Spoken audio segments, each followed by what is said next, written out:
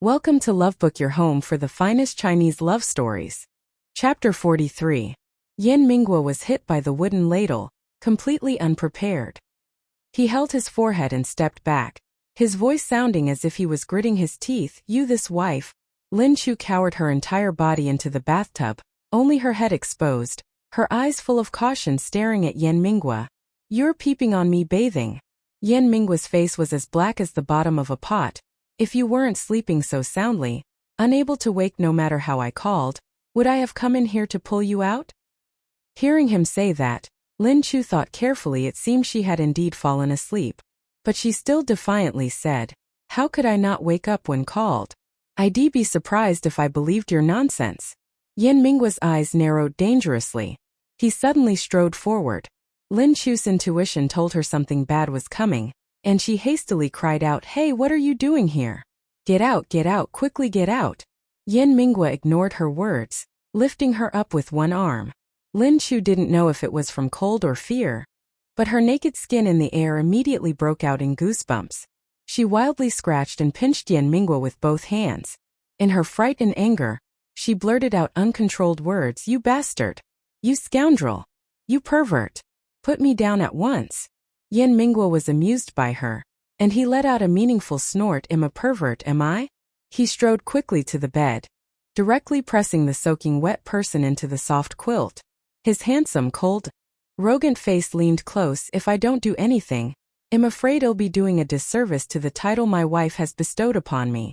Lin Chu was scared out of her wits, thinking to herself, Is this where my chastity of 2 lives will finally be surrendered? Yan Minghua stared at her for a long time, then suddenly lowered his head, cupped her face, and kissed her twice voraciously. Lin Chu was dumbfounded by his incredibly chaste kiss. Yan Minghua then wrapped her in the quilt again, hugged her through the quilt, and said in a deep voice, You've been up all night, go to sleep quickly. Lin Chu's vexation, due to his words, suddenly transformed into an indescribably warm feeling within her. TSK, what should she do if she suddenly felt a little sweetness in her heart? Yan Minghua hugged her a little tightly. She tried to struggle. Yan Minghua lifted his head, his expression slightly annoyed and a little fierce. If you move again, I won't be polite. Lin Chu immediately stiffened. She said with a wry smile, My hair is still wet. Yan Minghua's large hand touched her head. It was indeed soaking wet. He got up with an annoyed expression. I'll go find a towel for you. Lin Chu took the opportunity to sit up, sweeping her mass of soaking wet long hair to one side. There's a clean cotton cloth on the table, just give that to me. Yan Minghua glanced at the cloth stained with nosebleed, quietly putting it away. Just now a spider fell onto this cloth. I'll go find another one for you. A spider? Lin Chu scanned the room. Were there any spiders? She felt Yan Minghua's actions were a bit strange, but she didn't pay much attention to it. Yan Minghua quickly brought a clean cotton towel, and conveniently brought a pillow with him. Lin Chu's eyelids twitched. My lord, are you planning to rest here? Yan Minghua said nothing, but his downcast gaze, full of arrogance, said it all. He used the cotton cloth to wrap around Lam So's long hair, patiently drying it for her. Perhaps fearing he might hurt Lam So, his movements were incredibly gentle. Having the great villain dry her hair, Lam So was initially a little overwhelmed by the unexpected favor. But she was wrapped in a blanket, only her head exposed, her entire body warm. The aftermath of staying up all night quickly set in.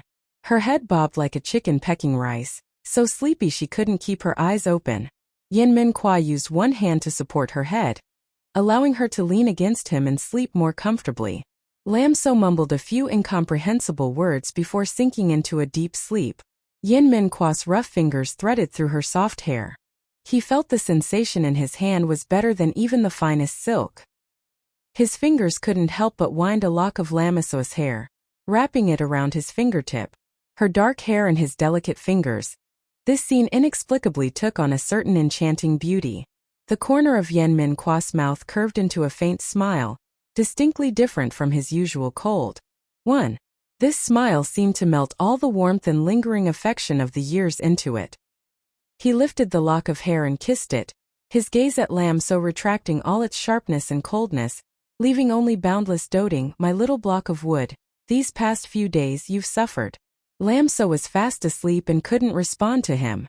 Yen Minhua took out the dagger he carried with him, cut the lock of hair wrapped around his finger, put it into a sachet, and placed it close to his chest. Only then did he carefully lay Lam So flat on the bed, while he embraced her, blanket and all. Smelling the scent of soapberry after Lam So's bath, he contentedly drifted off to sleep. Recently, his internal fire had been a bit strong, so embracing her through the blanket was still safer. Lam So slept straight through until the afternoon of the next day before waking up. She didn't know if it was because she had walked too much in the Duanhuan stone forest, but Lam So felt her legs were incredibly sore. The moment she pulled up the blanket, she saw a bloodstain on the bed sheet, and Lam So's eyes widened in horror. Could it be that Yen Minhua, that beast in human skin, had done that to her while she slept? Looking again at her underwear, which also had a bloodstain, Lam So felt a little embarrassed. Oh, she had also started her period. Having rushed from Dao City, she naturally hadn't brought any sanitary pads or anything similar. Now she didn't know where to find any. Ancient Sani terry pads were essentially a primitive version of modern ones, but people back then used cloth and tied a string around their waist. Poor households often used 2 layers of cloth with wood ash stuffed in between. Wealthier households could use multiple layers of cloth with cotton wool stuffed in between. Lam So thought for a long time, found a clean cotton cloth, then took cotton wool from an old blanket, and temporarily made a sanitary pad. After she finished tidying up, she went downstairs. Having been hungry for so long, she no longer felt like eating, and only drank a bowl of plain congee. From Tong Thok, she learned that Yen Minhua had gone to the military camp. That guy really couldn't sit still for a moment. Lam So thought of the blood-stained bed sheet in the room and only felt a headache. She stealthily returned to the room, took the dirty bed sheet and underwear to the washing well. Bloodstains had to be washed with cold water. The well water in winter was unusually freezing cold. Lam So trembled as she washed the bloodstains from the bed sheet and underwear clean. She felt her hands were almost frozen stiff. She wanted to wash the rest with hot water but found it inconvenient to say so. She had no choice but to go into the kitchen herself to prepare to boil hot water. She saw Vinu was also in the kitchen. The water in the herbal pot was boiling furiously. Vinu sat on a stool behind the stove. Under the firelight, her face appeared even gentler. It was impossible to imagine that this woman had such a boisterous personality. But Vinu was clearly distracted. Lam So stood at the door for a long time without her noticing. Her eyes were motionless. Lam So was wondering whether to greet her when she smelled something burnt. Vinu's medicine had burned. "Senior sister, your medicine is burnt." Lam So walked over, picking up the wet cloth next to the stove, preparing to lift the herbal pot. Wei Nu suddenly woke up. Seeing Lam So about to lift the medicine pot, her expression immediately changed. "Leave it, I'll do it myself." She snatched the medicine pot. Lam So hadn't expected Wei Nu to react so strongly and quickly let go. But Wei Nu used her bare hands to lift the medicine pot. The medicine pot was terrifyingly hot. Her hand was burned, and she reflexively pulled it back. The entire medicine pot fell to the ground. The ceramic pot shattered into a pile of fragments. The dregs and medicinal liquid also splattered all over the floor. The entire kitchen was filled with the pungent smell of bitter medicine. Lam So turned pale with fright and quickly checked Wei Nu's hand. "Senior sister, are you all right?" Wei Nu looked at her instantly swollen, red hand, her expression unreadable whether from exhaustion or something else, and simply said, "I'm fine." Lam So also noticed that Wei Nu's mood seemed not very good. She said, "Senior sister, what medicine do you want brewed? I'll brew another pot for you." Wei Nu spiritlessly shook her head. "No need, it's not a big deal to begin with." Lam So felt that Wei Nu had been a bit strange ever since returning from the soul-shattering stone forest. She didn't understand why, so she gathered the medicine dregs from the floor, told Song Thak to take them to the army physician, and then got an identical dose of medicine. She thought, when a woman is on her period, her temper isn't good, so all she needed to do was brew another pot of medicine for Wei Nu. After instructing Song Thak, Lam So again boiled hot water to wash the bedsheets and underwear. Song Thak went to the military camp and for some unknown reason, didn't return for a long time. In the late evening, after Lam So had finished her meal and was sitting in Jinghe's room talking, she suddenly heard a rapid thump, thump, thump on the stairs. Afterwards, She heard the door to her adjacent room being violently pushed open. Lam So. Yin Mingguo's voice couldn't hide his anger. Lam So and Jing He looked at each other, both seeing confusion in the other's eyes. I'm here. Lam So stood up to open the door, but the door was violently pushed open by Yin Mingguo. He still hadn't taken off his armor, probably having ridden back quickly. His eyebrows and hair still carried a hint of the coldness of ice and snow. His breathing was also somewhat heavy. Before Lam So could react, Yin Mingguo pulled her over, neither gently nor harshly. Her nose hit his hard armor. Lam So was so pained that her eyes nearly popped out. Damn. That hurts so much.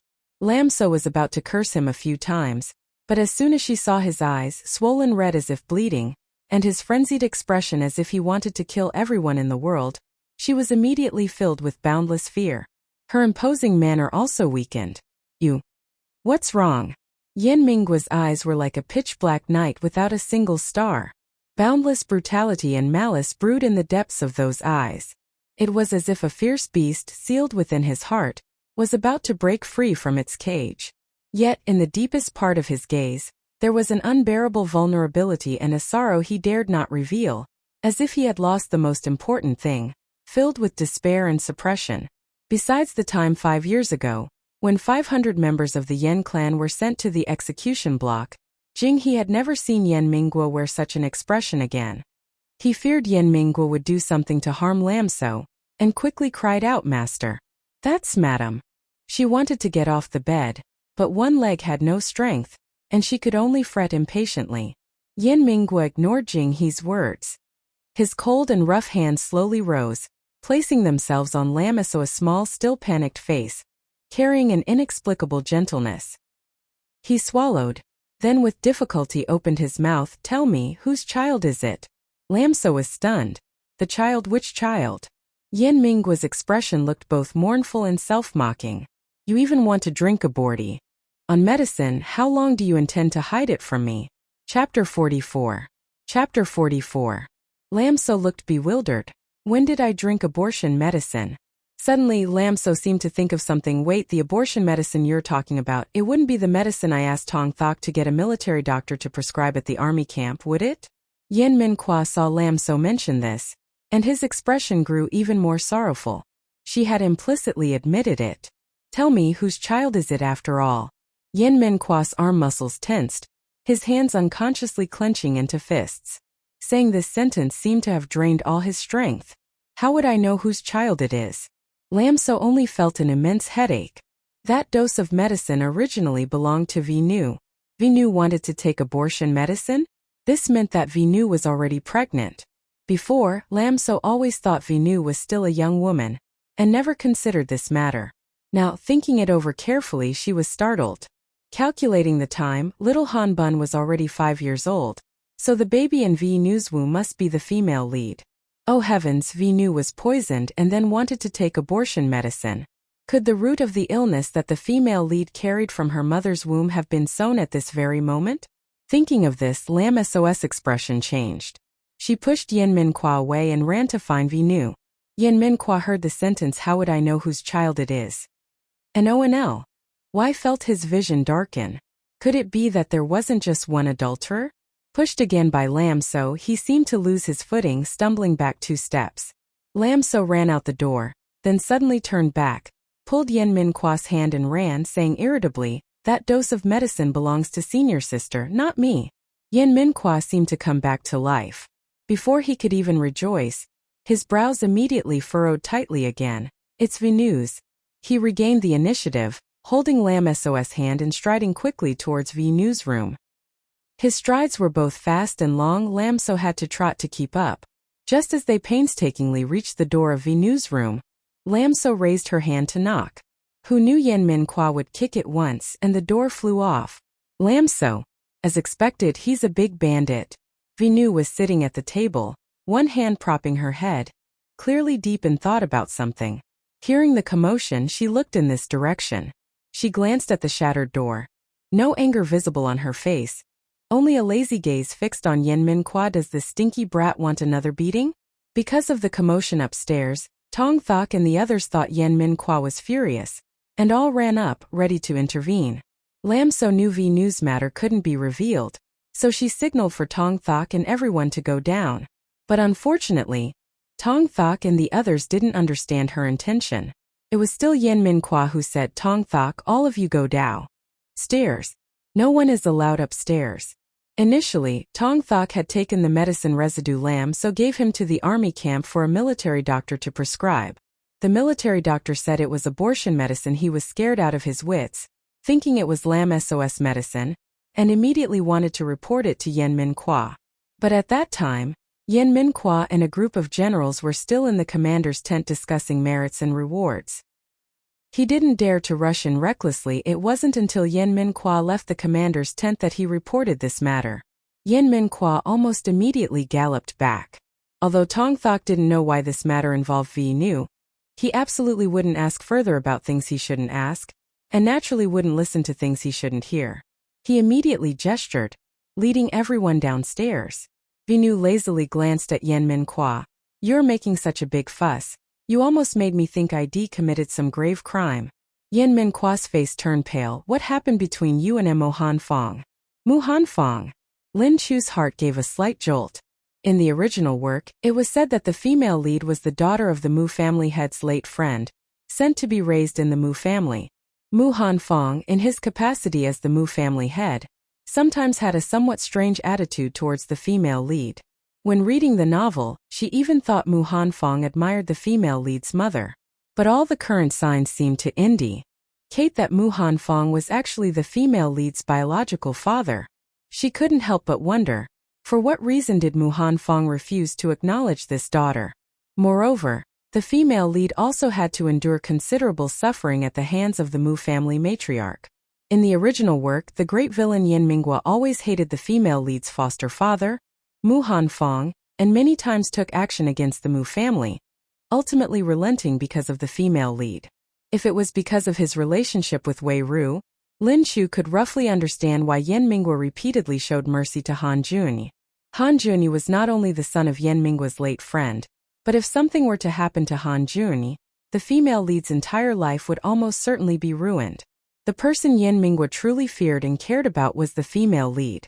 "What about your eldest senior brother and me?" Wei Ru gave a nonchalant glare.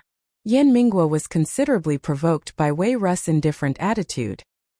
He said angrily, "If he dares to lay a hand on you, then he should prepare 10 li of red wedding finery to marry you."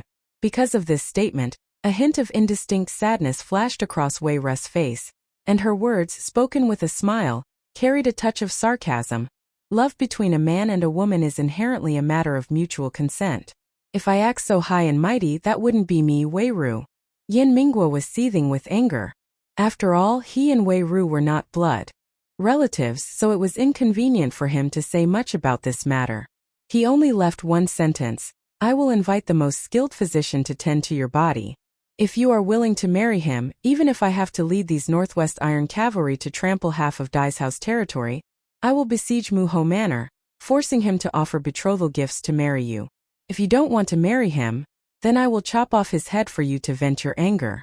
These words made Wei Ru burst out laughing. "Silly boy." Yen Minhua angrily stormed out of the room. Lin Chu stood rooted to the spot at the door, hesitating for a long time.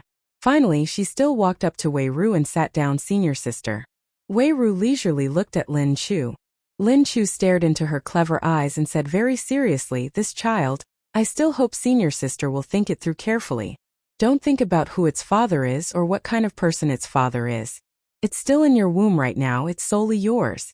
Whether you want it or not depends entirely on senior sister's will." Wei Ru was a little surprised.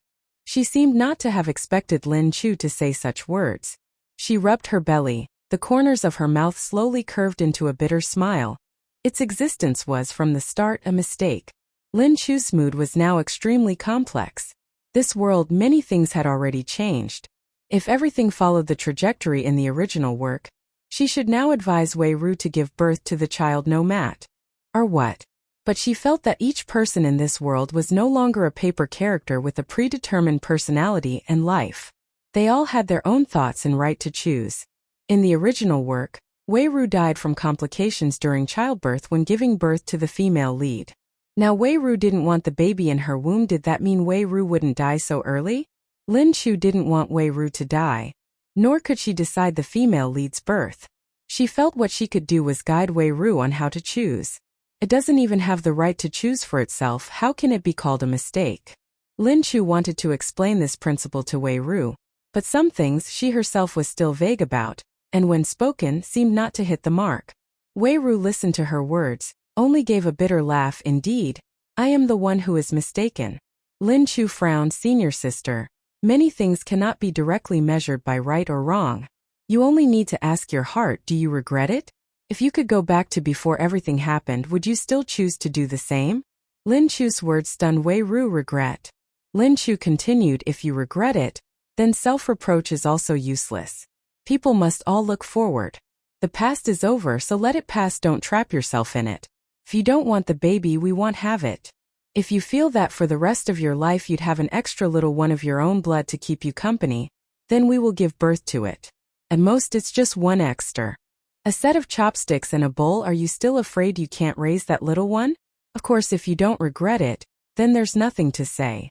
If you were to do it again, you would still make the same choice as before. Then don't think anymore. Do what you want and try to live well. Wei Ru carefully pondered Lin Chu's words, and a smile finally bloomed on her face. I originally thought you, junior sister-in-law, were still young and didn't understand things. I didn't expect you, junior sister-in-law, to be someone who thinks more thoroughly than even me. Lin Chu saw that Wei Ru had taken her words to heart, and smiled. Born into a chaotic world, worldly affairs are impermanent. Countless are the times when things don't go as one wishes. One must view everything a bit more thoroughly to know how to live. Wei Ru looked at Lin Chu for a long time and said sincerely, junior sister-in-law, that boy Yen Heng being able to marry you is his good fortune. Lam So and Vi Nu chatted for a few more moments. At this time, a servant came to report that another room had been prepared for Vi Nu. The door to her room had been damaged by Yen Min Kwa, and with the strong cold winter wind, it was naturally uninhabitable. Seeing that it was late, Vi Nu told Lam So to also return to her room and rest early. Lam So had slept all day and wasn't sleepy at the moment. However, she didn't want to disturb Vi Nu's rest, so she returned to her own room. As soon as she entered, she was embraced T.I.G.O.Y. Lam So's heart pounded. After smelling the familiar scent of Gladitsia, she felt a little more at ease. But she was still unaccustomed to Yen Min Kwa's sudden intimacy. She pushed him with force, muttering, "What are you doing?" Yen Min Kwa had already bathed and changed into a set of sleepwear. Ordinarily he appeared thin, but when wearing this pure white cotton sleepwear, his solid, powerful muscles seemed impossible to conceal. This made Lam So feel an inexplicable sense of oppression. Yen Min Kwa, like a large dog feeling wronged, rubbed against her shoulder cup. "So ni," he began, then realized it was incorrect halfway through and hastily changed his form of address. Lam So hadn't paid attention to what he had intended to call her earlier, but the phrase "so ni" truly gave her goosebumps. She shivered, glancing at the great villain twice, confirming he hadn't been replaced before saying, If you have something to say, just say it directly." Yen Min Kwa's hand, not behaving, snaked around Lam So's waist. "Let's consummate our marriage." Although the matter had been clarified as merely a misunderstanding, he never wanted to experience again the heart-wrenching pain he felt upon receiving the news from Tong Thok. Lam So was utterly flustered by his words. Husband. Yen Min Kwa discerned her intention to refuse. His expression darkened, but in the depths of his eyes, there was an added touch of desperate determination. He lifted Lam So into his arms and walked towards the bed. Lam So struggled in vain. In just a moment she was almost undressed. Yen Min Kwa saw a strip of cloth at her waist and was slightly puzzled. "What is this?" Lam So lay still like a dried fish, her face crestfallen. "Menstrual cloth." Yen Min Kwa immediately became even more disheartened than Lam So. He quietly helped her get dressed again, covered her with a blanket, and then obediently lay down beside Lam So. Lam So, wrapped like a silkworm cocoon, was still not appeased, and kicked the bandit Yen a few times. "Go outside and sleep on a mat." Yen Min Kwa. Thanks to the battle at Kim Dong Pass, Yen Min Kwa achieved the greatest merit by beheading the Satman General Ho Dien Liet.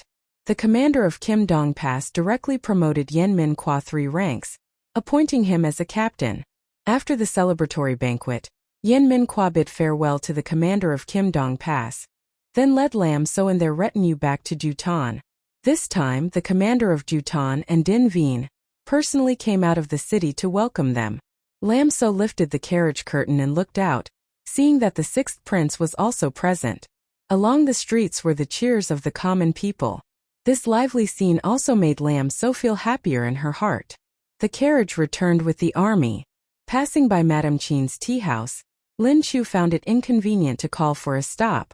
However, Madame Chin, holding Han Jun, was standing outside the tea house, and Our eyes met Lin Chu's exactly. Madame Chin excitedly waved towards Lin Chu. In her great joy, tears even welled up in her eyes. Seeing this, Lin Chu felt a pang of bitterness in her heart. Han Jun, held in Madame Chin's arms, wore an unhappy expression, seemingly still angry that Lin Chu hadn't taken him with her earlier. Lin Chu instructed Song Tua to take Han Juni back to the residence and to invite Madame Chin to the residence for a chat at the same time. Returning home, Lin Chu found that the courtyard was clean everywhere, with many pieces of red lacquered furniture and some valuable jade porcelain added. She knew this must have been done by Commander Yao Cheng. Recalling Li Jianya's arrogant and bullying manner when he came to search her home, she didn't have much of a favorable impression of this Commander Yao Cheng. Yen Minghua had now rendered meritorious service and been promoted, so such treatment was normal for him. As for the family members of ordinary soldiers who had previously been held hostage, they could only swallow their resentment. After settling Wei Ru and Jing He comfortably, Lin Chu thought that Jing He's mobility was not convenient now, so they would probably need to buy another maidservant. And an ordinary maidservant wouldn't have as much strength as her, so they'd also need to buy a servant boy. The little dumpling Han Juni, who had been brought back, also needed a place to stay. Considering all this, Lin Chu felt that this 2-story courtyard was a bit small. She was thinking she needed to mention it to Yen Minghua. By the time Yen Minghua returned from Commander Yao Cheng's place, it was already dark. Lin Chu saw that Yen Minghua's expression was not good, and assumed Commander Yao Cheng had tried to suppress him. She was about to inquire when Yen Minghua entered the room, threw down a tea set, and exclaimed, "That coward Mu Hangfeng." Lin Chu was afraid Yen Minghua's commotion would alert Wei Ru, so she quickly asked, "What's wrong?" Yen Minghua rubbed his temples and gave a cold laugh. "Make senior sister a concubine? He must be dreaming." Chapter 45. Perhaps because she was pregnant and prone to sleep, Wei Ru had a quick dinner and then went to rest.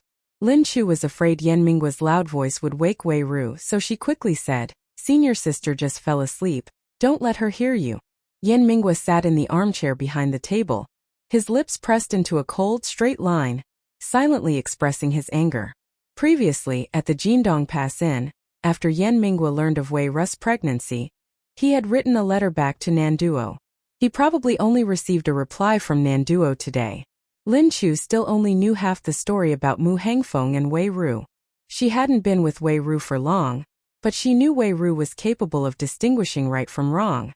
The person she favored certainly wouldn't be too bad. But hearing Yen Minghua say that, Lin Chu felt a little unsure. She probed, "Does he know senior sister is pregnant?" "Aunt?" Yen Minghua snorted. The favorite disciple of old man Baishi wouldn't need to rely on a child in her womb to force a marriage. The implication was that Mu Hangfeng probably didn't know about Wei Ru's pregnancy yet. But no matter the dynasty, getting pregnant before marriage was a shameful matter to speak of. Yen Minghua not mentioning this in the letter could be considered a way to protect Wei Ru. Otherwise, if something were to go wrong on Mu Hangfeng's side, in this era particularly harsh on women, the one drowned by gossip could only be Wei Ru. Lin Chu thought for a moment and said, "Don't let senior sister know about this for now. I'll find an opportunity to tell her." The main door suddenly pushed open. Wei Ru, wearing pajamas and a thick coat, had an indifferent expression, showing no sadness. "Such a tiny matter. Do you still need to hide it from me? Senior sister." Lin Chu hadn't expected Wei Ru to have heard everything. Yen Minghua's expression was somewhat unpleasant. One reason was Wei Ru's words, and the other was that Wei Ru had used a breath-concealing technique when approaching the room's door. Otherwise, he wouldn't have failed to notice her. "He's willing to follow me to the mountain for the rest of his life. and he'll reluctantly accept. But if he wants to trap me forever in that luxurious manner, this old lady wouldn't bother. Wei Ru glared. I never expected your brat to act so fast. Don't go looking for him again later. It's as if your senior sister can't get married of.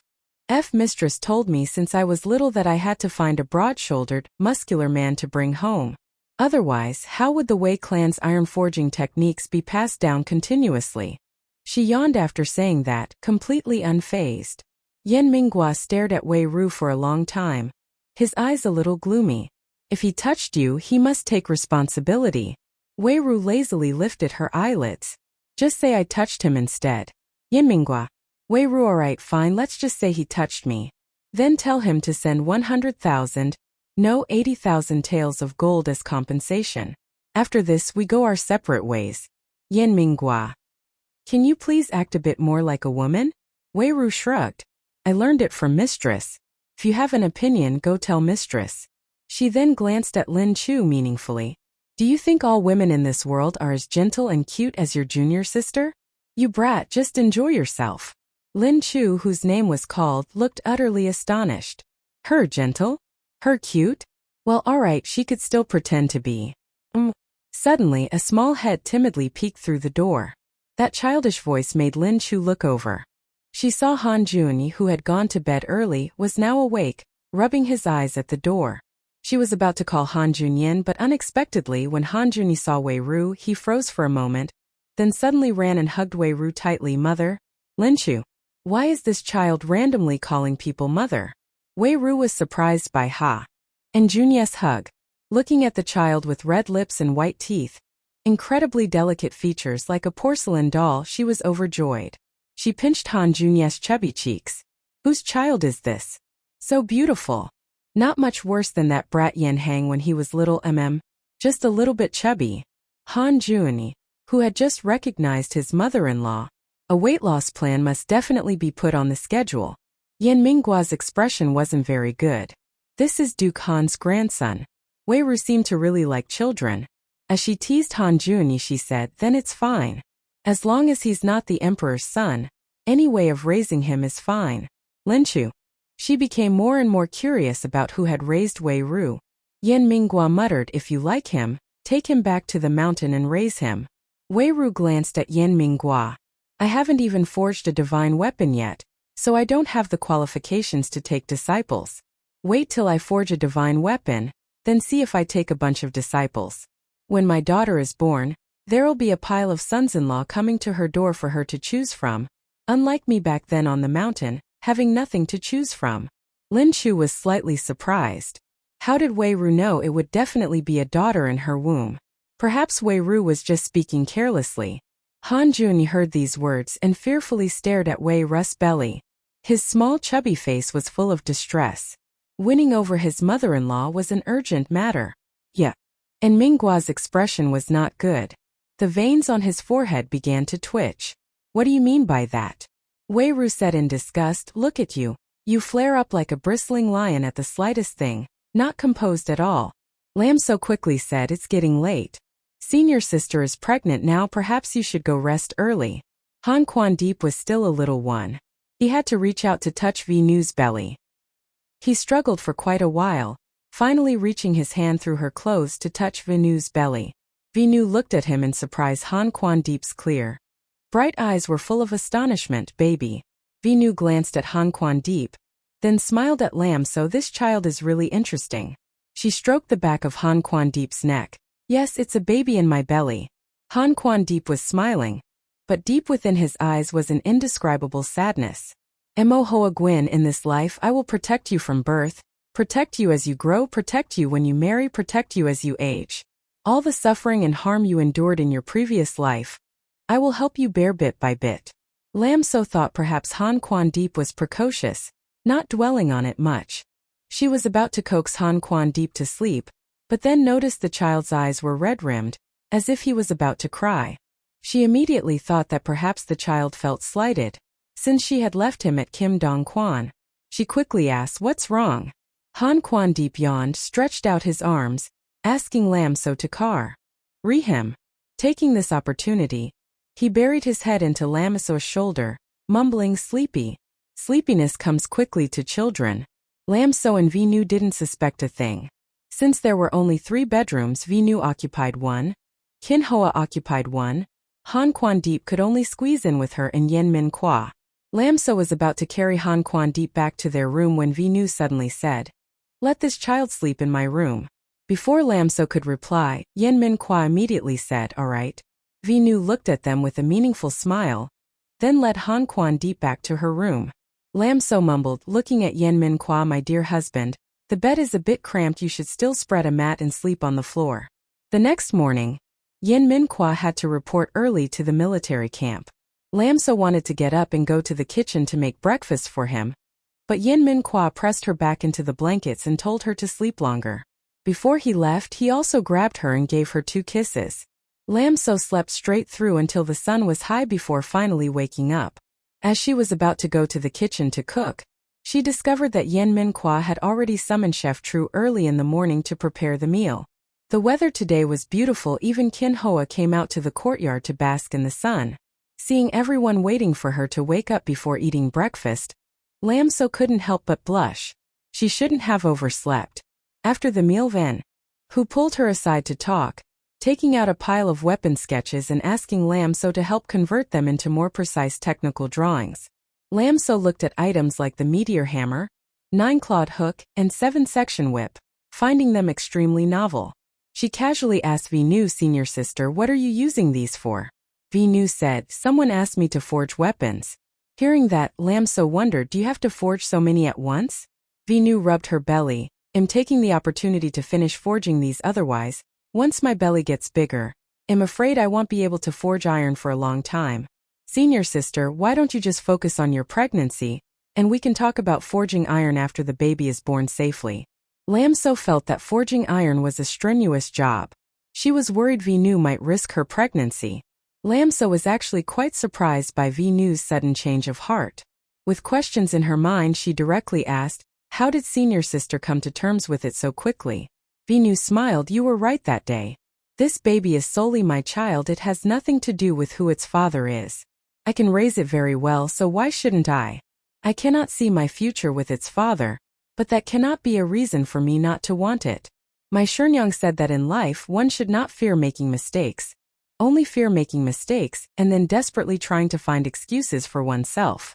Those excuses might make one feel better, but they are unnecessary." Lam So was still a bit worried. "Then you must be careful with your health." Wei Nu smiled, "I'm half a doctor. The baby is still doing very well. I'm taking the opportunity to earn a little more money." "How much can smithing earn?" "Your husband won't abandon you," Lin Chu said. Wei Nu patted Lin Chu's shoulder to reassure her, but her delicate eyebrows also furrowed. "I believe that in this world, apart from my master, no one can surpass me in smithing and forging weapons. But after all, I haven't yet forged a renowned artifact, so when I help others forge a weapon, the payment is only 1,800 taels of gold." She sighed, "It will be better when I can forge a divine weapon." 1,800 taels of gold. Lin Chu was silent for a second. Did smithing earn so much money in ancient times? Only when she understood how difficult it was to acquire Weiss weaponry did she realize that Wei Nu's words were not wrong at all. What kind of weapon can become a divine weapon? Lin Chu asked, while in her mind, she thought of the image of King Gujian's sword she had once seen online. "Have you ever seen Yan Xing's dark black iron bow? That bow was my master's final work. It's also the only weapon my master didn't name. So many people yearn to possess it, but in the end no one had even seen the shape of that bow." As Wei Nu was speaking, her expression suddenly changed, and she looked towards the door. Not long after, 3 knocks sounded on the door. Lin Chu was about to get up and pin the door when Wei Nu suddenly said, "Don't go." Lin Chu was a little puzzled, but she stopped her steps. The knocking sounded again, still 3 knocks, neither fast nor slow, neither heavy nor light. Through this knocking, one could seemingly sense the composure and elegance of the knocker. Wei Nu didn't move, but the hand hidden in her sleeve unconsciously clenched into a fist. A cough sounded from outside the door, as if the person's health was not good. Lin Chu felt that this cough could make one cough up their lungs. When the coughing stopped, the person then said, "Anu, the azaleas in Nandu bore many fruits this year.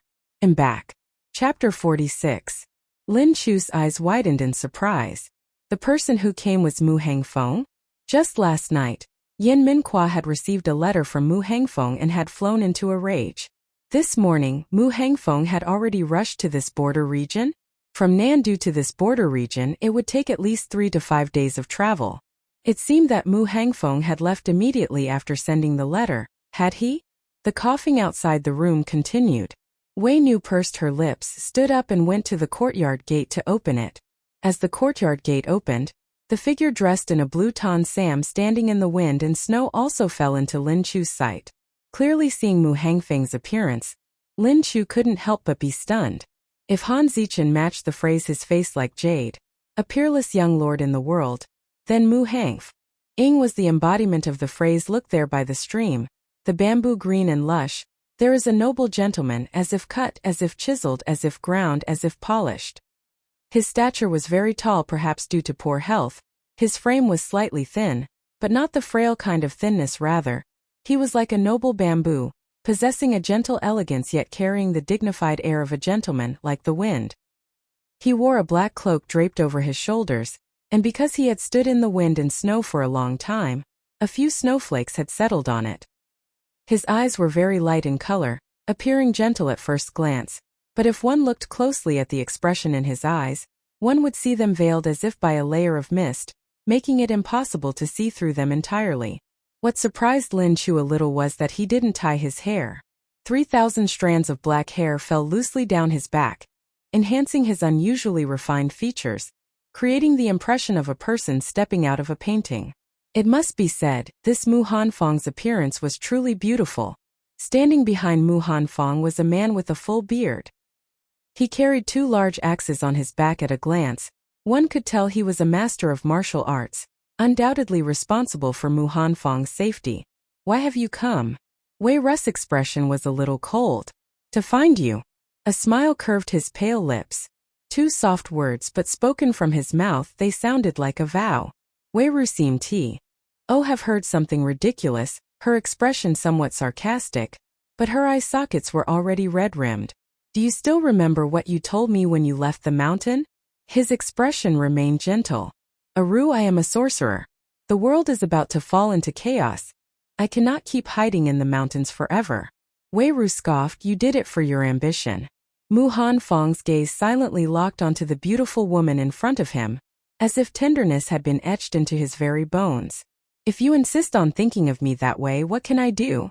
Wei Ru gave a short laugh. "Then how do you think I should think of you?" A tear rolled down from the corner of her eye. Wei Ru's voice carried a hint of weariness. "Let's just say I was once naive and foolish to make a mistake. I once thought Big Senior Brother would always be Big Senior Brother, and would stay with me on the mountain for life. I would forge iron to earn money, and you would tend to the medicine hut, curing the sick and saving people. Even if Shenyang Master's wife complained that I found a husband who couldn't forge iron, by next year I could still hold a chubby baby for Shenyang to see. If the husband didn't know how to forge iron, I'd have a child and teach them to forge iron when they grew up. I'd just let them bring a husband back to the mountain." In the depths of Mu Hangfeng's eyes, a rare hint of sadness flickered. "Foolish girl." Wei Ru wiped away a tear, but more tears quickly flowed. She let out 2 self-mocking laughs. "But you are no longer just my Big Senior Brother. You have to worry about your clan. You're not content with living an idle life in the mountains. I know you have your own imperial ambitions. Senior Brother, I don't blame you. It's just that things can no longer go back to how they were." Mu Hangfeng wanted to reach out and wipe away the tears from the corners of her eyes. Wei Ru, however, stepped back 2 paces, avoiding his hand. Mu Hangfeng's expression did not change, but those who knew him understood he was displeased. He looked at Wei Ru. "I didn't bring you down the mountain with me before because I was afraid you wouldn't like life below the mountain. You could just stay on the mountain as a carefree and unworried woman. Wait until I've handled all these matters, then I'll return to find you. A few days ago, 3rd Senior Brother wrote to me, and that's when I learned you had already left the mountain. Aru, right now I still cannot give you everything I want to, but that day will not be far off." Wei Ru wiped away her tears and flashed a brilliant, peerless smile. "No need anymore. I was born in the martial world. I don't value honor and chastity like ladies of the boudoir. You are not content to live in reclusion with me, and I also don't covet your grand mansion. From now on, let's have nothing more to do with each other. That would be for the best. Mu Hanfeng's eyebrows furrowed completely. Young Marquis Mu, please return. Having said this, Wei Ru directly slammed the large door shut. Outside the door, after Mu Hanfeng called out this name, perhaps due to inhaling too much cold air, he again coughed heartbreakingly. The large man behind him quickly stepped forward, patting Mu Hanfeng's back to help him regain his breath. He then took out a porcelain flask from his bosom. Master medicine. Mu Hanfeng poured out 2 pills, swallowed them, and his cough only then eased slightly. He looked at the tightly shut courtyard door, a layer of sadness and loneliness covering his brows. Since I left the mountain I haven't tied my hair anymore. Is not by my side, who else will tie my hair for me? He wanted to say something more, but his mouth was filled only with a bitter taste. After Wei Ru closed the door, she leaned her whole body against it. Hearing Mu Hanfeng's words, her tears immediately streamed down. With her back against the door, she slowly sat down on the ground, hugging her arms tightly, sobbing silently. In this situation, Lin Chu didn't know how to comfort Wei Ru, so she walked over and gently patted Wei Ru's shoulder. Senior sister, it's very cold with the snow, shall we go inside? Lin Chu said softly. Wei Ru's tears fell like rain, her shoulders trembling ceaselessly. Mu Hangfeng was still outside the door. Lin Chu dared not risk mentioning the baby. Having met Mu Hangfeng today, her intuition told her he was a difficult person to deal with. Moreover, he also seemed to care deeply for Wei Ru. If Mu Hangfeng were to know Wei Ru was pregnant, it was likely he would never give up. Now Wei Ru had decided to give birth to this baby. Lin Chu felt that no matter what methods were used, Wei Ru absolutely could not return with Mu Hangfeng. Wei Ru was, after all, a Jianghu person, having grown up in the mountains since childhood. The sordid schemes within wealthy, powerful households were very difficult to guard against. The Mu family was a centuries-old aristocratic family of Dezhou, placing great importance on matching social status. Mu Hangfeng's main wife was a princess from a vassal kingdom. She was very adept at employing both overt and covert schemes. In the original work, the female protagonist learned about Wei Ru's past from an old wet nurse who had returned to her hometown. In that life, when Mu Hangfeng learned Wei Ru was pregnant, the baby in her womb was already 7 months old. Mu Hangfeng forcibly confined her in a detached villa. He arranged for mute servants to attend to Wei Ru. Outside the villa, heavy guards stood watch. Although he visited Wei Ru every day, each time he would either be mocked with cold words by Wei Ru, or have porcelain cups and vases thrown at him by her. Wei Ru had attempted to escape, but by then her belly was large, and she was weak and alone, failing every time. The old wet nurse also noticed something unusual. Although she had seen people keeping concubines, she had never seen a concubine like Wei Ru before. When Wei Ru was 8 months pregnant, the old wet nurse's son gambled and had a leg broken. The old wet nurse had no choice but to request leave to take her son to a physician.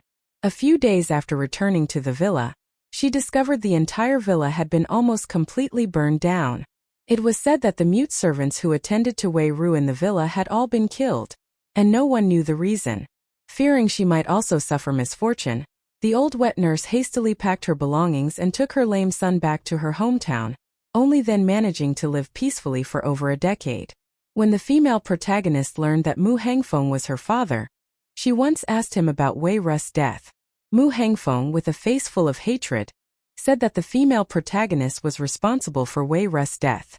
Afterwards, the female protagonist searched for clues in many places and found the midwife who had assisted Wei Ru in childbirth years ago.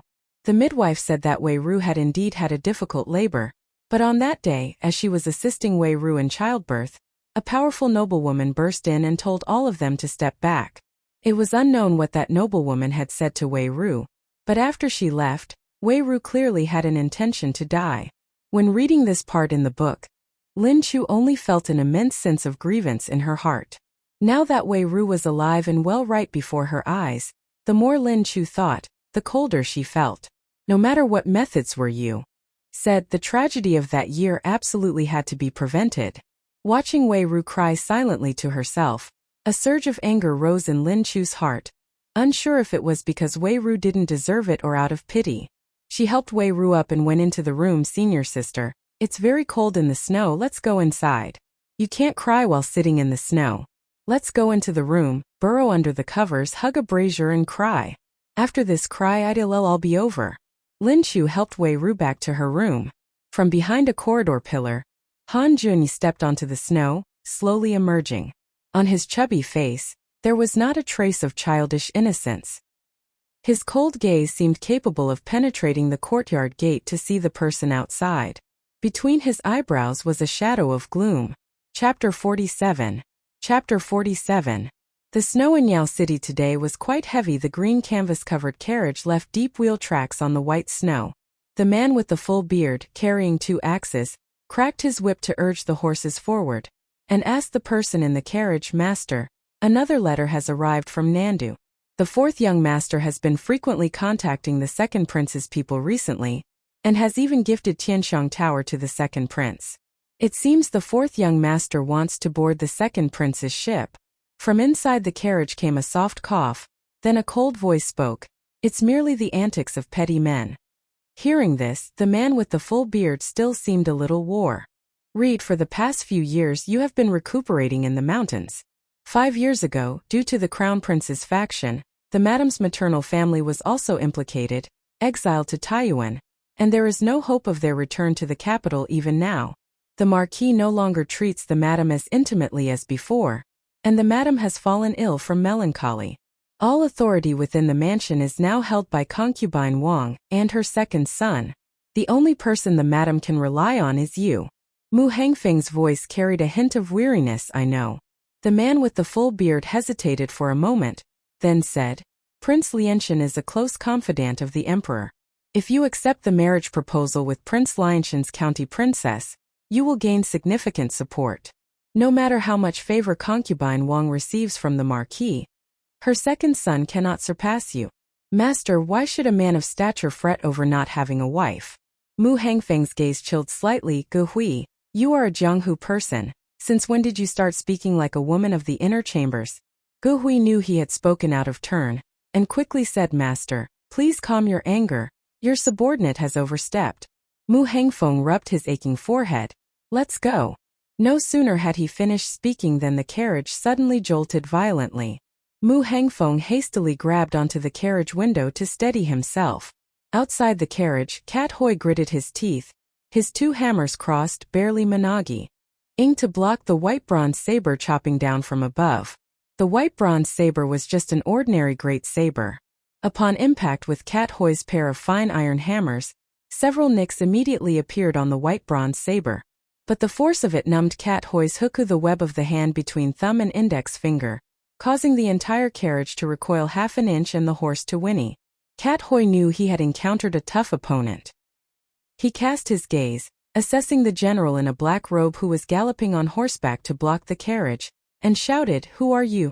The young general on the large black horse retrieved the white bronze saber. His upturned phoenix eyes were full of arrogance and a domineering aura. He had a jade-like face, but his actions were like a rakshasa. As Cat Hoi was wondering who this person was, he heard the general directly call out the young marquis' name, Emohan Fong. A pair of long jade-white hands lifted the carriage curtain. Emohan Fong looked at Yen Min Kwa in his military uniform, a faint smile blossoming in his gentle eyes. Behind that smile, however, was something no one could see. 3rd junior brother has grown this much. Suddenly bringing this up, Yen Min Kwa's expression turned a little grim. That year he descended the mountain. He was only 17, still carrying the heart of a youth. In the eyes of Venu and Emohan Fong, he was like a grown child. During those buried years on the mountain there was the gentle and elegant eldest senior brother, the boisterous 2nd senior sister, the silent and arrogant 3rd junior brother, and the 3rd junior brother's stiff attendant. As time passed they had all changed more or less. Now meeting again, they only felt more estranged and distant. Emohan Fong's words were like opening a small wound in Yen Min Kwa's heart. Recalling the past, his heart felt a little bitter. He said, "You wrong senior sister." Emohan Fong looked at the young general on the tall horse, a faint satisfaction in the depths of his eyes, and also too many other things. He let out a bitter laugh. You were once a son of a prominent family, from a prominent family's gate. You should understand clearly. If I had brought Anu to my manor from the start, Anu with her free and unrestrained nature, how could I bear to let half her life be spent in the dirty inner quarters? I know that being a concubine would be an injustice to Anu, but since she was willing to descend the mountain, I also had to give her a proper status. Yen Han, being the son of a prominent family is not easy, and being the wife of a prominent family is not easy either. The inner quarters of the Mu family are not peaceful now. Anu's nature is simple. If I were to marry her at this moment, it would be no different than pushing her into the eye of the storm. Yen Minqua's gaze turned cold. If you knew you couldn't protect her, why did you get involved with her in the first place? This K. Stian plunged both into silence for a moment. Yen Minqua looked at his pale, sickly face and slowly said, Mo Han Fong, master and mistress are not here. I will protect senior sister. As long as she remains in the northwest for one day, you shall not take another step into the northwest. Having said this, Yen Minqua turned his horse, whipped the reins hard and galloped away. Mo Han Fong watched the silhouette of the black cloak fluttering on the horse's back, gradually disappearing into the wind and snow. A smile bloomed at the corner of his mouth, gentle yet exceptionally cold. Master? Cat Hui spoke, breaking the silence. Let's go. Mo Han Fong let the carriage curtain fall, his eyes seemingly darkening along with the light inside the carriage. Why get involved with her? She was the woman he had watched grow up. How many years had he waited to finally see the day she could become his bride? The world all said that the eldest young master of the Mu family possessed the demeanor of a gentleman. But he had never considered himself a gentleman. To call him a lowly scoundrel would be too light.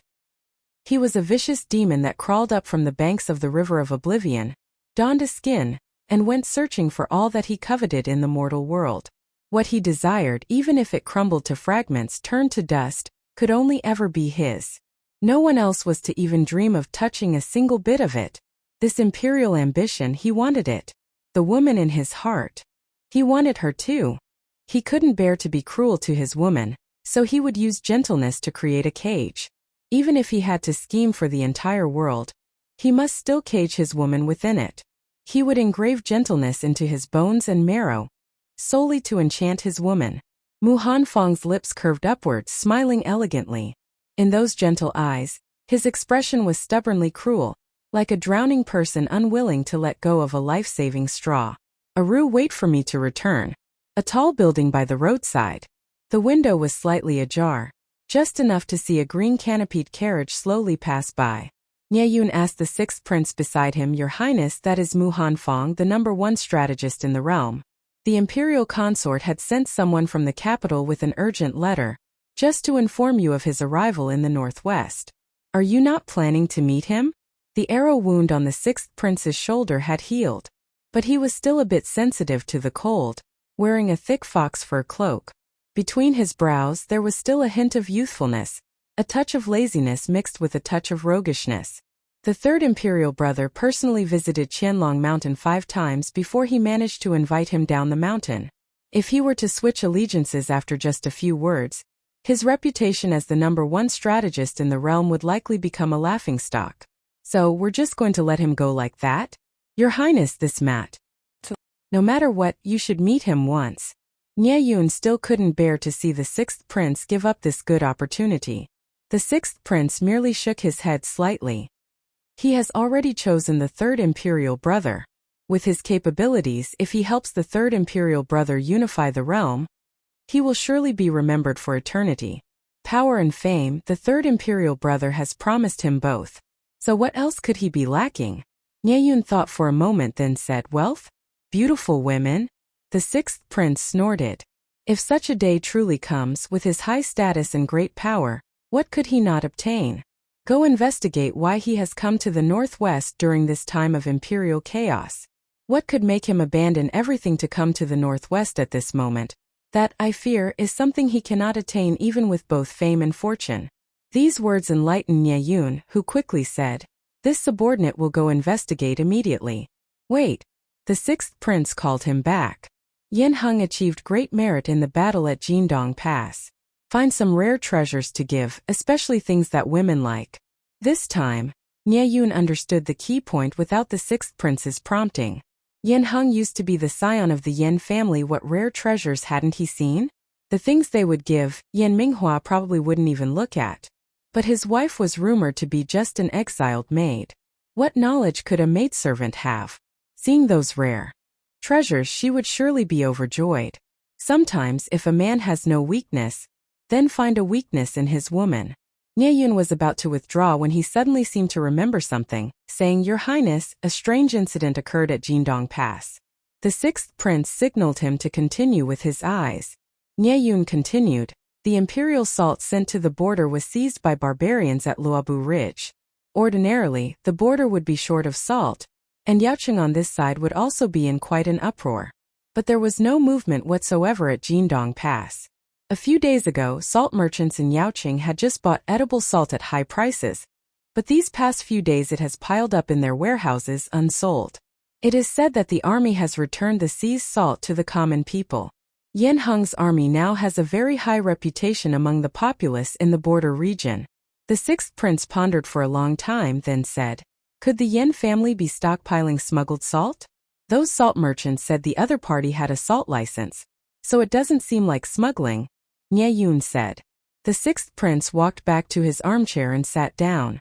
His fingers tapped rhythmically on the back of the chair. "Regardless of the possibility, we can consider this a glimpse into a hidden power of the Yin family. The third imperial brother has gained the #1 strategist in the realm, and Yin Minghua is a fierce general of this chaotic era. Let's see whether words on paper are more potent, or blood staining the battlefield. Perhaps I should also learn from the third imperial brother, and show some sincerity. Instruct those below, if those salt merchants engage in any other business, have our people assist them."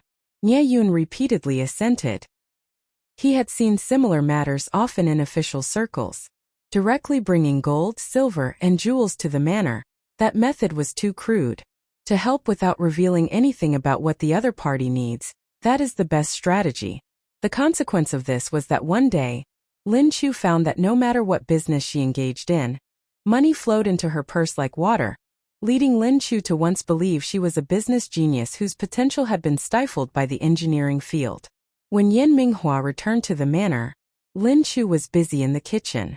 As soon as Chef Zhao saw Yin Minghua heading towards the kitchen, he was so terrified his soul nearly left his body, stammering an explanation. General, Madam said she wanted to cook herself." Yin Minghua had no intention of scolding him, waving his hand to signal him away. Chef Zhao, as if granted a great pardon, quickly scurried away. Yin Minghua leaned against the doorframe. He was tall and standing there nearly half the kitchen's light was blocked. Lam So wanted to make some delicious dishes so that Vi Nu would feel better after eating them. She was stir-frying vegetables in the pot, glanced towards the door and chided, "Why are you standing there blocking the doorway?" Yin Minghua narrowed his eyes, assessing his little wife. The dish in the pot, he didn't know what it was, but its fragrant aroma was so enticing, making one crave it instantly. He felt his little wife was also particularly delicious. Yes, delicious. A faint smile bloomed in his eyes. His chest was filled with an unnamed emotion that continued to swell, as if about to overflow. Lam So could feel Yin Minghua's gaze on her. She felt a little shy from being stared at. "Why are you staring at me like that?" Yin Minghua slowly walked over and embraced Lam So from behind. He rubbed his chin against the top of her head, with a hint of tender weariness. "So Ni, when will your menstruation end?" Lam So was so startled that the spatula fell into the pot. Chapter 48. Chapter 48. Meat was being stir-fried in the pot. Because the fire was high, small sesame seed-sized drops of oil occasionally splattered. Lam So was hit by a few drops of oil on her hand. It was so hot that she cried out, "Are you burned?" Yin Minghua quickly pulled her back 2 steps, wanting to look at her hand.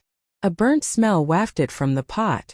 Lam So immediately disregarded her burned hand, took the handkerchief nearby, dipped it in cold water, wrung it dry, and then used it to wrap the spatula that had fallen into the pot. Lam So stir-fried the burnt meat in the pot again, her heart aching. Seeing the culprit standing beside her, she irritably said, "Would you bother why husband to wash a plate for me?" Yin Minghua looked at the back of her hand, frowned. "Doesn't your hand hurt?"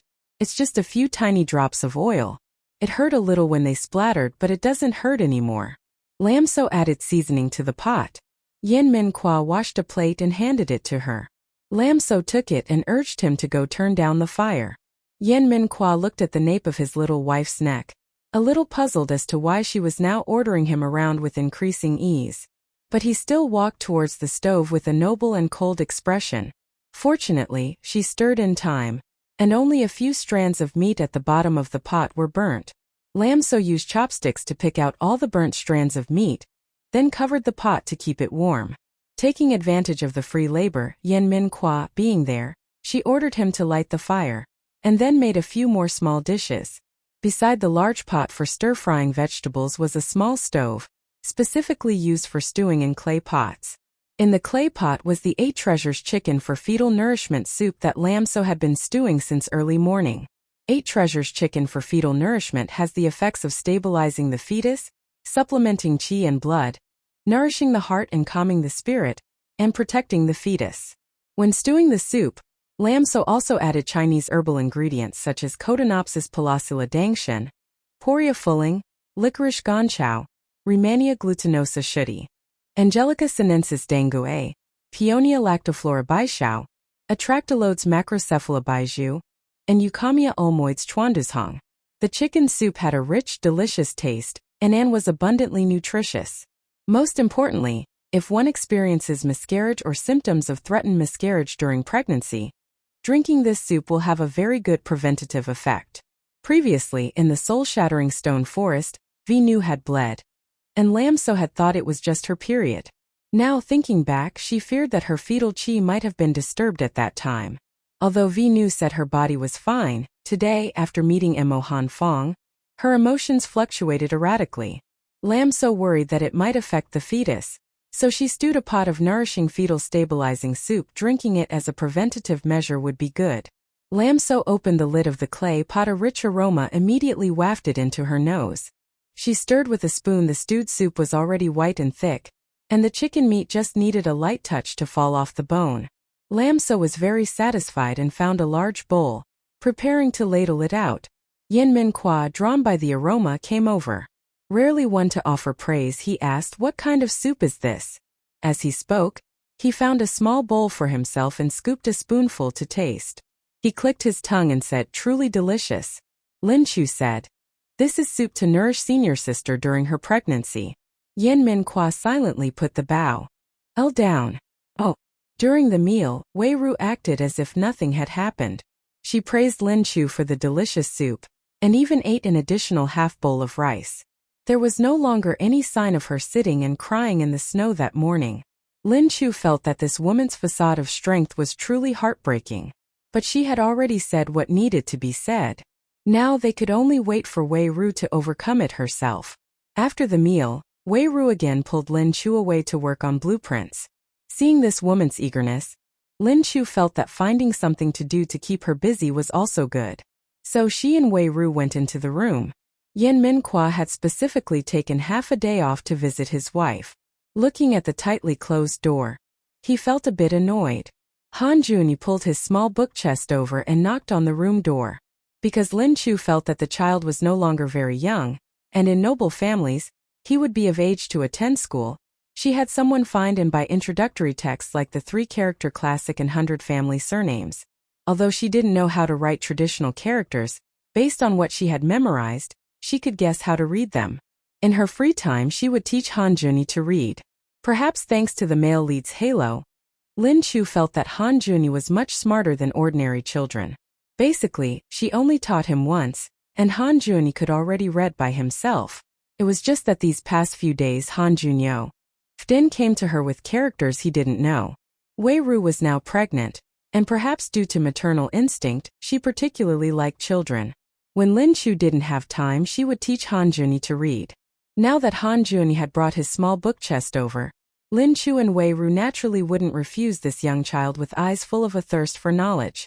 Jing He's leg wound was also much better now. Although he still had to use crutches to walk, he was perfectly capable of taking care of Han Juni. Lin Chu and Wei Ru were at the table, researching weapon prototypes.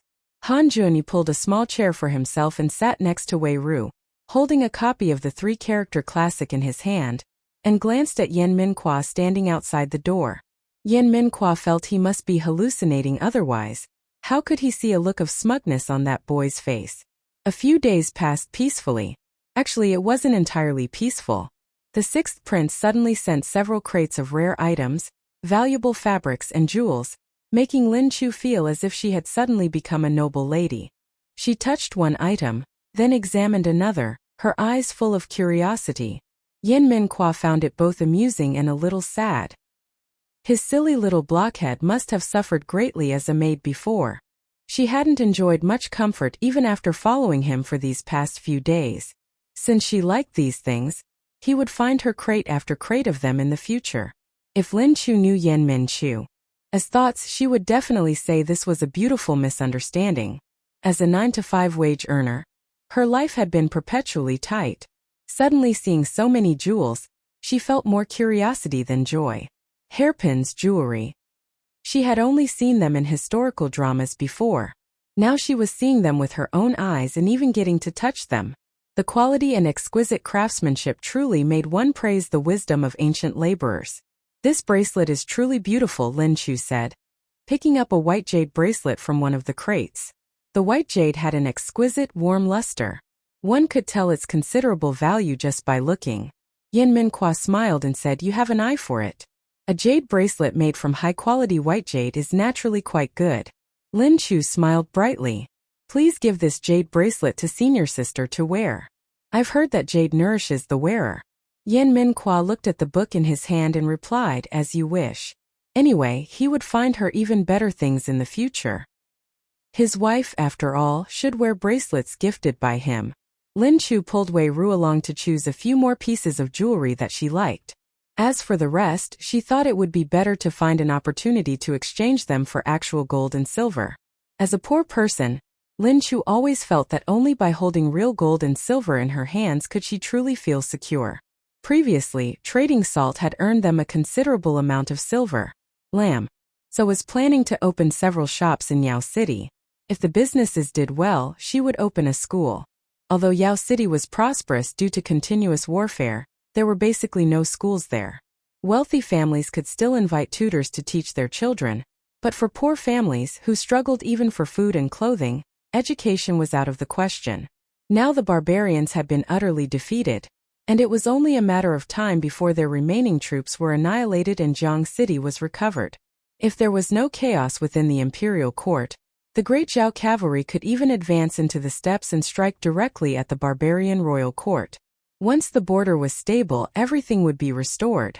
While Lam So was contemplating what businesses to engage in, the wife of Yao City's commanding general, and Ding Yuan, suddenly sent an invitation, expressing a desire to invite her to the manor for a chat. Given the precedent of the sixth prince, Lam So guessed that Madame An also wished to draw closer to them. Yen Minhua had now been promoted to captain. Once Jiang City was recovered, they would have to return there. Lam So did not yet have any clothes suitable for the status of a captain's wife. Fortunately, the sixth prince had gifted them a considerable amount of precious fabrics. Wei Ru and Jing Hoa did not look like people who knew embroidery and sewing, yet they were very skilled at it. The two of them hastily made a new set of cloth. Yes, for her. On the day of the party, Lam So wore her newly sewn clothes to An Manor. Upon arriving at An Manor, the main gate was not open, only the small gate on the left was ajar. Seeing this, Lam So frowned. This was not how a wealthy family typically received guests. Song Thak drove the horse carriage in, and Lam So alighted. The person who greeted her was an old woman of about 50. The old woman wore a faded dark blue outfit. On her arm was a dull gray-silver bracelet, which did not appear to be of good quality. Stains could even be seen on the bracelet's pattern. Clearly, this was an old woman who performed odd jobs. A family that cared even a little about appearances would not send an old woman doing odd jobs to greet a distinguished guest. The old woman bowed slightly to Lam So, her attitude far from respectful, even a little disdainful. "Madam Yen, please wait a moment. A maidservant has already gone in to announce your arrival." Although the snow had stopped today, a biting wind cut to the bone. To make a guest stand outside in winter? Recalling the small gate upon entering An Manor, Lam So's gaze turned cold. This Madame is truly interesting. She was the one who sent the invitation, and now she wanted to make things difficult for her? After waiting in the cold wind for about a cup of tea's time, a maidservant wearing a lotus-pink waistcoat emerged from the floral gate. Apologies for making Madame Yin wait so long. My lady is in the flower hall over there. This servant will lead you there. On the maidservant's arms was a pair of silver bracelets, of much better quality than the old woman's. It was quite a display for her in such cold weather, to have sleeves slightly shorter than others, just to expose the pair of bracelets on her arms. Lam So could feel the maidservant's undisguised scrutinizing gaze upon her, from her face to her attire. In her eyes was a mix of disdain and envy. The general's manor courtyard is truly vast, Lam So suddenly said. The maidservant, thinking Lam So had never seen such a luxurious place, said with a hint of smugness, of course our manor spans 10 mao. 10 mao of land was only about the size of a football field. A football field's perimeter was just over 350 meters. The time it took to drink a cup of tea was equivalent to 14 minutes in modern times. Enough time to walk around a football field 3 or 4 times. A cold expression appeared between Lam So's eyebrows. It seems your legs are not well. Find a skilled physician. Perhaps if they were sawed off and dog legs were attached you'd walk faster. If Lam So still hadn't realized by now that Madame was deliberately making things difficult for her, she truly would be a fool. Without instructions from their master, how would subordinates dare to treat a guest in such a manner? Upon hearing Lam So's words, the maidservant was indeed extremely angry. Not knowing what came to mind, she revealed a look of disdain and said in a sharp tone, "What upbringing could a lowly bed climber like you have? Who knows what tricks she used to bewitch Captain Yen? Before Captain Yen was even formally appointed, weren't you still trying to seduce our young master? You cheap fox spirit." Lam So slapped her. The maidservant staggered a few steps, clutching her face with a look of disbelief. "You dare hit me?" Lin Chu's expression was calm to the point of coldness. "This slap I delivered on behalf of your mistress. If she doesn't know how to discipline her servants, then allow me, a guest, to act in her stead." Seeing this, the old woman intended to step forward to help. Lin Chu shot a glance as sharp as ice, and the old woman immediately froze in place, forcing a smile, not daring to advance. The maid, her face full of hatred, lunged towards Lin Chu. "You wretched slut! I'll fight you to the death." Lin Chu couldn't dodge in time and was scratched on the face by her. Enraged to the extreme, she immediately grabbed the maid's hair and delivered 2 smack-smack slaps with both hands. Lin Chu's hands ached from hitting, and the maid's face was swollen like a pig's head.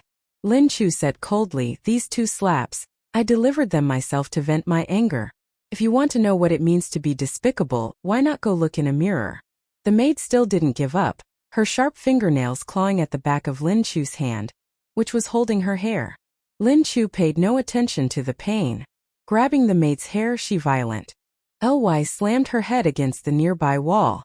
Lin Chu had used all her strength. The maid let out a tragic shriek. Her head immediately seemed to crack open, blood splattering all over the wall. The old woman was so frightened that she screamed loudly and fell backward. What in the world is going on here? On the steps, a madam dressed in brocade robes approached, surrounded by a group of maids and the old woman. One could see she was a beauty. Though now advanced in age, her face was clearly carefully maintained, still possessing the charm of a captivating middle-aged woman. Lin Chu's gaze first fell upon the young woman beside the madam. Lan Qi, she hadn't expected her to still be alive after the incident in Jiangcheng. "Madam Yen, this is..." The voice of the noble madam pulled Lin Chu back to her thoughts. Lin Chu looked at the seemingly gentle woman in front of her. The corner of her mouth curved into a cold smile. Madam N's way of receiving guests has truly opened my eyes. Chapter 49. Chapter 49. Madam N being directly retorted by Lin Chu like this, the gentle smile on her face became a little strained. What is Madam Yen saying? It was as if she had only just noticed the scratches on Lin Chu's face. She hurriedly lifted her skirt and quickly descended the steps, her expression extremely tense. How did Madam Yan's face come to be in such a state? Seeing Lin Chu's hand was also covered in blood, her beautiful eyes widened. She stepped forward, wanting to take Lin Chu's hand. "Oh dear, your hand is also injured like this?" Lin Chu forcefully shoved, flinging Madame N's hand away. Madame N seemed unable to withstand the force, stumbling back several steps. If the maids behind her hadn't quickly caught her, she would likely have fallen to the ground. Madam! Madam! Are you all right? Madam, do you need a doctor summoned? A group of maids, as if the sky had fallen, crowded around Madame N. Lin Chu just wanted to roll her eyes.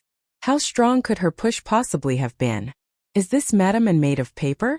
A cold wind blew, and the scratches on Lin Chu's face and hands stung. She coldly watched Madame N, who was clutching her chest as if she couldn't breathe, the sarcastic expression on her lips clearer than ever. Look, Madame N's face is ashen, her glabella is pitch black, and she's even clutching her chest and having difficulty breathing. It seems she's about to go to the Western paradise. Why bother inviting a doctor? Just buy a coffin, that'll do. Madame N, who had been closing her eyes, suddenly snapped them open. Her chest heaved violently. She pointed at Lin Chu but was so angry she couldn't utter a single word. Lan Qi supported Madame N, and after calming her down, her gaze swept over Lin Chu. Seeing the plain pink silk dress over a white base, along with the pearl and jade jewelry on her head, she felt incredibly displeased. There was a time when she was the one who flaunted herself in front of Tan Van. She was a Kiliarch's wife. Tan Van married a poor centurion not favored by the general. If Tan Van wanted to eat a meat meal, she had to be given it as charity by Lan Qi. Who could have imagined that Yan Minghua would have such good fortune? Now that Yan Minghua had become prosperous, Tan Van naturally also put on heirs. The more Lan Qi thought about it, the more unfair she felt fate was. Didn't Tan Van just have a fox-like face? Why did all the good things in the world fall upon her? Before the incident in Jiangcheng, she and her husband Zhao Daiji also luckily escaped death. Jiangcheng was only that big. Apart from a few vice-generals, the Kiliarchs were the highest-ranking officials. The wives of officials like them often gathered to play mahjong. That's how she also became close with Vice-General Wang Meng's concubine. Lan Qi had always felt that she was literate and a cut above others. She originally disdained associating with Wang Meng's concubine. But at that time, although Lin Chu had fallen on hard times, Lan Qi still liked to compete with Lin Chu in her heart. The more miserable Lin Chu's life became, the more comfortable Lan Qi felt. She often wanted to mock Lin Chu with other officials' wives. Although she considered herself noble, these underlying thoughts could only be hidden in her heart. Occasionally, she would pretend to mention it inadvertently, without directly saying what was wrong with Lin Chu, merely fanning the flames. Listening to others scold the maid who once lorded over her, she felt an indescribable sense of superiority and satisfaction in her heart. Wang Meng's concubine had previously had friction with Lin Chu, and naturally, she was the one who scolded Lin Chu most fiercely. Sharing a common enemy, they inevitably drew closer to each other. 2 days before the incident in Jiangcheng occurred, Wang Meng's concubine, while playing mahjong with them, bragged that Wang Meng wanted to take her to Yao City to choose fabric for new clothes. The prosperity of Yao City was incomparable to Jiangcheng. At the mahjong table, many people admired Wang Meng's concubine. Most of them, though also concubines in vice-generals' households, were not favored to that extent. Lan Qi showed no outward reaction, but inwardly she was a little displeased. Returning home, she sulked and demanded that Zhao Daiji also take her to Yao City. Zhao Daiji could only be promoted to Chiliarch entirely because his younger sister was the general's favored concubine. He himself had little talent, was timid, but extremely fond of fame and liked to boast. After being taunted a few times by Lan Qi, he immediately decided to take Lan Qi to Yao City. Unexpectedly, it was precisely because of this that they luckily escaped death. Upon arriving in Yao City and learning that Jiangcheng had fallen, Zhao Daiji didn't even dare to go out on the streets, let alone enter the military camp in Yao City, fearing he would be labeled a deserter and lose his life. He kept Lan Qi eyeing at the inn for 10 days to half a month. The amount of silver they brought with them was not much to begin with. Both were accustomed to living extravagantly, so the silver was soon almost used up. Lan Qi wanted Zhao Daiji to go out and scout for information, but Zhao Daiji refused no matter what, even saying Lan Qi wanted him to go die. For the first time, Lan Qi felt that without the support of Jiangcheng's chief commander, Zhao Daiji was nothing more than a useless man. She had no choice but to go around herself asking for information. She heard that all the soldiers who escaped Zhongqing had been assigned to units in Yao City, and had all been promoted and awarded houses. Lan Qi was both happy and annoyed. Happy because they could finally settle down in Yao City. Annoyed because if Zhao Daiji hadn't been so cowardly, cowering in the inn all day, they would have already been promoted and awarded a house. Given Zhao Daiji's cowardly nature, telling him to go meet Yao City's chief commander himself, he didn't have the guts for that. Lan Qi had to expend a great deal of effort to connect with Madame N. She put on a tragic act, and finally managed to get Zhao Daiji into the Yao City army. But while others were promoted, he, on the contrary, was demoted to centurion. Although Lan Qi was furious inside, she thought that at least they had settled down in Yao City. After the great victory at Kim Dong Pass, and the Yao City army returned from providing reinforcements, she learned that Yan Minghua had been promoted to commandant, and Tan Yun, that despicable woman, had taken a single step to heaven, becoming the commandant's wife. This enormous disparity in status made Lan Qi feel like she had a thorn in her throat. She frequently visited Lady N's residence, only then learning that Lady N also disliked Lin Chu. She secretly asked a maid beside Lady N, who said that on Lin Chu's first day in Yao City, she had enticed Lady N's nephew at the South City Gate. Lady N's nephew had even loudly demanded to take Lin Chu as a concubine, and later even broke a leg. Lan Qi felt both contempt and delight in her heart, embellishing all sorts of things about Lin Chu when telling Lady N despised Lin Chu even more, thus leading to today's drama. Lan Qi intended to cause discomfort for Lin Chu, and naturally also wanted to use this opportunity to draw closer to Lady N. She said, "Tan Yun, when you were in Chong City, you tried every possible means to get into the general's tent. Now you've finally latched onto Commandant Yan, and you think you've transformed into a phoenix, so you can be disrespectful to Lady N? In this 12th month you speak such curses. How can your heart be so malicious?" Earlier, when Lan Qi exaggerated the stories about Lin Chu and Chong City to Lady N, she did not dismiss the maids. Those maids, after hearing, naturally spread the word everywhere. Some had affections for Li Jianya, and behind her back they had cursed Lin Chu countless times. Now that Lan Qi mentioned it, the contempt in those maids' eyes became even more apparent. The sky was a bit overcast, and it started snowing again. Lin Chu used her uninjured hand to brush off the snowflakes on her shoulder, then looked up mockingly. "Yes, I am malicious. What can you do about it?"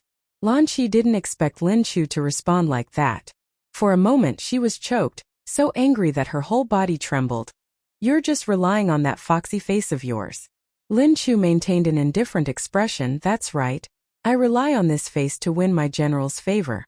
No matter how jealous you are, this face won't grow on you." Lan Qi felt a surge of anger rush straight to her brain. So angry her head spun, her hand, which was supporting Lady N, couldn't control its strength. She squeezed so hard that Lady N, who was feigning unconsciousness, had to groan in pain. "Lady N, are you all right?" Lan Qi turned to Lady N, expressing concern. Lady N paid no attention to her. Looking at Lin Chu, a haughty superior air emanated from her very bones. Her voice, though still weak, carried the full demeanor of a noblewoman. "Lady Yan, whether in the capital or in this borderland, I have never seen anyone so proud of seducing men with their beauty as you. Truly despicable." Lin Chu's eyes narrowed, a cold glint flashing. "The word despicable, I return it in its entirety to Lady N. The one who sent the invitation was Lady N. If my status as a commandant's wife is not enough for your general's residence to open its main gate in welcome, then so be it.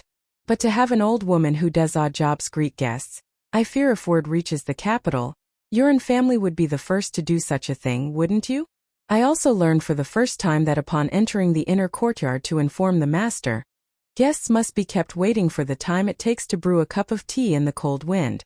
Of course, the good maids trained by Lady N, also trained by Lady N, keep calling others despicable, despicable. I have truly broadened my horizons. So it turns out Lady N is such a virtuous and benevolent person. She scoffed. "I wonder what offense I committed against Lady, and that you invited me to your residence just to lecture me? Even if it's a lecture, I'm afraid Lady N isn't quite qualified, am I right?" Her status as the commandant's wife was not lower than Lady Anne's. A glib-tongued slut. Lady Anne was not lightly angered. Several times she nearly couldn't breathe. This time she wasn't pretending anymore. Slut? My husband holds the rank of commandant, and I am his legitimate wife. So in Lady Anne's eyes all wives of officials are sluts? Lady Anne, why are you insulting yourself? Lin Chu's voice was slow yet full of mockery. Lady Anne was so angered several times that she nearly rolled her eyes. Lan Qi chimed in, supporting Lady Anne. Tan Yun, don't get too smug too soon. Now your face is ruined. Let's see if Commandant Yan's still in. Eds, you this ugly monster. Lin Chu touched the scratched half of her face, then sneered, even if my face is ruined, I am still the commandant's wife. I visited Lady Anne's residence, and my face was damaged. Do you think my husband can tolerate this insult? Recalling the rumors about Yan Mingguo's brutality in the Chong City barracks, Lan Qi suddenly shivered. Lin Chu no longer had the patience to bother with these women. Lady Anne, such a noblewoman, truly disgusted her. She walked away, then turned her head back. The Anne family's gate is too grand, we cannot hope to reach it. From now on, Lady Anne, do not lower yourself by sending invitations to my residence again. Madame Anne needed a maid's support to stand steadily. Looking at Lin Chu's retreating figure, her eyes revealed a malicious glint. Madame Yan, you've come all the way to my residence, how can I let you leave without sharing a meal? Lin Chu had a bad feeling. She only heard Madame Anne shout, invite Madame Yan to the side hall to sit. From the small gate emerged several burly old women, carrying cloth bags and ropes in their hands, their faces grim as they walked towards Lin Chu. Lin Chu cursed inwardly, damn it. Did this old hag want to tie her up and sell her off somewhere? She wondered to herself that she had never made an enemy or caused any offense to this old woman from the Inn Manor. The old women were all burly. Lin Chu knew she definitely couldn't beat them. If Jing He were by her side, he could easily pin these WM and down in the snow with one hand. Unfortunately, Jing He wasn't here now. Lin Chu knew she couldn't just sit there and wait to die. Song Tua was outside. She only needed to let out a shout, and Song Tua would surely hear her. So before the old women could get close, she screamed, calling for help. What Lin Chu didn't expect was that this Boda's voice was extremely resonant. Her scream could be described as earth-shattering. In front of the Inn residence's main hall. When Lin Chu arrived at the Inn residence, Yan Mingqua was too shy to accompany her. As soon as Lin Chu left, he felt a little uneasy. After some thought, he picked up the defense map that was due to be submitted a few days later, and headed straight for the Inn residence. General An was also a little surprised that Yan Mingqua was suddenly so diligent in coming to his residence. Remembering the plan he had in mind, he didn't discuss the defense map, but instead asked an unrelated question. Does young General Yan already have a wife? Whatever General An said, Yan Mingqua basically wasn't paying attention. In his mind, he was thinking about going home with his Kukgo later. Her surprised, wide-eyed look made his heart feel like it was being scratched by a cat. He simply replied casually, yes, I do. May I ask where young General Yan's wife is from? General An asked a few more unusual questions. Yan Mingqua felt a little suspicious. Why was Ding Yuan asking about Lin Chu? Just as he was about to answer, Lin Si Hu's piercing scream suddenly echoed from the back courtyard. Yan Mingqua's brows furrowed tightly, and a rarely seen look of panic even appeared on his face. Cook go. He didn't even have time to bid farewell to Ding Yuan before dashing out. His expression was frighteningly grim. Lin Chu's scream also caused Madame An a little panic. After all, Lin Chu was not a servant in her residence, but a relative of an official. However, remembering Ding Yuan's words about wanting to marry their daughter to Yan Mingqua, Madame An's heart turned malicious again. Yan Mingqua, at a young age, had already become a commandant, and his future prospects were immeasurable. Moreover, he possessed a handsome appearance. Madame An was very satisfied with this prospective son-in-law, and Ding Yuan could be transferred back to the capital in another year. At that time, if the An family helped Yan Mingqua in the capital, Yan Mingqua could only advance rapidly. Compared to that lowly and despicable legal wife, Madame An believed that Yan Mingqua knew who to choose. But learning about Lin Chu's character from Lan Kai's mouth, Madame An even blamed Lin Chu for Li Jianye's broken leg. She feared Lin Chu would not leave Yan Mingqua even if she died, which was why she invited her to the residence to speak with her personally. After today's meeting, Madame Anna's hatred for Lin Chu only increased, it did not diminish. She sternly ordered the dazed old women servants, "What are you standing there gawking for? Quickly tie her up for me." The old women stepped forward, intending to restrain Lin Chu. Lin Chu was not someone to be easily bullied. She pulled out the hairpin from her head and stabbed wildly. Some of the old women, not being careful, were stabbed by her, crying out in pain and cursing. But 2 hands could hardly contend with 4. And Lam So was still subdued and tied up tightly by the old women. Her body was even scratched and pinched by them, leaving many bruised spots. "What are you doing?" From outside the door, a roar of extreme fury suddenly resounded. Chapter 50. Seeing someone burst in, the old women were all startled. Lam So looked at Yen Minqua's handsome, gloomy face.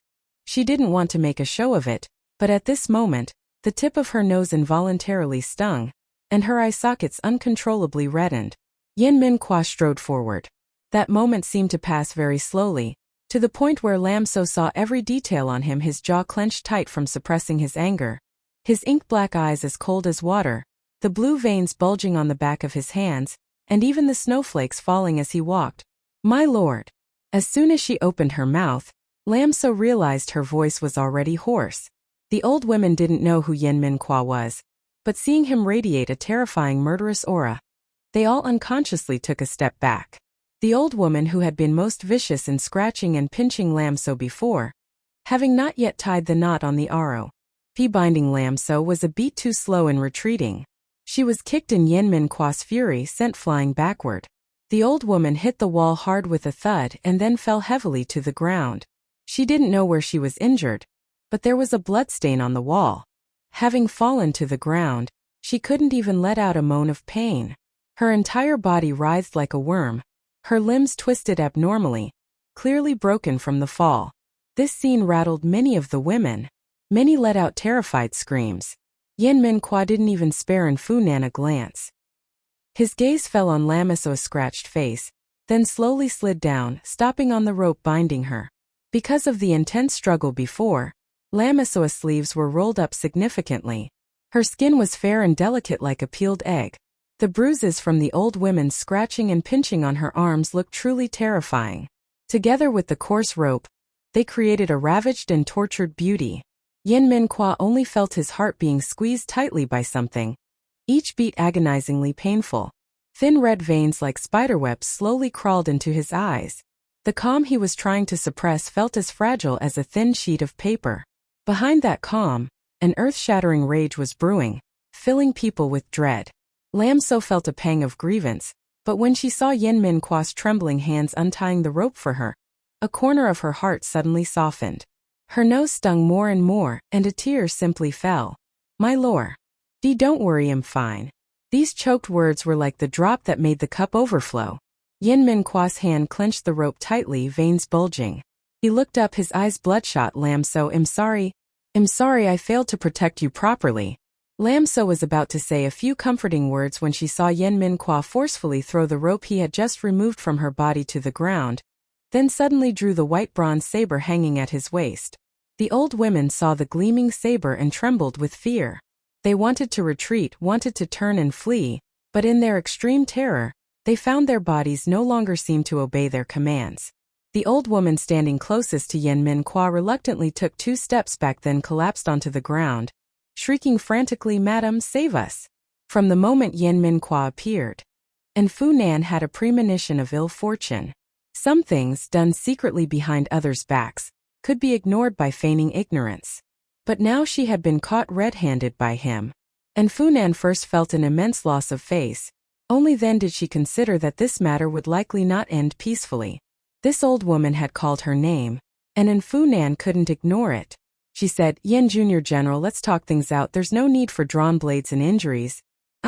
Before her words had even ended, Yen Minqua swung his blade down, severing the old woman's 2 arms. Madame was a woman of the inner quarters, although malicious in spirit, she was only adept at petty schemes and dirty tricks. Any punishment was always left for her subordinates to carry out. Yen Minqua swung his blade down once, and the old woman's 2 arms were separated from her body. Blood gushed from her shoulders like a spring. Madame An could not suppress a piercing shriek. The others who witnessed this scene trembled. They looked at Yen Minhua as if seeing a life-claiming demon, speaking incoherently. "It wasn't me. It wasn't me. It was all Madame who told us to do it." Seeing Yen Minhua's bloodstained blade approach, the old woman felt her crotch grow hot, and she urinated uncontrollably. Yen Minhua used the tip of his blade to lift, and accompanied by an utterly agonizing cry, 2 more arms fell to the ground. He coldly glanced at Madame An was so startled by that gaze that she recoiled half a step. If not for a maid supporting her, it's likely she wouldn't have been able to stand steady. Yen Minhua walked towards Madame An. The maids who had witnessed him severing the arms of those old women all turned pale with fear. Some timid ones directly abandoned Madame An and fled. When one person ran, naturally others followed. The servants by Madame An's side quickly only had her head maid and Lan Chi remaining. The 2 of them, one on each side, supported Madame An, who was limp with fear.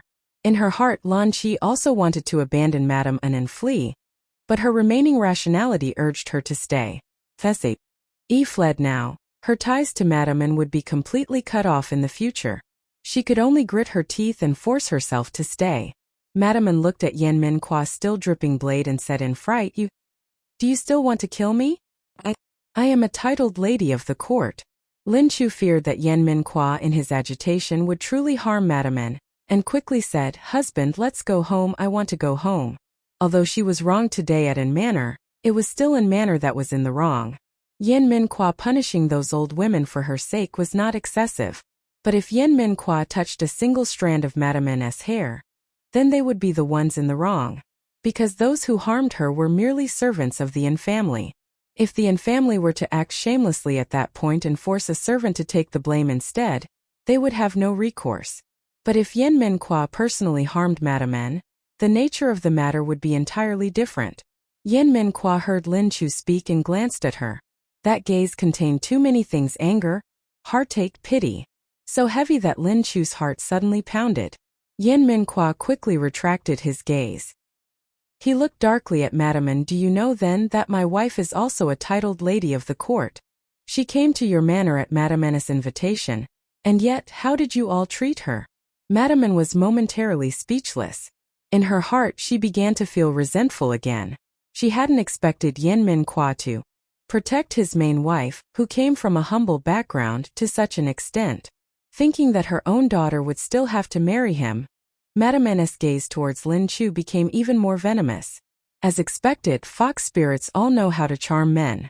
Madame An's gaze towards Lin Chu did not escape Yen Minhua's notice. He only felt a fire burning in his chest, making his entire body feel as if it were about to explode.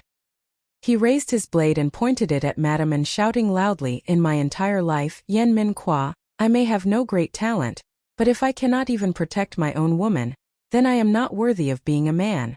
Chapter 51. These words, heavier than Mount Tai, stirred Lin Chu's heart, giving rise to many unfamiliar feelings. Whether in her previous life or this one, she had always been used to living alone, and used to facing everything by herself. Suddenly being protected by someone in such a way, an unusual feeling stirred within her heart, and a sensation that she herself could not quite articulate. "Worthy nephew." A clear, resonant voice like a bronze bell echoed in from outside the door.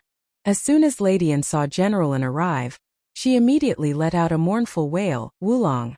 Earlier, General An had seen Yen Minhua leave the main hall without a word. After waiting for a long time and not seeing him return, he then heard his subordinates report that Yen Minhua had again pointed a saber at Lady An. Only then did General An rush over. He glanced at the Vance lying strewn on the ground and asked, "What is going on here?" Lady An, supported by Lan Chi and her head maid, upon hearing this, only silently took out a handkerchief to wipe her tears, too choked up to speak, as if she had suffered the utmost grievance. Yen Minhua let out a cold laugh. "General, why don't you ask your precious wife?" General An's gaze, full of doubt, turned towards Lady An. Lady An still only focused on wiping her tears, not saying a word. Although General An was very skilled in military matters, he knew nothing about handling household affairs. Seeing Lady An cry caused him some irritation, and he couldn't help but lose his temper. "Why are you crying in front of all these juniors? If there's something, just say it. As husband and wife for several decades, General An also knew Lady Anna's haughty nature. He turned to ask the head maid next to Lady Anne, "You tell me what exactly happened." Lady Anna's head maid's face turned as pale as paper. She trembled and knelt on the ground, stammering, I don't know." Lady Anne seemed unable to bear it any longer, and with red-rimmed eyes said, "My Lord General, don't ask any more. I invited Lady Yen to the mansion, and it was I who mistreated Lady Yen." Lin Chu secretly thought, this old hag truly has a talent for twisting the blame. But before she could open her mouth, she heard Yan Minghua sneer, "First, you injured my wife's face, then you tied her up with ropes. Lady Anna's invitation is still in my house. If I hadn't incidentally come to the mansion today, then how would I have known Lady Anne entertains guests like this?" The wound on Lin Chu's face was too obvious, and the rope on the ground hadn't even been put away.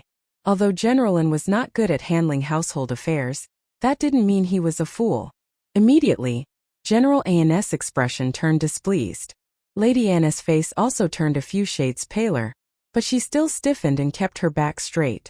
"Worthy nephew, you take your wife to have her facial wound looked at first. I will give you an explanation for this matter," General An said. A family's disgrace should not be paraded.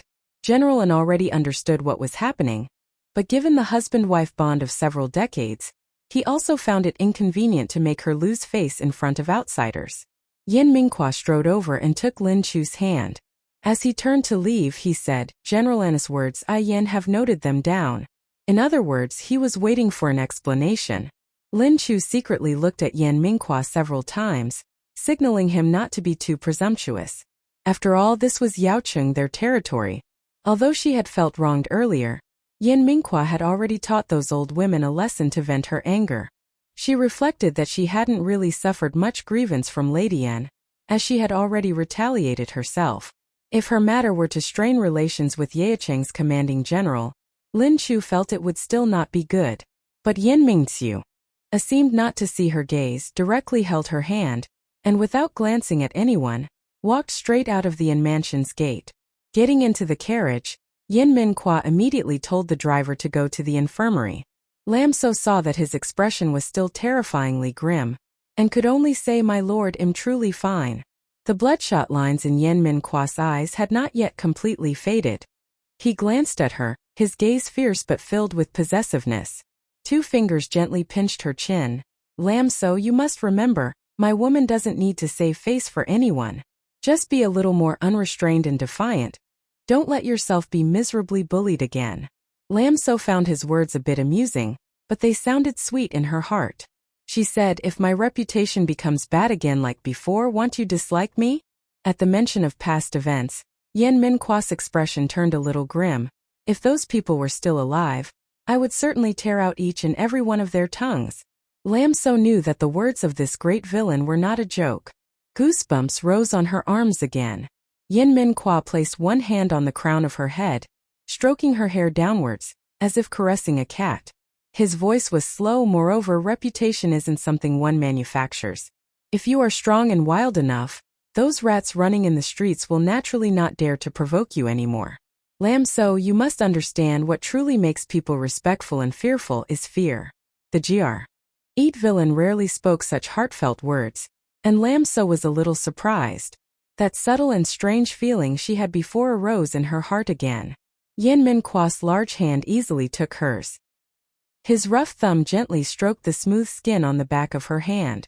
Lam So felt a current run through the back of her hand, bringing with it a slight tingling sensation. "You are my wife. Even if you commit murder and arson, I will cover for you." Lam So stared blankly at Yan Minghua for a long time. Not because these words were too heavy, nor because they were too domineering or touching. She simply found her mind wandering again. Before, having watched so many romance films, what kind of solemn vows didn't the male leads make? Promising rare jewels, entire fortunes? How come with this great villain it turns into "even if you commit murder and arson, I will cover for you"? Does she usually display such violence? "We've arrived." The carriage had stopped, she didn't know when. Yan Minghua extended his hand towards Lam So. Lam So put away the strange thoughts in her head, and let Yan Minghua lead her out of the carriage. "Never mind. Who knows, maybe this is exactly what romance means to the great villain. With that thought, Lam So's mood suddenly became extremely good. The doctor at the infirmary examined Lam So's hands and face, saying it was just superficial wounds. But because they were on her face, the possibility of scarring was still quite high. He took out several bottles of medicine, instructing her to apply them strictly on time. On the way back, Yen Minqua's expression was still very gloomy. To lighten the atmosphere, Lam So could only tease, "It's really nothing. Could it be that if my face has scars my lord won't want me anymore?" Yen Minqua tightly embraced her waist, pulling her close to him. "I'm afraid you will mind. Is there any woman in this world who doesn't love beauty?" These words made Lama's heart soften a little more. This man, it seemed, was much better than what she saw every day. She looked up at Yen Minqua's handsome face, suddenly leaned up and kissed his chin. Yen Minqua was stunned. He lowered his head to look at Lam So. In his eyes were joy, excitement, disbelief, and even bewilderment. Finally, all of it transformed into two blazing flames. Sensing his hand beginning to stray, Lam So immediately sobered up. She hastily covered her face. "Husband, my face hurts." Yen Minqua. And manner. General An had no sons, only 2 daughters, one legitimate and one concubine born. The eldest daughter was born to a concubine. Her mother died early, and she was constantly oppressed by Madame N, so she wasn't particularly favored.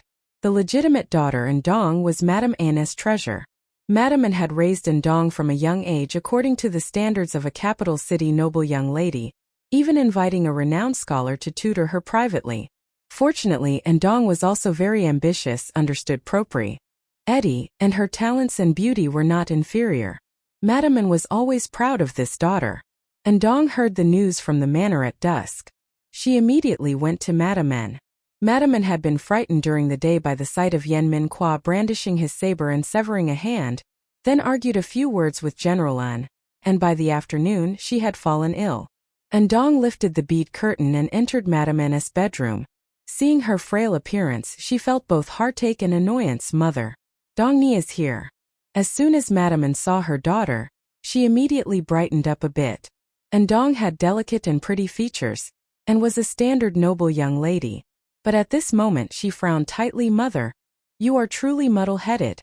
It's not that I can't get married. The things you did today, if word gets out, will only make me look bad." Madame N had just finished arguing with General N, and now being spoken to like this by Ndong, her anger flared up again. She said, "Mother is only doing this for your own good. You haven't seen that woman's vixen-like face. Mother, no matter what kind of person Madame Captain Yen is, she is the legitimate wife whom Captain Yen properly married. When you previously asked me about this marriage, I didn't know Captain Yen already had a wife, which is why I said it was up to Mother to decide. If you had told me earlier that he already had a wife, how could I have agreed?" Ndong was, after all, an unmarried young lady. When speaking of marriage, her annoyance was still tinged with a bit of shyness. Madame N had indeed not thought of this problem. She had set her sights on Yen Minqua as a suitable son-in-law, and her daughter, Ndong, in her eyes, was worthy even of entering the palace. Her daughter, of course, could not become a concubine for someone else. Therefore, Madame N naturally thought that Yen Minqua would immediately abandon his legitimate wife for her daughter. Unfortunately, Yen Minqua showed no signs of doing so. She had hinted to General An many times, but General An said that for Yen Minqua to abandon his wife would be unrighteous. It would be better for Yen Minqua to demote his official wife to a secondary wife, and then marry their daughter. Madame N had been annoyed by this matter for a long time. After much deliberation, she finally invited Lam So to the manor. Her initial intention was to warn and control Lam So, to make Lam So realize her place. In Madame N's eyes, what did a maidservant know? At that time she would step forward and promise Lam So a generous sum of money. If Lam So was sensible, she should know to write a divorce petition herself. What Madame N didn't expect was that Lam So was a difficult person to deal with. Later, provoked by Lam So, she thought of tying her up and finding someone to ruin her purity. Based on Lam So's past in Kongtan, Madame N believed that simply spreading rumors would drown Lam So in the spittle of all Yeacheng's inhabitants. Yen Minqua would surely detest her because of this. Everything had been meticulously calculated. Who would have expected Yen Min Kwa to be present at the manor at that time? At this moment, what annoyed Madame An the most was that Ndong was actually scolding her. Madame An told herself that everything she did was for Ndong's good. She cried as she said, "All right then, everyone blames Mother. It's all Mother's fault. Mother, that's not what I meant." Ndong knew Lady An was always a person of extremes. She said, "I know Mother does everything for my good, but we also need to consider right and wrong." Right and wrong. Lady An, who was crying, suddenly let out a cold laugh. "Donger, you don't know how hateful those wretches are. They only know how to use sweet words to win over men. If your mother doesn't eliminate her for you, you, with your generous nature, will suffer great losses at her hands later. When your mother was young, that wretch Wang Yanji pushed me to the brink, leaving me no way to survive. If your grandmother hadn't taken advantage of your father's river patrol to have someone give her a bowl of poison to take her life when she was giving birth, then in this and family's inner courtyard, where would your mother and I have a firm footing?" Ndong heard her mother speak of Consort Wang's affair for the first time, and she was stunned, not knowing how to respond. Lady An was wiping away tears when, outside the door, the voice of the head maid suddenly rang out, "General, the lady is ill. Since you've arrived, why do you stand outside the door and not come in to see the lady for a moment?" Chapter 52. Ndong and Lady An looked at each other, both seeing an ominous premonition in the other's eyes. "Mother, please rest assured I'll go out and see." Ndong's beautiful face was a little pale. After all, if General An were to know those things, she dared not imagine what kind of situation she would have to face. Ndong stepped out of the room, only to see General An's back striding towards the west courtyard gate. In her haste, she lifted her skirt and ran after him, calling loudly as she ran, "Father! Father!" General An seemed not to hear what she said, his steps not slowing down by half an inch. Snow had fallen from daybreak until now, covering the ground with a thick layer. It was already dark, and ahead lay a rockery and a fish pond. The path was slippery, there were no lights, and Ndong dared not risk running quickly across it. Behind the rockery was where her half-sister resided. Ndong stood alone in the snowy night, her heart feeling as if the north wind had carved a hole in it. She had always thought that General An respected her, but was not close to her. There was a time when she thought it was the strict love of a father. But it seemed that when dealing with that other sister, General An transformed into a gentle father. Ndong knew she shouldn't care so much. From birth, she had lived amidst silks and bee. Rokita.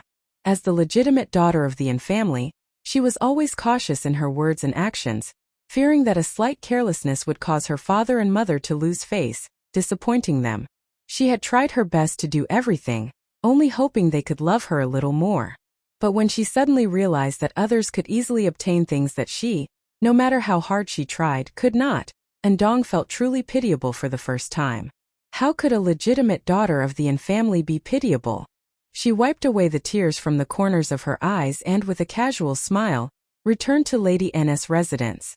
Just as she was about to find an excuse to hide something from Lady An, she unexpectedly saw shards of broken porcelain scattered all over the floor as soon as she stepped through the door. Lady An's head maid, with blood on her forehead, was kneeling on the ground, trembling. Lady An cursed loudly, "Wretch! Wretch! Ndingyuan, I've been married to you for over 10 years, and I swear I have never wronged you. Yet you, in your heart, have always hidden that wretch. If you cherished her so much, why didn't you just go with her back then?" As soon as Ndong saw this scene, she knew for sure that Lady An had asked the head maid by General An's side where he had gone. When the head maid told the truth, Lady An exploded in a rage. She could barely bear to hear the first few sentences. Hearing Lady An then curse General An, Ndong's expression suddenly changed and she said, "Mother, I know you're distressed, and you spoke carelessly out of anger, but words like that must absolutely not be said again." Lady An was sobbing breathlessly, "My child, your mother's heart is suffering so much." Ndong supported Lady An, gently patting her back to help her catch her breath, and said, "Mother, don't overthink things. You and Father have been husband and wife for over 10 years. Even if Father knows about Consort Wang, it's a matter long past, and he will only be upset for a day or two." After her sadness, Ndong became strangely calm. From a young age, she was used to weighing gains and losses. However, Ndong stood outside the study for several consecutive days, pleading to see General An, but to no avail. Madame An was even confined to her quarters. Madame An washed her face with tears every day, cursing General An for being nothing good. And Dong comforted Madame An, while at the same time, she couldn't help but feel a chill in her heart. Husband and wife, who once respected each other like guests, turned against each other so quickly. And Dong knew she had to do something. She couldn't just sit idly by and wait for death. That day, after Lam So finished breakfast, she was in the study practicing calligraphy. Previously, Yen Min Kwa told her to practice the traditional character yi, but she didn't have the time. This morning, for some unknown reason, Yen Min Kwa suddenly said he would check her calligraphy practice. Lam So stubborn. Why had to use a brush pen to write as if writing with a regular pen? The character yi she wrote was naturally criticized by Yen Min Kwa as being utterly terrible. His exact words were, "You probably only remember the strokes." Yen Min Kwa also said that when he returned in the evening, he would see how she had written. If there was no progress at all, he would use family discipline. Lam So still didn't know what his family discipline was, but recalling Yen Min Kwa's gaze as he left, her intuition told her it wouldn't be anything good. So after breakfast, she diligently ground ink and practiced calligraphy. Vinu sat on a rocking chair nearby, reading a book and eating snacks. Little Bun Han sat on a small stool in front of her, reading the three-character classic word by word. This made Lam So think more than once that little Bun Han was teaching prenatal education to the child in Vinu's womb. When she had practiced calligraphy to the point where her wrists ached, a servant suddenly came to report that someone from the inn manor had arrived. Tong Thok and the others didn't have enough space in the house. Yen Min Kwa had bought the two adjacent courtyards and let Tong Thok and some servants stay there. These past few days they had been preparing to break through the courtyard walls. The Yin family? Is it the Yin family that invited my sister-in-law to their manor as a guest, and then bullied my sister-in-law? Vinu's attention was immediately captured upon hearing the NF. Emily had arrived. Tong Thok, having witnessed this aunt's fiery temper, wiped sweat from his brow and replied with a yes. Vinu immediately threw the book onto the table, strode out the door. They still have the audacity to come. The courtyard gate was pulled open roughly, and Dong, wearing a goose-yellow cloak, stood in the snow. Beside her was a maid holding an umbrella, shielding her from the snow. Behind her were 7 or 8 household guards, and on the ground were several large red-painted wooden chests. And Dong saw that the person who opened the door was a beautiful and radiant girl, felt a bit taken aback, thinking this was Madame Yen. Just as she was about to perform a courtesy, she heard Vinu say, "I hear you've come to apologize to my sister-in-law?" So it was Captain Yen's older sister. And Dong was fortunate that she hadn't misspoke. After Vinu finished speaking, she bowed in courtesy. "A few days ago, I let Madame Yen suffer grievances at our manor. I feel extremely remorseful and have specially come here to apologize." Vinu originally didn't want to make things difficult for a young girl, but thinking of Lam So's injuries on her hands and face, and the bruises on her arms, anger surged within her again. She said angrily, "The one who made things difficult for my sister-in-law wasn't you.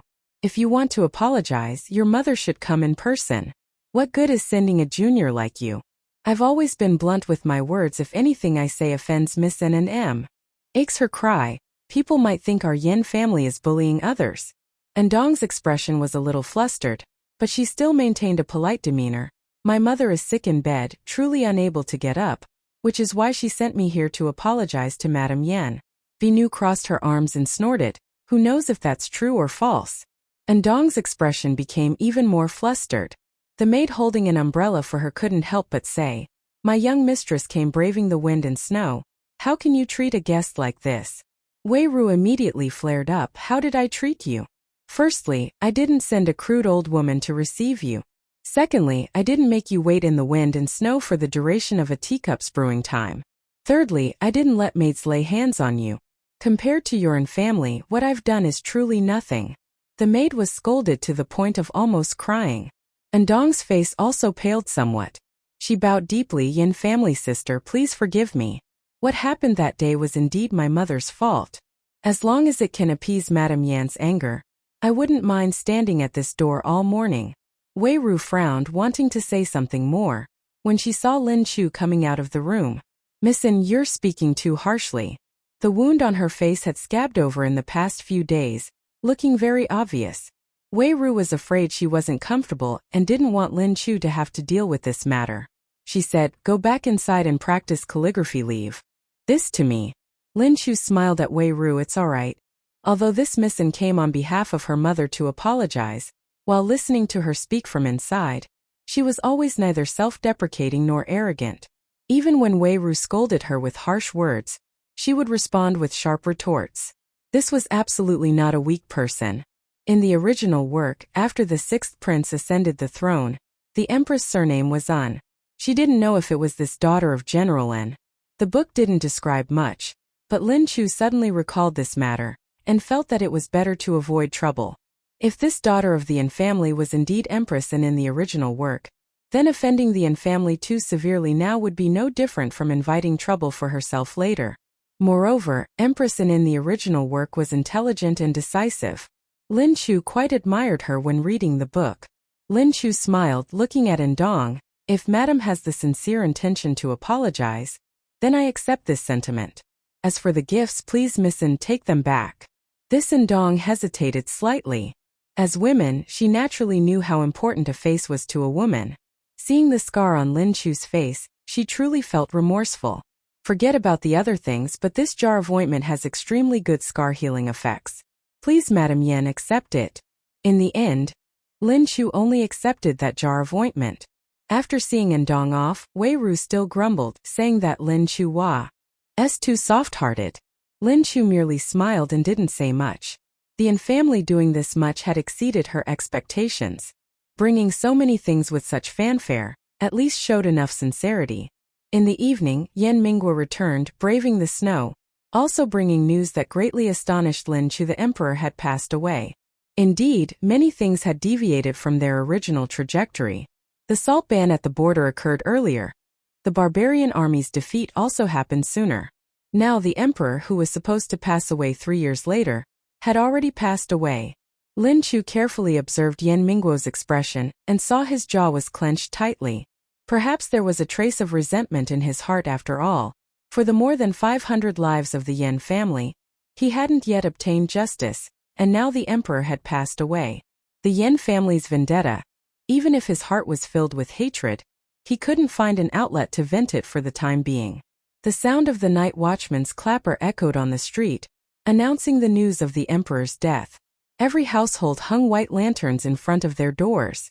Lin Chu entrusted the task of hanging lanterns to Song Thak.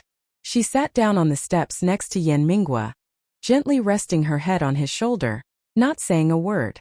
For the past few days, snow had been falling continuously. Even under the eaves, snowflakes occasionally drifted in. Yan Mingguo tilted his head slightly, his cheek touching his little wife's fluffy head. He wrapped Lin Chu in his cloak, helping her shield from the wind and snow. His long narrow eyes gazed at the snowy night sky, his gaze lost somewhere. "Chuer, if only mother could see you." Lin Chu didn't respond. He chuckled softly to himself. Mother loved mischievous and eccentric girls the most. She would really like you. Lin Chu gently hooked his pinky finger with her own. He seemed to like this small gesture very much, responding by hooking Lin Chu's pinky finger. The two of them rarely shared such a warm moment. "Master." Song Tua burst in, saw this scene, and hurriedly bowed his head as he reported, "The sixth prince wishes to see you." In the original story, the sixth prince had defeated his brothers and firmly ascended the throne. But now, the sixth prince was still at this borderland. If he wanted to contend for the throne, it would likely be difficult. The third prince and the second prince were in the capital. The situation now was certainly very chaotic. Lin Chu knew they surely had important matters to discuss. She withdrew her hand and said to Yan Mingguo, "You should go quickly." Yan Mingguo looked at her several times worriedly. "Go back to your room and sleep early, don't wait for me." Chapter 53. Chapter 53.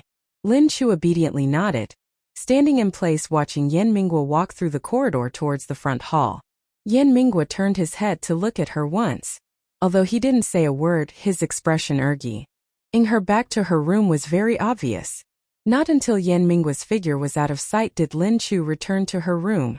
The emperor had just passed away. This realm would surely descend into chaos.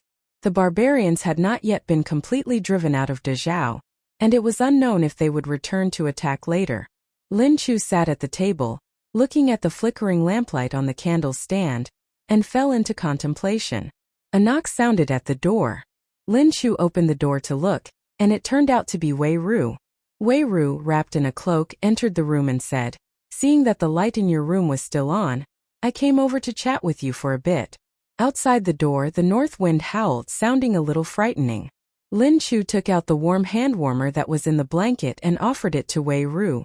"The winter night is cold, senior sister. Take this hand warmer." Wei Ru caressed the exquisite patterns on the bronze hand warmer, her expression a little heavy. "I heard that the second prince has ascended to the throne? I haven't heard my husband mention this matter." Lin Chu clasped her hands and sat opposite Wei Ru. No wonder Yan Mingguo was a bit strange today.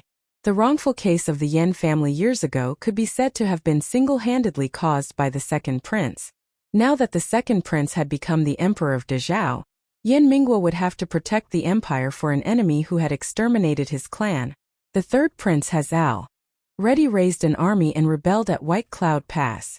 It is estimated that they will engage in battle with the imperial army before the new year. Wei Ru's voice was calm, but her face showed a hint of distraction. Lin Chu heard these words, and thinking of Mu Xingfeng, who was currently working for the third prince, she could roughly guess what Wei Ru was worried about. Lin Chu frowned and clasped Wei Ru's hand. "Senior sister, about that person, don't worry about it anymore. Whatever path he has chosen, that is his business." Wei Ru smiled bitterly. "Everything you've said I already know." She sighed and continued, "Initially, he wanted to descend the mountain and asked if I wanted to go with him. It was I who refused him. In truth, from that moment I already knew that we would have no future. Clan, imperial aspirations, parental decrees. In the end, there were still too many obstacles between us. Later, unwilling to let go of this relationship, I descended the mountain to find him. When I arrived in Nandu, I heard he was already betrothed to someone, a princess of a vassal kingdom, possessing both talent and beauty. If one were to speak of resentment, I couldn't truly say it was resentment. After all, he was just a man, and I was no secluded maiden who would live or die over such a thing. It was only then that I learned something had happened to the Yan clan 5 years prior, and that's when I rushed to this border to find Yan Xing." Wei Ru touched her belly. I intended to let go of everything, but this child came too suddenly, throwing all my plans into disarray. Seriously speaking, I don't hate him, but in the end, it has also become a thorn in my heart. Who doesn't encounter a few difficulties in life? "Big sister, just ease your mind," Lin Chu comforted. Wei Ru smiled. "I understand." She looked at Lin Chu's face and said, "You haven't applied the medicine tonight, have you? Bring the medicine here, I'll apply it for you." Lin Chu actually didn't pay much attention to this scar. Perhaps once the scabs fell off, only a faint mark remained, barely visible without a close look. But Wei Ru and Yin Minghua clearly cared a lot. As she applied the medicine for her, Wei Ru couldn't help but chatter on. "That young man can be a bit unruly at times, but his heart is not bad. I can see he has poured his whole heart into you. In the future, no matter what happens, husband and wife must be of one mind." For a woman in her entire life, finding a trustworthy person to entrust her life to is far from easy.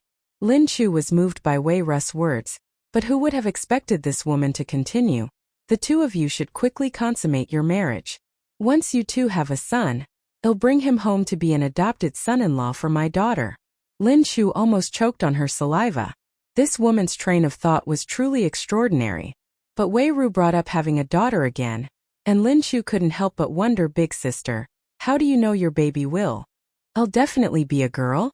Wei Ru smiled and said, "From my great-grandmother's generation onwards, the women of our Wei clan have only ever given birth to daughters." "There's such a thing?" Lin Chu was a little surprised. Wei Ru, however, seemed to think nothing of it. "My maternal grandmother used to say when I was little that this might be a curse upon our Wei clan." Lin Chu found such talk of curses baseless. After all, the female protagonist, after marrying Han Jun, first gave birth to 3 sons. To smooth things over, she still said, "Those superstitious things cannot be trusted. What if this pregnancy of yours, big sister, turns out to be a boy?" Wei Ru merely smiled. "Perhaps only when I no longer forge iron will that happen." These words left Lin Chu a little confused, but she didn't find it convenient to ask further.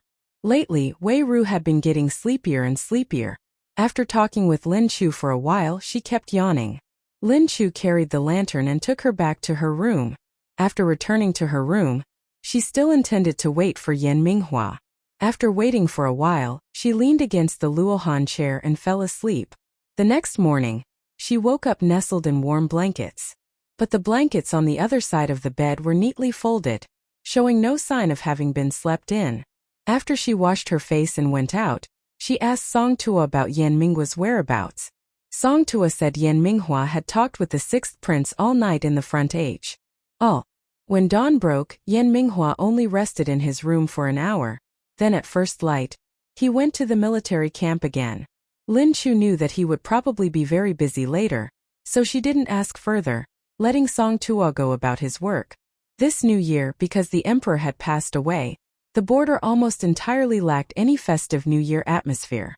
Lin Chu calculated the days and felt that she could still buy some New Year items to celebrate a modest New Year.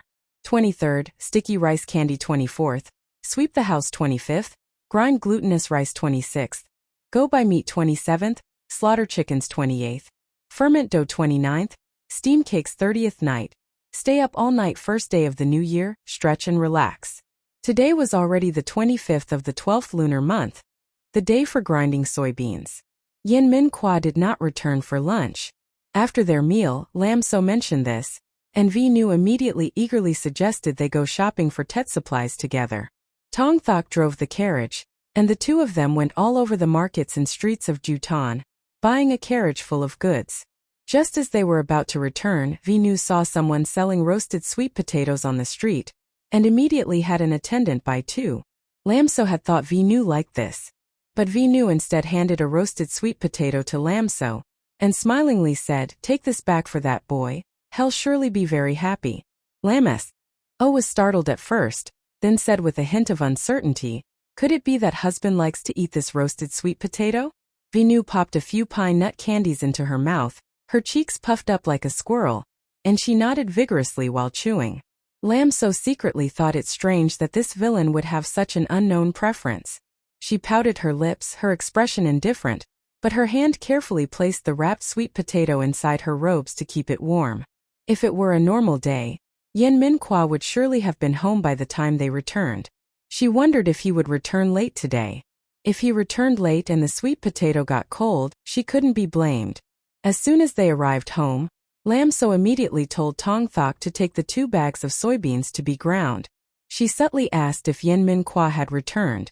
Kin Hoa smiled and said, "Master has been back for a while, he's in the study."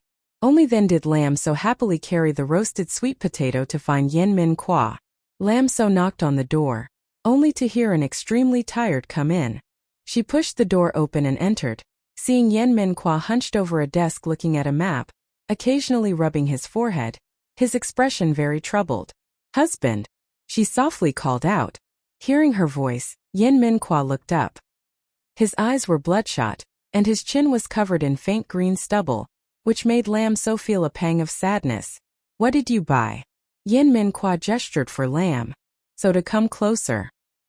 He hadn't seen her when he got home, so he must have already asked Kin Hoa. "Today is the 25th of the 12th lunar month. I bought soybeans, we'll make tofu later. There's also chicken, duck, fish, meat, candies, cakes, peach talismans, couplets, fireworks. I bought a little of everything. I also went to the fabric shop and bought several bolts of cloth. Tet is almost here, so I have to make new clothes for Kin Hoa and everyone else." There were too many things they bought. Lam So couldn't list them all at once, only mentioning a few items she remembered. Yan Minghua embraced her, listening as she meticulously recounted each item. He looked at her gentle face, his heart softened unbelievably, and even the fatigue of the past few days vanished by more than half. His hand restlessly reached into Lam So's robe, feeling something hot. Yan Minghua, with a strange expression, pulled out the paper package. "What did you stash in your robe?" Lam So remembered that she had come to give him the roasted sweet potato. Having its owner take it out in this manner, she felt a little embarrassed that, "I saw it while strolling in the market, so I conveniently bought it for husband to try." As he opened the paper package, Yan Minghua smelled it. His expression, rarely seen, showed a hint of loneliness and melancholy. "Did senior sister tell you?" Lam So nodded, thinking to herself, could it be that this roasted sweet potato has a story with this villain?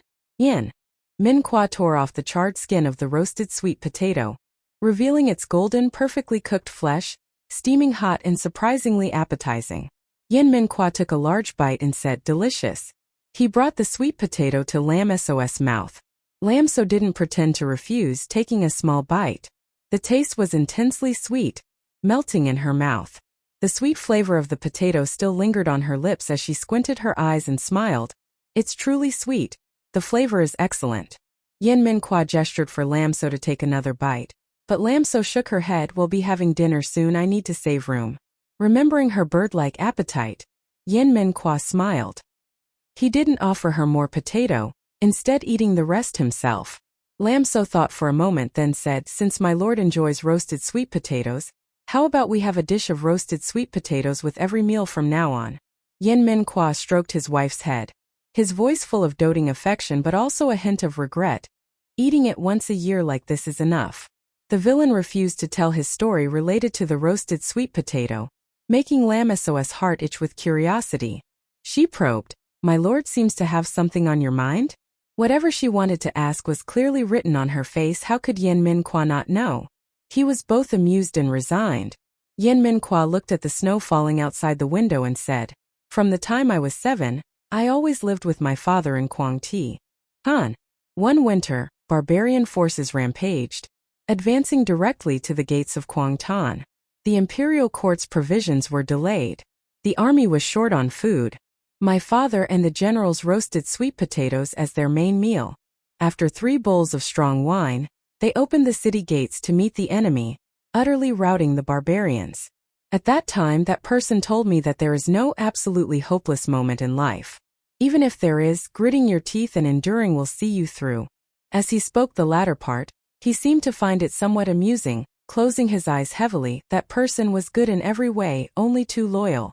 Even at the moment of death, he couldn't believe that the sovereign he had served loyally his entire life would want to take the lives of his whole family. Lam So felt conflicted, unsure how to comfort Yin Min Kwa, and could only tightly grasp his hand. When Yin Min Kwa opened his eyes again, the bitter emotions had been suppressed. He said, "When I was in the mountains, every winter I would also roast a sweet potato to eat. At that time my senior sister would compete with me for it, and I'd make her cry.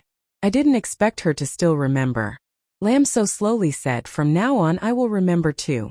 Yin Min Kwa heard this and looked at her for a long time, then reached out and lightly tapped her nose, laughing, "My little jar of vinegar." Lam So huffed twice. How could Yin Min Kwa not see that she was intentionally trying to hear him up? He looked at her beautiful face, his rough hand slowly caressing it. His voice was low, "So Ni, I love you."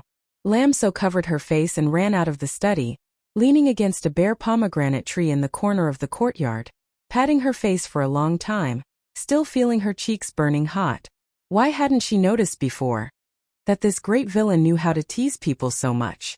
The soybeans had been ground, and the kitchen was making tofu. With nothing else to do in her free time, Lam So went over to lend a hand. That evening, Yin Min Kwa was a little dependent on her.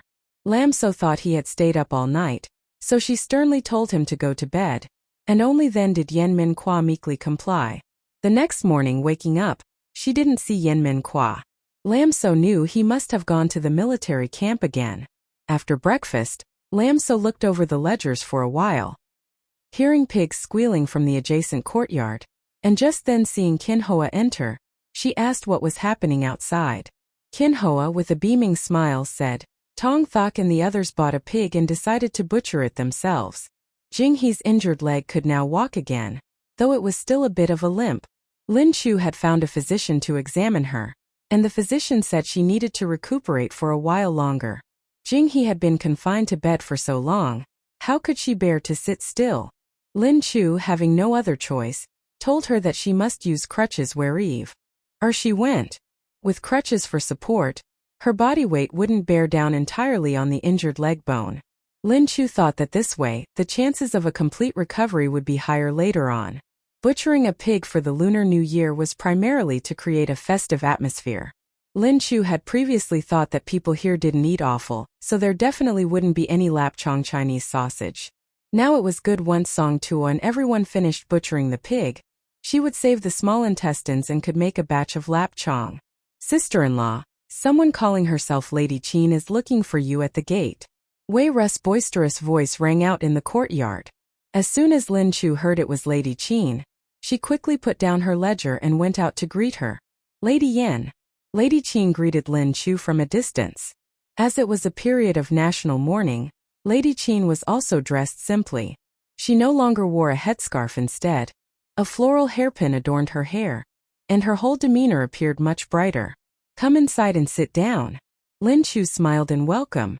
It's busy today, I won't come in to sit, Lady Qin said with an embarrassed smile as she handed a red invitation card to Lin Chu. I just came to give you an invitation. Although Lin Chu still didn't know many traditional characters, she couldn't mistake the bright red character for double happiness. Visitor. Lin Chu was a little surprised. Sister-in-law, Lady Qin and I will be married on the 20th day of the 12th month. You and Brother Yan must come to drink our wedding wine. Lin Chu had a particular impression of this clear bell-like voice. She looked in the direction of the sound and indeed saw Wang Hu, brawny as an iron tower, carrying a large bag of goods on his shoulder. Beside him was a big-headed child, who looked intelligent and nimble. At a glance they truly looked like father and son. Lady Qin glared at Wang Hu. What nonsense are you talking about? I'm talking to Lady Yan. Wang Hu just grinned sheepishly. It was clear that the two were deeply in love.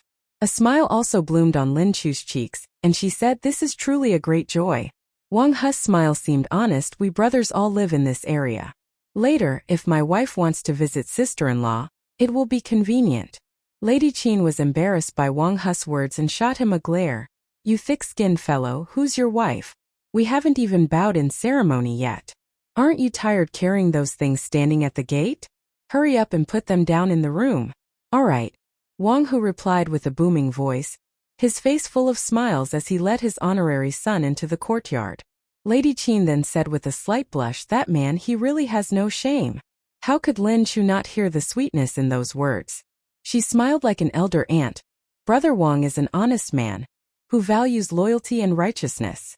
I'm very happy that the two of you can become a couple.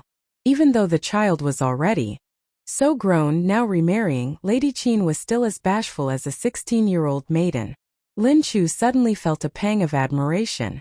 The one who bowed in ceremony with Yan Minghua veiled was not her. If it were possible, she also wished to be Yan Mingguo's bride, properly and openly, just once. Lady Qin spoke with a touch of emotion. I am a widow and I have a child. Initially, I didn't want to hold him back. But that man, his resolve was unyielding. The water in the vats outside my tea shop, he carried all of it. He was afraid others would see and gossip, so he often went to fetch water before dawn. I initially thought if I just ignored him, he would eventually give up. At this point, Madame Qin couldn't help but sigh, but when he managed to survive the battle at Golden Cavern Pass and return, I realized that sometimes in life, overthinking only brings suffering. Living in these chaotic times, one never knows which day might be their last. Why should I shackle myself because of rumors and reputation? I married him because I found him worthy. Lin Chu said, isn't that how everyone lives? Close your door and live your own life, why bother with gossip? Madame Qin smiled and said, that's right, now I've finally understood. The two chatted for a few more sentences. Madame Qin was to be married in 2 days, so she certainly had a lot of preparations. Lin Chu let her go attend to her wedding matters. Returning home, Lin Chu didn't even bother with the ledgers. Just as Song Tuan and the others finished slaughtering the pigs, Lin Chu told them to keep the small intestines. After washing them clean, she then instructed someone to prepare pork, mince it, mix it with spices and begin making sausages. Chef Zhao had never seen this method of preparing meat before, and watching from the side, he found it very strange. The eagle Jiaoing brought back from soul-severing stone forest had almost completely healed its wing. At this moment it also stood at the kitchen door, tilting its head and watching Lin Chu busy herself. Lin Chu wondered if it was because she had fed this eagle too much meat, but compared to when it was first brought back, its size had more than doubled, and its appetite was growing by the day. Little Gray used to dare to confront it, but now, as soon as it saw the eagle, it would keep its distance. Speaking of which, Lin Chu seemed to have never seen it fly.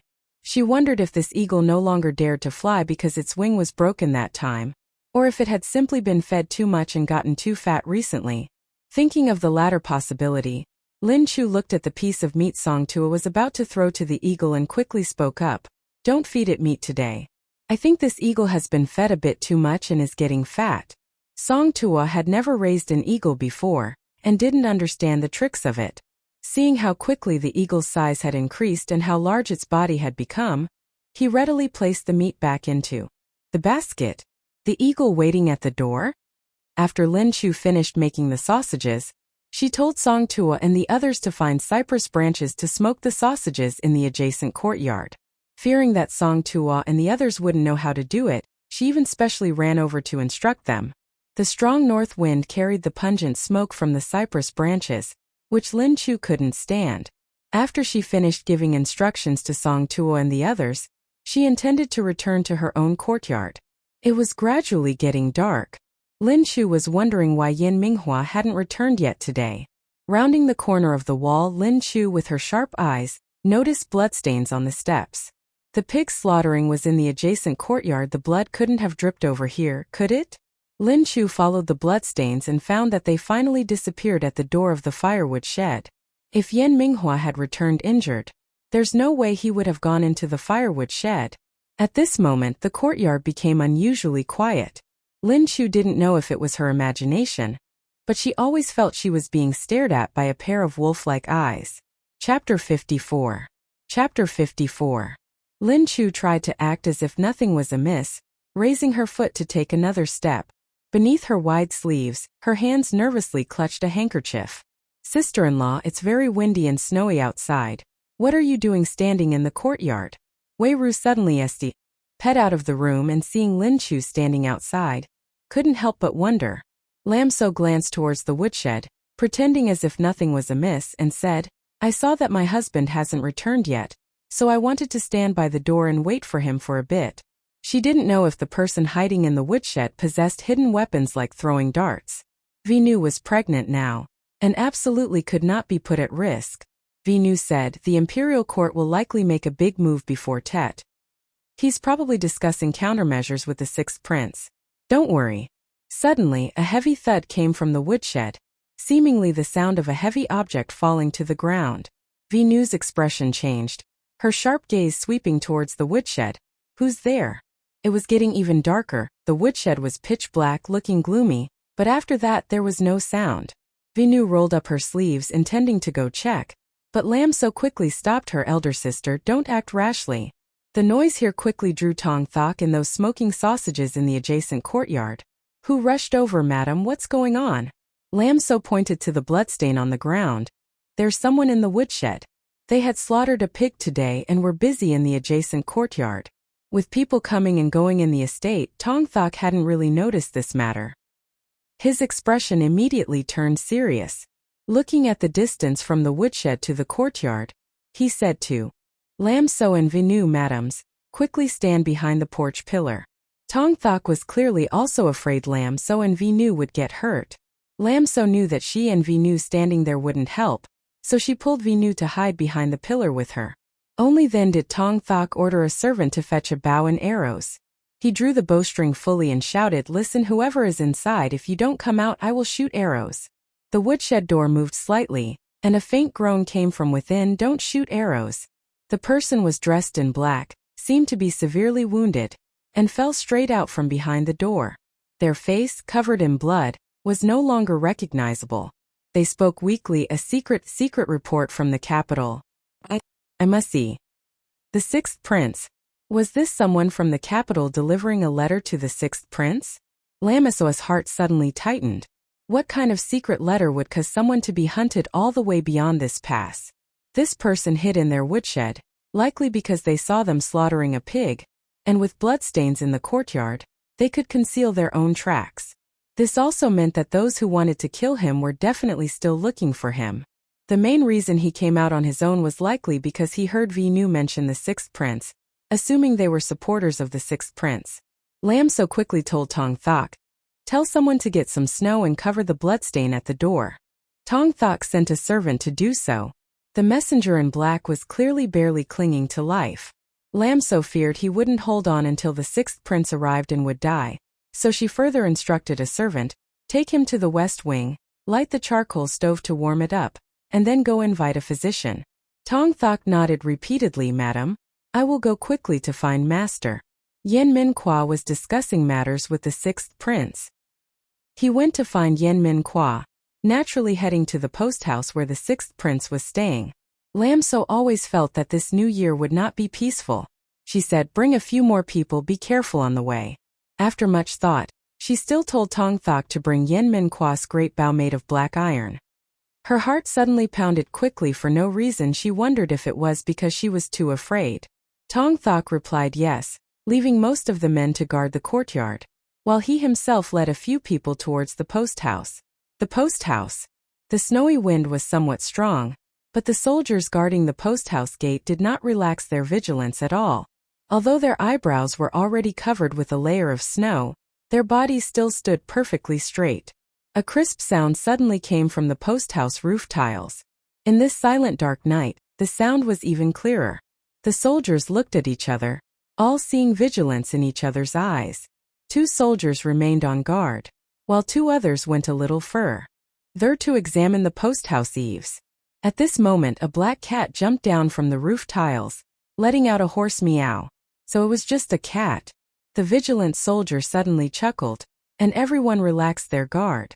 The night wind blew stronger, carrying snow that made it impossible to open one's eyes. The lantern in front of the post house also swayed violently from side to side. It seemed as if a silken thread had swept past in the darkness beneath the lantern. The heads of several spear-wielding soldiers were seen severed cleanly from their necks. Fresh blood gushed out, staining red the thick layer of snow on the steps. The thin silken thread returned to its owner's hand. Beneath the heavy black cloak were a pair of old hands like pine bark.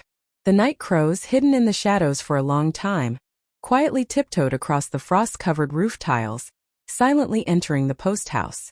The person in the black cloak, carrying the silken thread untainted by a single drop of blood, slowly ascended the steps. Inside the room, more than 10 candles illuminated the space as brightly as day. In the incense burner in the corner, smoke from the mind-clearing incense still wafted upwards. The sixth prince sat on the Grand Tutor's chair in the center, one hand propped against his forehead. His cheeks were hollowed, making him look much thinner. The youthful demeanor he once possessed had completely vanished, replaced by what he had accumulated through time and experience. Narls, the third prince intends to invite this prince to join his army. What are your opinions? The sixth prince tapped his finger rhythmically on the armrest of the Grand Tutor's chair. His face showed clear fatigue, yet his narrowed eyes were full of alertness and caution. To his right was General N, and below him were General An's subordinates. To his left was Yen Min Kwa, and below him were several well-known generals from Yaocheng. Vien Tam and Vong Ho were also present. The crown prince, the emperor's eldest son, was deposed. The second prince inherited the great succession. This is justifiable in terms of rights and law. The third prince has raised an army and rebelled. His name is not just, his words are not proper. The common people of the land have already suffered from foreign invasion, and now Great Zhao is embroiled in civil war. This is something that will be reviled by 10,000 people. Your Highness, it would be best not to get involved in the third prince's muddy waters. Among the generals, General N had the most seniority, and naturally he was the most qualified to speak. The sixth prince's finger tapped continuously on the armrest, his expression indifferent clearly. This was not the answer he wanted. He swept his gaze over the generals, then asked once more, do any of you generals have different opinions? The generals whispered among themselves. Except for Yen Min Kwa's men, the rest all expressed, your humble servants agree with General N. The sixth prince's gaze rested on Yen Min Kwa. General Yen, what do you think? Yen Min Kwa's cold eyes changed inscrutably, and he finally said in a deep voice, Your Highness needs a proper reason to raise his own banner. As soon as these words were uttered, the generals present couldn't help but gasp. Was this instigating the sixth prince to rebel? They looked at Yen Min Kwa with eyes that were both respectful and held unspeakable thoughts. If the sixth prince successfully seized the throne, he would certainly become the highest-ranking person in court. If the sixth prince later failed, he could also be pushed out as a scapegoat. This Yan Minghua truly dared to say anything. Before the sixth prince could express his attitude, General An angrily said, "My worthy son-in-law, I know you are a formidable general, but you are too eager for gain. You will only push His Highness into a state of disloyalty and unfilial conduct. To establish another dynasty oneself is naturally disloyal." The emperor's body had not yet grown cold, and several princes had already raised their own banners. This is unfilial. Yan Minghua indifferently lowered his eyes, clearly having ignored General An's words. Given the sixth prince's current situation, he could not but contend for the throne. If he did not contend, Consort Gao's maternal family held military power. The second prince, to eliminate future troubles, would certainly act against the southwestern army, unless the sixth prince willingly offered up his maternal family's military power. What the sixth prince truly wanted to ask was whether to follow the third prince, or to establish his own foundation. And Ding Yuan and the others clearly did not grasp the sixth prince's true intention. The sixth prince himself found it inconvenient to mention rebellion. He needed others to bring it up. That way, later when he inherited the legitimate succession, he would not be talked about by others. Yan Minghua did not mind bearing this responsibility. After all, he only needed the second prince to die. The generals below grew noisy. Since the emperor's demise, the sixth prince had not slept soundly. He only felt his head throbbing more and more. He snapped softly enough. The generals immediately fell silent. "General Yan, be careful with your words. Do not speak such words again." Most of the generals did not support him establishing himself as emperor. The sixth prince naturally could only suppress everything. These words were meant for General N and the others. Yan Minghua remained silent. Only when the sixth prince finished speaking, he suddenly overturned the table in front of him. The generals stirred, thinking Yan Minghua was angry out of shame. Unexpectedly, that table was suddenly split into two halves, falling to the ground with a clang. The cold silk thread once again flew towards the sixth prince. Yan Minghua drew the white bronze saber from his waist. The blade spun several times in the air, tightly wrapping the silk 3D, pulling back the thread that was rushing towards the sixth prince. It was unknown what material the silk thread was made of, tightly wrapped by the blade. Yet it did not break. Instead, it created several nicks on the blade. "Protect His Highness." Nye Yun drew the sword from his waist. Only then did the generals seem to awaken from a dream, each drawing the swords and sabers they carried, surrounding the sixth prince, cautiously looking out the chamber door. Yan Minghua's white bronze saber, tightly wrapped by the silk thread, was about to break. His expression changed. He drew another white bronze saber, using both sabers to wrap the thread, then yanked it hard. The wooden wall panel at the door also crashed down. The person in the black cloak could not withstand the strong force, and was pulled flying straight into the pile of broken door panels. A young general saw the opportunity, and quickly rushed forward with his saber, intending to deliver a killing blow. Yan Minghua frowned. "Get out of the way." The young general didn't flinch, thinking Yan Minghua was afraid he would steal the credit. He hurriedly pressed his saber against the neck of the man in the black cloak. "You audacious madman, how dare you assassinate His Highness?" The man in the black cloak lay on the ground, his voluminous cloak almost entirely covering his skinny frame. It was impossible to make out his face. Only a chilling cock laughter emanated from him. The other end of a silken thread, coiling like a snake, crawled from his ankle up to the young general's neck. The young general showed a look of horror before he could even retreat. The silken thread tightly wrapped around his neck and squeezed hard. A head rolled across the ground. Even though everyone present was a general accustomed to life and death on the battlefield, they couldn't help but feel a tremor of fear in their hearts. The four gaunt limbs of the man in the black cloak propped him up from the ground, making him look exactly like a praying mantis. Witnessing the eerie and terrifying nature of the silken thread, the remaining generals felt a slight apprehension and dared not advance. Vien Tam hefted his saber, intending to go assist Yan Minghua. Yan Minghua quickly shouted, "Focus on dealing with those reptiles outside. There are accomplices as well." Vien Tam saw a dark silhouette reflected on the window and swung his saber to cleave it. The window was cleanly shattered by his strike. A splash of blood also spattered onto the white window curtain. With the window broken, the scene outside became starkly clear to those in the room. The inn's guards lay scattered everywhere. Black-clad figures armed with sabers swarmed into the room like locusts. The generals and assassins clashed in a chaotic battle. Neep Van and Ndin Veen guarded the sixth prince, not leaving his side for half a step. The man in the black cloak once again urged the silken thread. The silver-white silken thread, like countless small snakes, coiled and slithered away. It was difficult for people to guard against. Yen Min Kwa's remaining white bronze saber was also nearly broken. Every time he wanted to get close to the man in the black cloak, the man was completely enveloped by dancing threads. If one was not careful and touched by the silken thread, it was sharper than any saber or sword, easily severing limbs. Ka. So this is all the good disciple of that old immortal Bak Ki amounts to. The black-cloaked man's voice was full of mockery.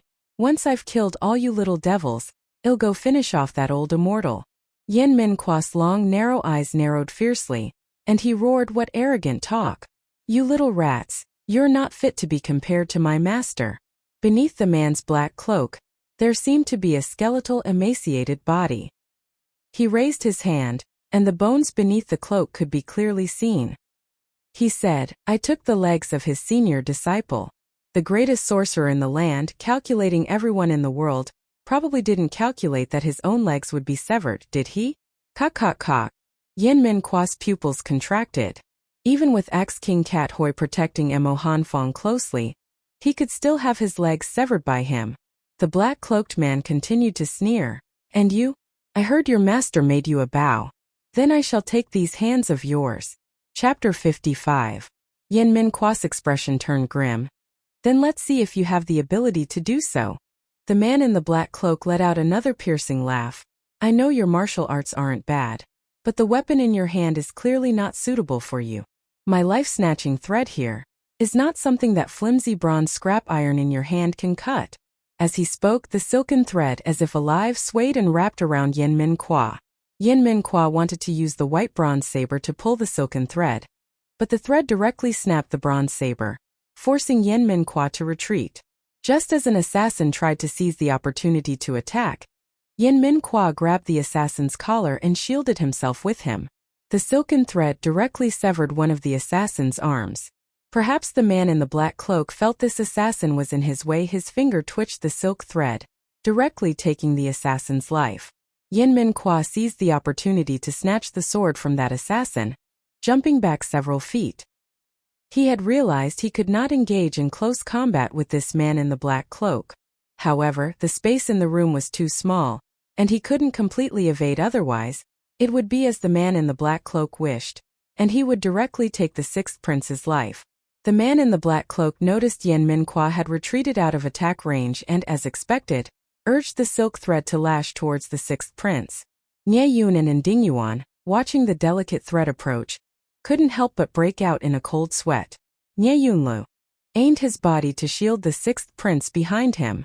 Yen Min Kwa cursed vehemently, grabbing a black-clad assassin and throwing him towards the silk thread. He also threw the sword in his hand towards the man in the black cloak.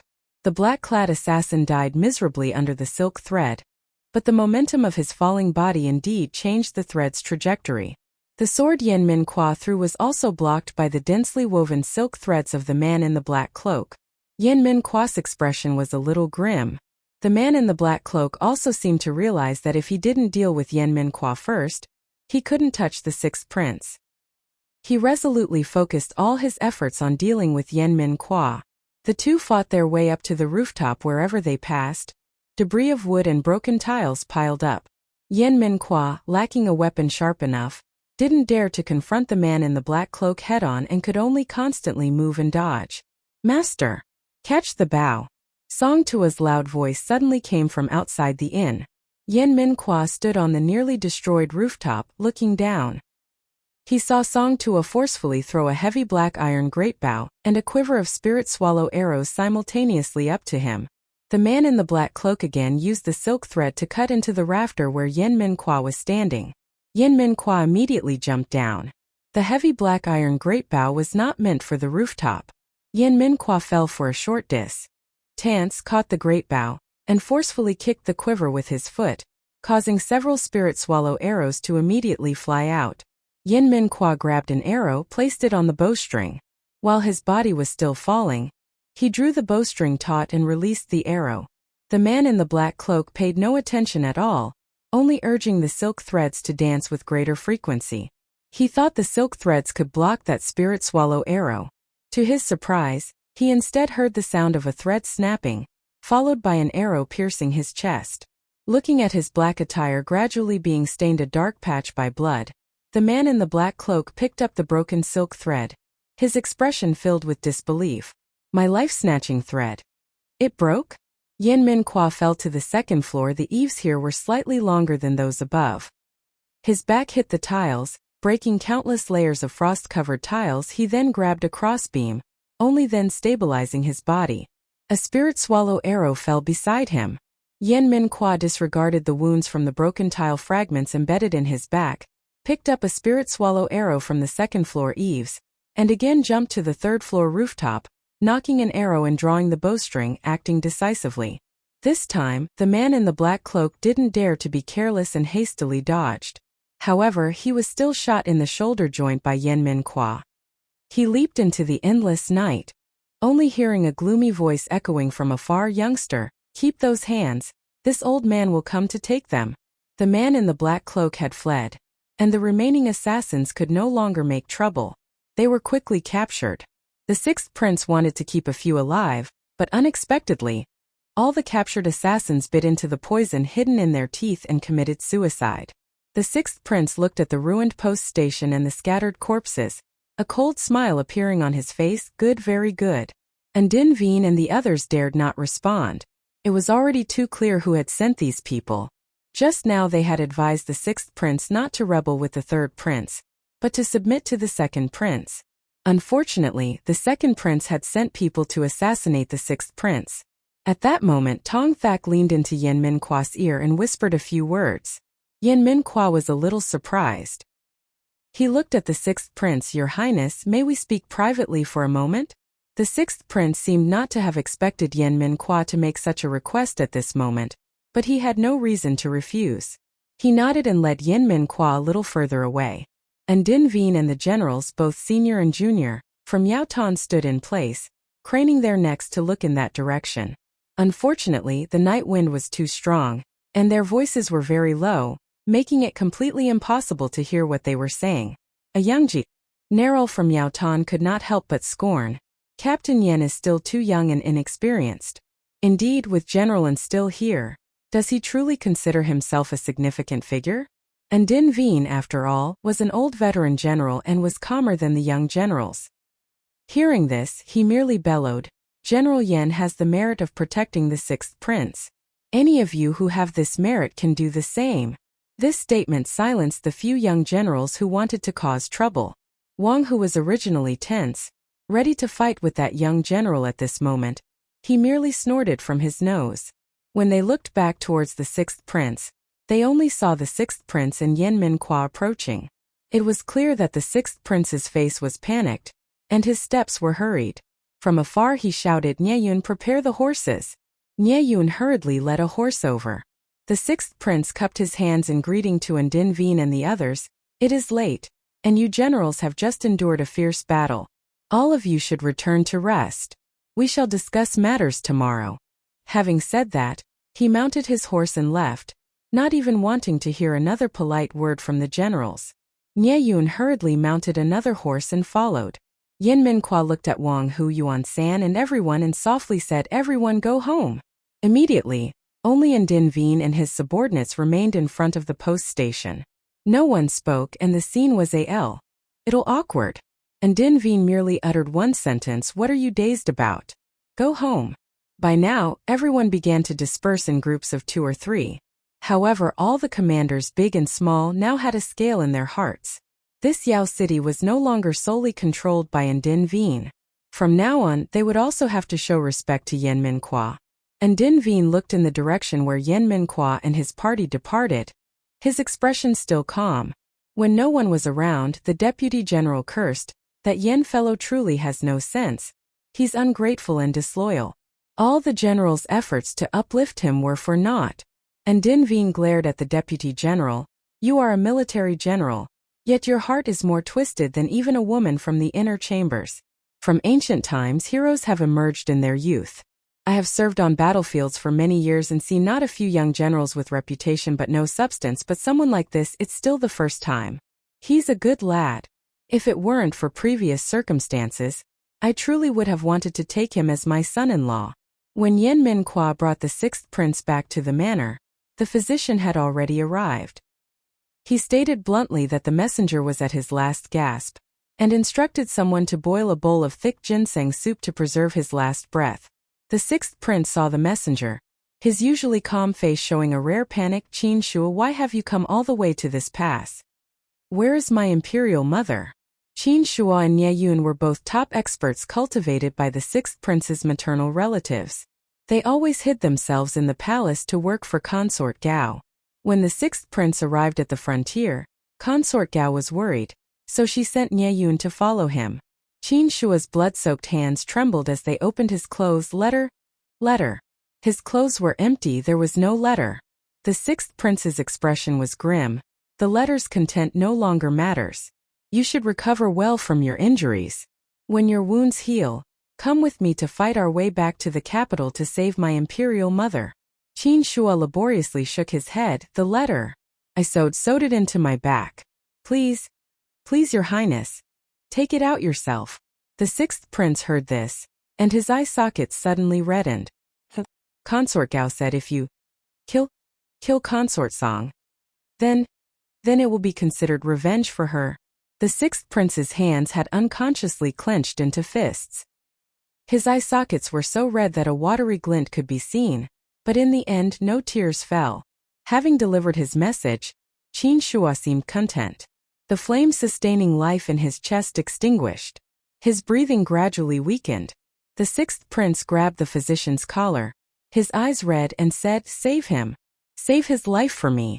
The physician, who was over 50 years old, was scared out of his wits by the sixth prince and bled as he said this. The king of hell wants his life now. I also have no way. Nye Yun held the sixth prince's shoulders tightly. He and Qin Shua both came from Consort Gao's manor, and their bond was naturally deep. His eyes were also red, and he said, Your Highness, to have followed you in this campaign. He did not live this life in vain. Please let him go. The sixth prince heavily closed his eyes. Lin Chu looked at this scene, an indescribable feeling in her heart. She felt a stinging sensation in her eyes, and buried her head into Yen Min Kwa's chest.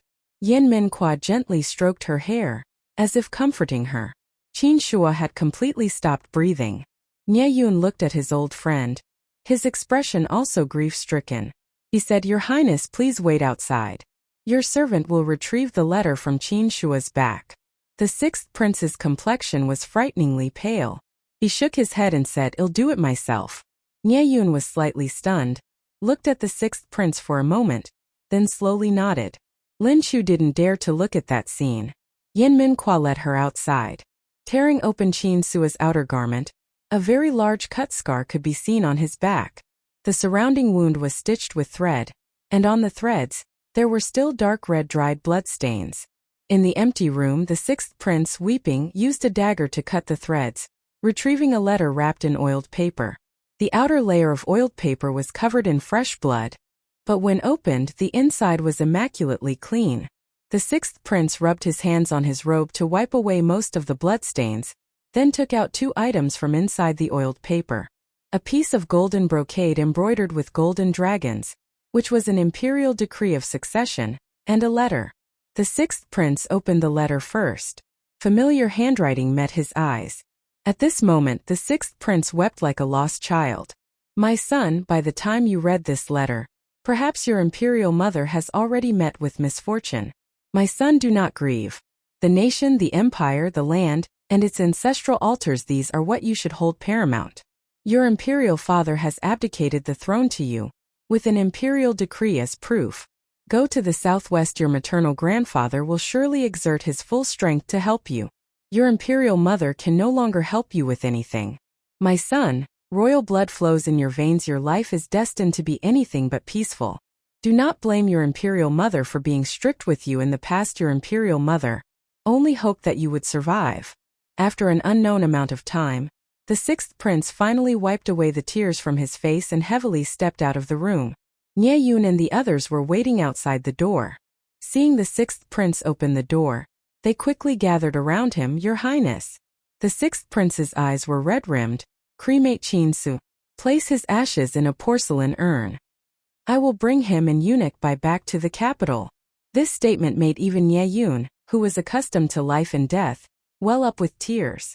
He bowed and replied yes. Yan Mingwa stood afar, looking at the sixth prince, only seeing the young man's back, as if supported by something. That evening, Yan Mingwa and Yuan San once again talked with the sixth prince through the night in the front hall. Lin Chu huddled under the covers in her room, holding a hand warmer, yet not feeling the slightest bit sleepy. She seemed to be able to foresee the coming era of chaos. Yan Mingwa was busier than before. Usually, he would only return after Lin Chu had fallen asleep. When Lin Chu woke up, he had already left again. In the blink of an eye, it was the 28th day of the 12th lunar month. Today was the wedding day of Lady Qin and Wang Hu. The military camp on the other side also had New Year's holiday. Lin Chu groggily opened her eyes and saw someone lying beside her. She was stunned for a moment before suddenly realizing that Yan Mingwa didn't need to go to the military camp today. He must not have slept properly for a long time now. He was sleeping very deeply. Lin Chu intentionally woke up gently, trying to move quietly, but even the slightest movement as she dressed roused Yan Mingwa awake. He reached out and embraced her, pressing Lin Chu's head into his chest. His voice, slightly hoarse from just waking up, asked, "Waking so early? Today Lady Qin is marrying Wang Hu, so I'm going over to lend a hand." Lin Chu was already very familiar with his scent, but now, being so close and in bed, she felt almost enveloped by Yan Mingwa's scent, and couldn't help but feel a little awkward. Yan Mingwa hummed a reply, but showed no intention of letting go. "My lord hasn't slept well these past few days. Please sleep a little longer." After Lin Chu finished speaking, she tried to gently remove Yan Mingwa's hand from her waist. Yan Mingwa suddenly flipped over and pinned her down. His long, narrow eyes lazily opened. His exquisite face had a hint of alluring charm, making Lin Chu shamelessly swallow. She was like a salted fish on a chopping board. My lord, I have to get up now." "I know," Yan Mingwa said, but his slender fingers deftly unbuttoned her top. Seeing her fair, delicate collarbones beautifully shaped, Yan Mingwa's eyes darkened. While putting on makeup, Lin Chu carefully examined the red marks on her collarbones in the somewhat blurry bronze mirror. Her face was flushed, as if about to steam. Fortunately, her winter top had a very high collar. To celebrate today's happy occasion, Lin Chu specifically wore a peach-colored satin jacket. The pure white rabbit fur collar made her face appear even fairer. Lin Chu pulled her collar closed, snorted, and glared at the person still sleeping soundly on the bed after having eaten her neck, then opened the door and left. Wang Hu's household had no close relatives.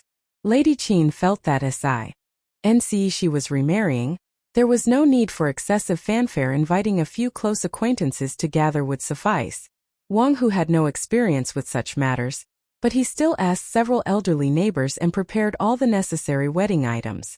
It could be said he did not treat Lady Qin shabbily, who knew that early in the morning, a great many guests would arrive. Wang Hu himself was a bit bewildered.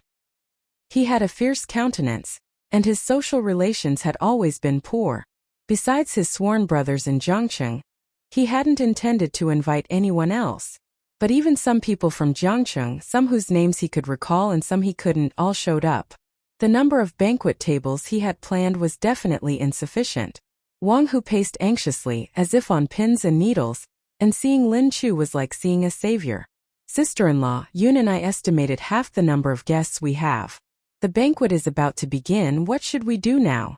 Qin Yun was Lady Qin's given name. Wang Hu's Yun made Lin Chu's skin crawl. Fortunately, Yan Mingwa had never called her that. Lin Chu calculated the time and said, "If you trust me, leave everything here to me. You should go lead the bridal procession to fetch the bride, or you'll miss the auspicious hour." Wang Hu was waiting for this very sentence. He immediately showed a grateful expression.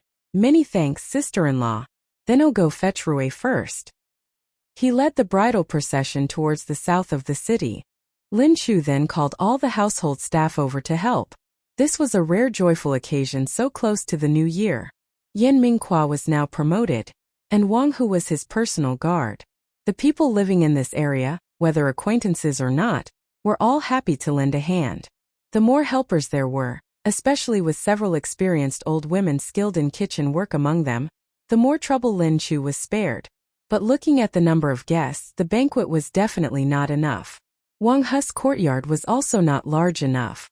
Lin Chu thought it over and over, then decisively told someone to book an entire tavern outside the alley, so that tavern could handle the entire wedding banquet today. Everything was prepared and ready, just waiting for the groom to bring the bride back. In one morning, Lin Chu had already become acquainted with several ladies. It wasn't out of the question that they intended to flatter her, but Lin Chu also knew that as Yan Mingqua's official rank steadily rose, this was inevitable. If others meant well, she didn't need to act standoffish. Becoming acquainted with these ladies was also beneficial to Yan Mingqua. After all, pillow talk had a significant effect. Outside the door, firecrackers exploded crisply. Several children cheered, "The bride is here." The savvy matchmaker, knowledgeable in all matters, helped Lady Qin, who was wearing a red veil, into the courtyard. She showered them with auspicious blessings, her words flowing like spilling beans. Wang Hu held the other end of the red silk ribbon, his face beaming with a simple, guileless smile. After a few steps, he would tilt his head to look at Lady Qin, making the surrounding onlookers burst into laughter. The bride stepped over a basin of fire. An old woman with silver hair spoke many auspicious words for the newlyweds. After that, the two began to bow to heaven and earth. Hearing the wedding officiant's loud call, Lin Chu looked at the two of them. In her heart, she offered blessings, while also feeling a mix of emotions. One of her shoulders suddenly felt heavy. Lin Chu turned her head and saw Yan Mingqua standing behind her. "You're up early?" Lin Chu suddenly felt the faint sadness in her heart dissipate. She smiled and looked at Yan Mingqua. Yan Mingqua put his arm around her shoulder, pulled her into his embrace and softly said, "Is my wife teasing me?" Lam So laughed at his teasing. "I don't." When the firecrackers crackled again, Yan Mingqua used his back to shield Lam So from the debris flying everywhere. Lam So was a head shorter than him. Standing like that, her head nestled perfectly into his chest. Yan Mingqua pressed one of her ears against his chest, while covering her other ear with his free hand. Lam So's heart beat a little faster. The sound of the firecrackers wasn't very clear, but the heavy, strong beat of his heart was distinctly audible amidst the noisy surroundings. Only when the firecrackers stopped did Yan Mingqiu release his hand from her ear. "Careful, you might damage your ears," he said. Seeing the teasing glances from the ladies, Lam So felt a little shy and mumbled, "I'm not a child, you know." Yan Mingqua smiled indulgently, not replying. The single men in Guangtan cheered each other on to go disturb the bridal chamber. Many people followed to watch the excitement. Lam So pulled Yan Mingqua to sit at a table. At the other table sat several white-haired old ladies. The old ladies, perhaps finding Lam So and Yan Mingqua a perfect match, couldn't stop smiling and handed them a red envelope. Lam So took it, a little surprised. One old lady tilted her head and said a few words to Lam So. Because their accents were strong, Lam So initially didn't understand. Later, when she heard the word children or something similar, she realized the ladies were wishing them to have children soon. Her face flushed red, and she secretly glanced at Yan Mingqua, only to see him intently shelling melon seeds. It seemed he hadn't heard what the old ladies said, and Lam So felt a little relieved. Idle, she continued to chat aimlessly with the old ladies. Suddenly, Yan Mingqua offered her a handful of shelled melon seeds. Lam So was still dazed. Without looking at her, Yan Mingqua continued shelling melon seeds. "I noticed you really liked eating melon seeds when you were at home. Even such a small preference of hers had been discovered by the great villain?" Lam So felt a little awkward. Holding the handful of melon seeds, a sweet feeling bloomed in her heart. The entire alley, bustling all day, finally quieted down in the evening. Lam So had a few cups of weak wine at the evening banquet. She hadn't felt anything before, but after being hit by a cold gust of wind, she felt a little drunk, her whole body dizzy. Fortunately, the two houses weren't far apart. Kin Hoa wanted to support her, but Lam So remembered Kin Hoa was on crutches, so how could she let Kin Hoa help? She wobbled by herself towards the front door of the house. Now she saw everything doubled. Seeing the house gate right in front of her, she walked over and knocked. But she knocked and no one answered. Kin Hoa gave a wry smile. "Madam, this is the fence, the door is over there." Already drunk, Lam So stubbornly kept knocking on the wall as if it were a door.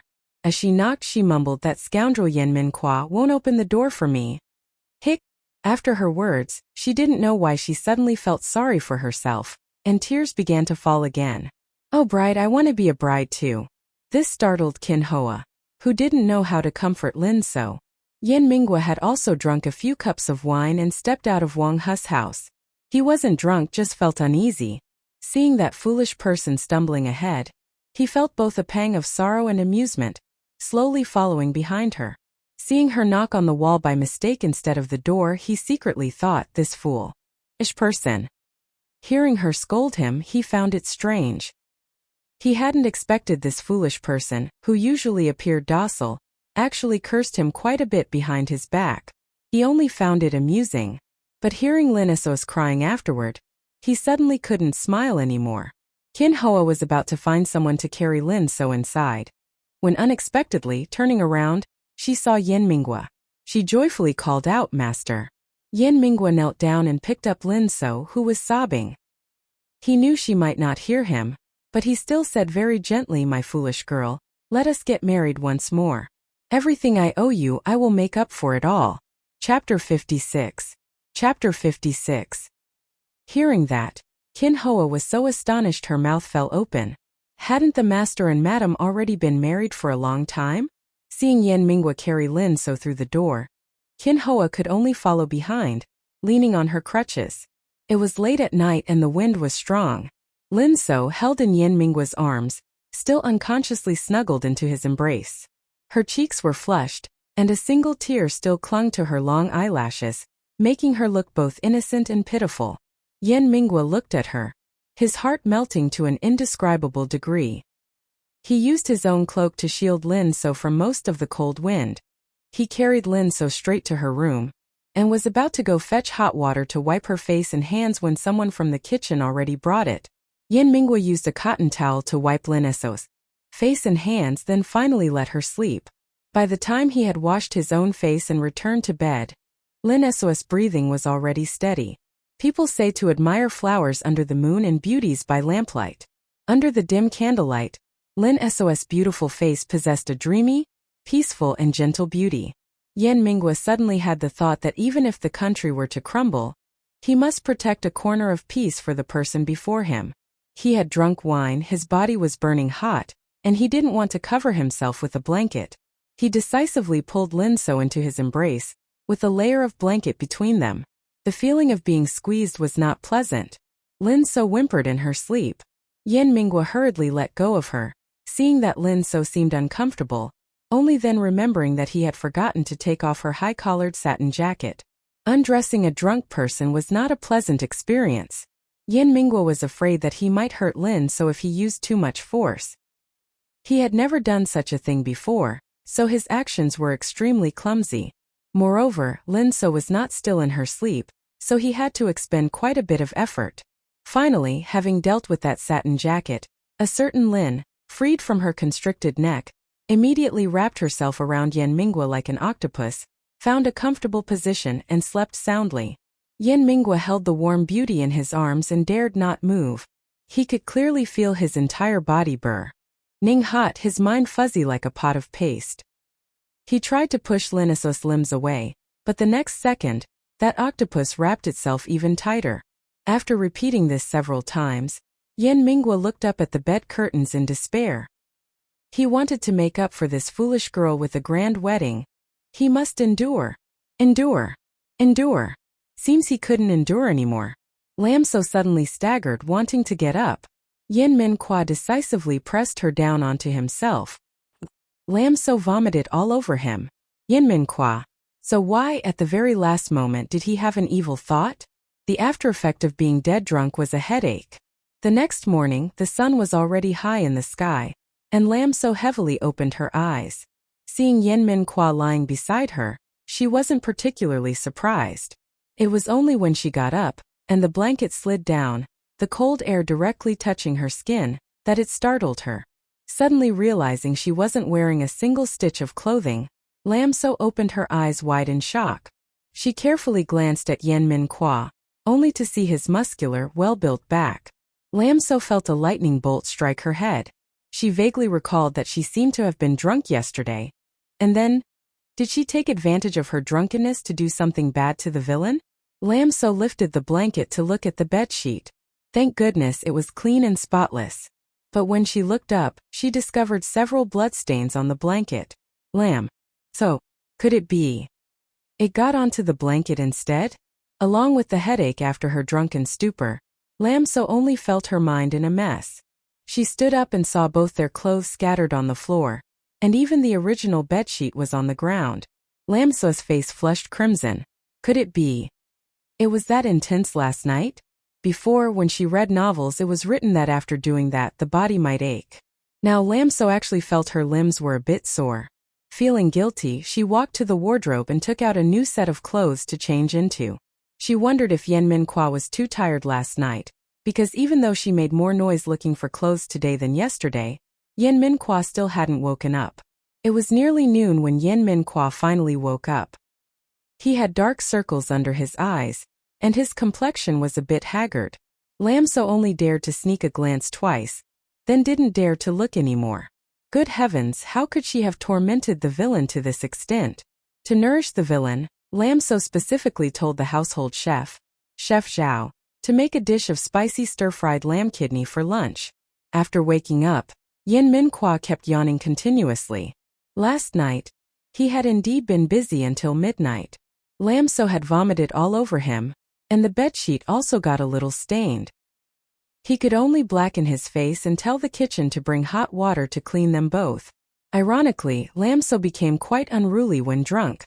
The moment he touched her, she whimpered like a cat. Her whimpering, after a while, again ignited a wicked flame within him. As he undressed Lam So completely to wash her, he became so stimulated that he got a nosebleed. Eventually, his nosebleed stopped, and the bed was cleaned thoroughly.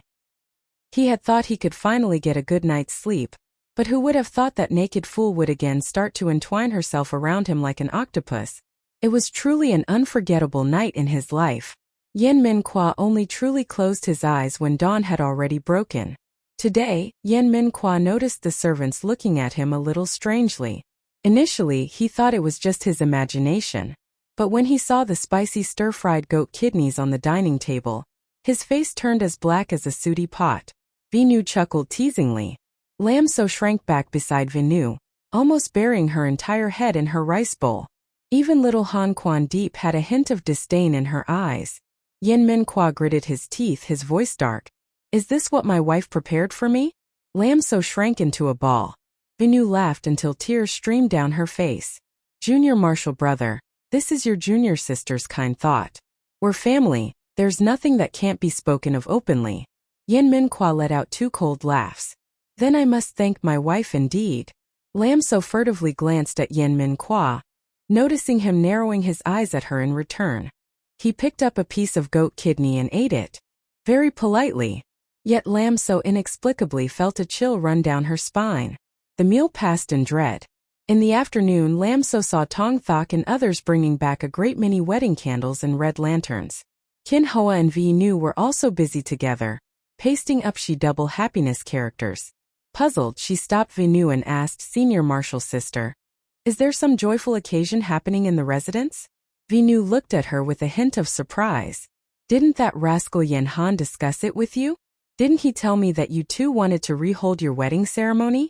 Lam So, looking bewildered, shook her head. My husband didn't tell me anything at all. Vi Nu immediately scoffed, that rascal. She then smiled brightly and patted Lam So's shoulder. He's probably trying to give you a surprise. Vi Nu and Kin Hoa had previously taken Lam So's measurements for clothes, so when making the wedding attire, there was no need to measure again. With just Kin Hoa and Vi Nu, it would be difficult to finish a set of wedding attire.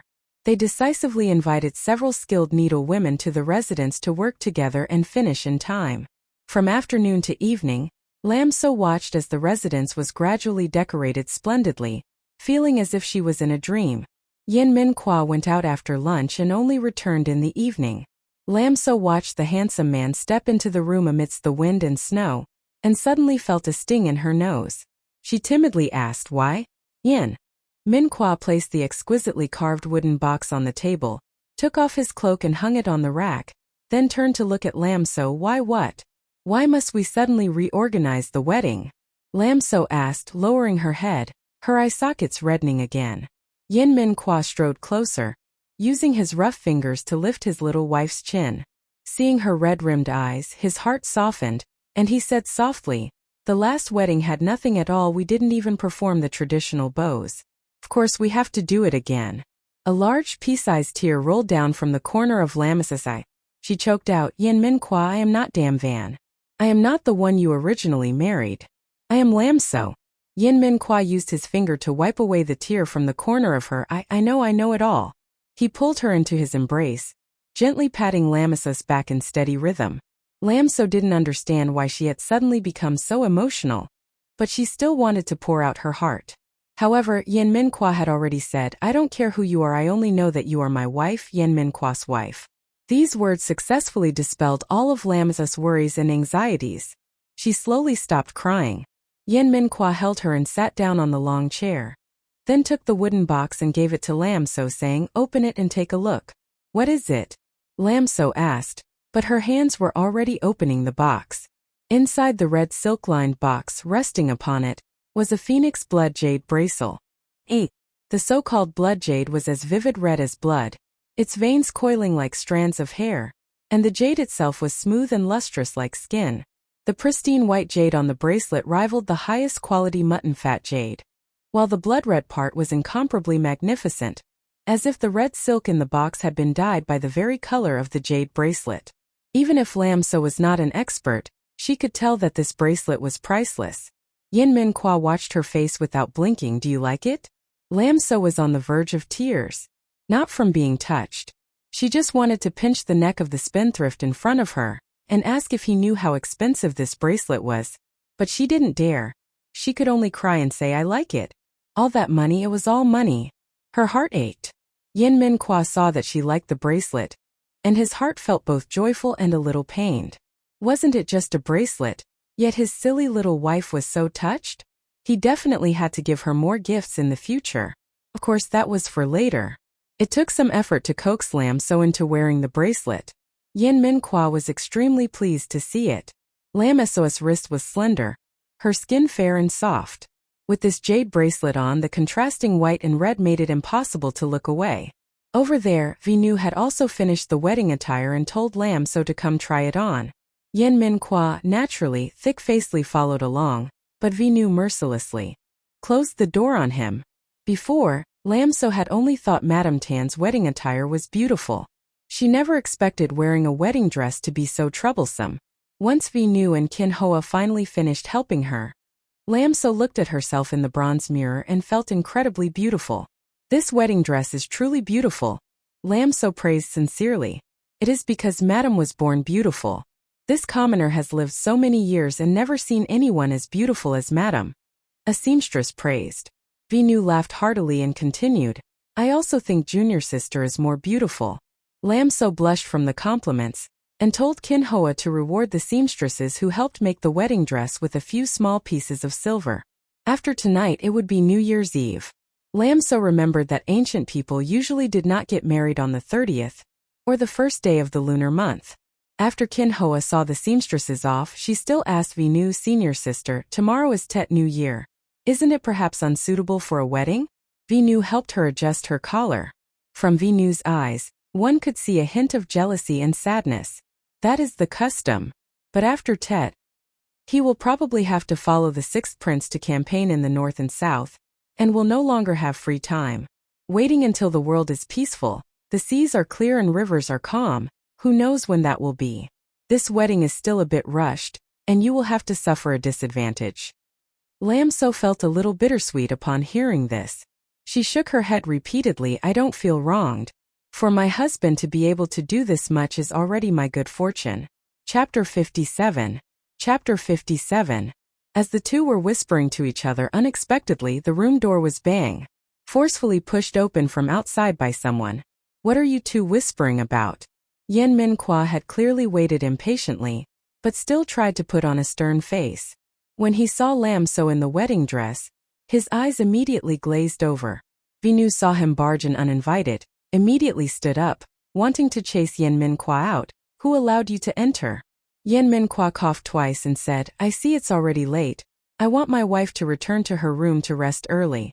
Vinu put her hands on her hips and said, "Junior sister-in-law is sleeping with me tonight. You go do your own business." Yen Minhua frowned, clearly displeased. Vinu gave him a disdainful glance. "It's only a few hours until dawn. I still have to do junior sister-in-law's makeup. It's more convenient for her to sleep here with me."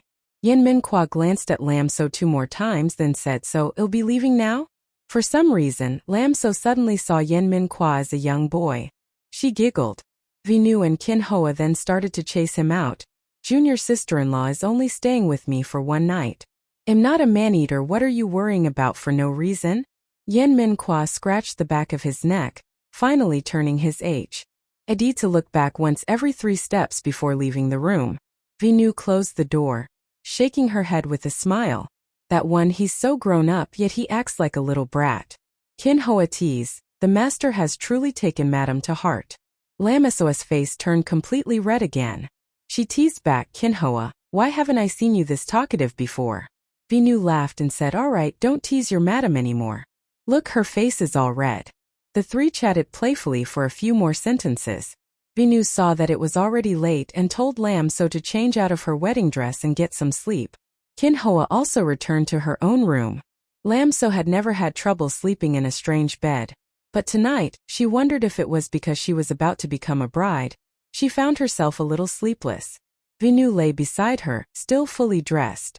Perhaps sensing Lam So's anxiety, she said, "Every woman has this day. The man you are marrying is a worthy man, don't be afraid." Lam So also couldn't clearly articulate her feelings. In her previous life, she was an orphan with no relatives, no particularly close friends, and no lover. Now, in this strange world, she suddenly found a sense of belonging. Tomorrow she would get married. She didn't know if other girls felt the same way, but in her heart, she still hoped she could talk to her mother, even though she didn't even know who her mother was. Lam So said, "I'm not afraid. It's just that I suddenly miss my mother." After she said this, the room fell into a brief silence. After a long while, Vinu gently sighed, "You silly girl, I understand. Back then, when I found out I was pregnant, I also felt very lost and helpless. At that time, I especially missed my mother, wanting to ask her what should I do. Perhaps she wouldn't have known what to do either. But just knowing there was such a person who could listen to me when I was desperate would keep my heart from feeling so afraid. But from the day I was born until now, I've never met her even once." Towards the end, Vinu also seemed sad. She smiled, "You silly girl, don't think about it anymore. Tomorrow is your happy day, you must be truly happy. Go to sleep." Lam So replied, "Yes." In her heart, she thought about countless things and couldn't remember when she had fallen asleep. In the 5th watch, she was woken up by Vinu to change clothes and do her makeup. After Lam So put on the radiant wedding attire, Vinu settled her in front of the dressing table and used a buffalo bone comb to comb her hair.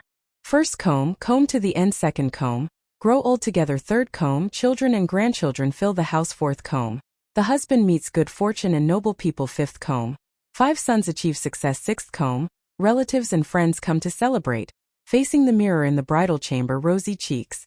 Vinu recited the hair combing poem commonly found in folk tradition during weddings, but Lam So listened until her eyes welled up with tears. Vinu glanced into the mirror, wanting to see if Lam So's hairstyle was right, but saw her face was full of tear stains.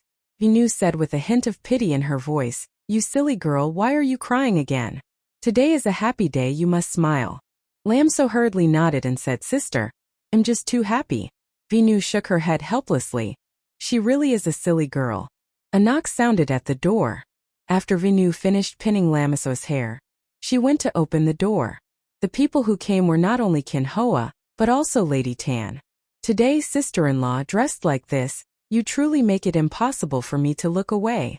Lady Tan, following her husband's custom, now addressed Lam So as sister-in-law.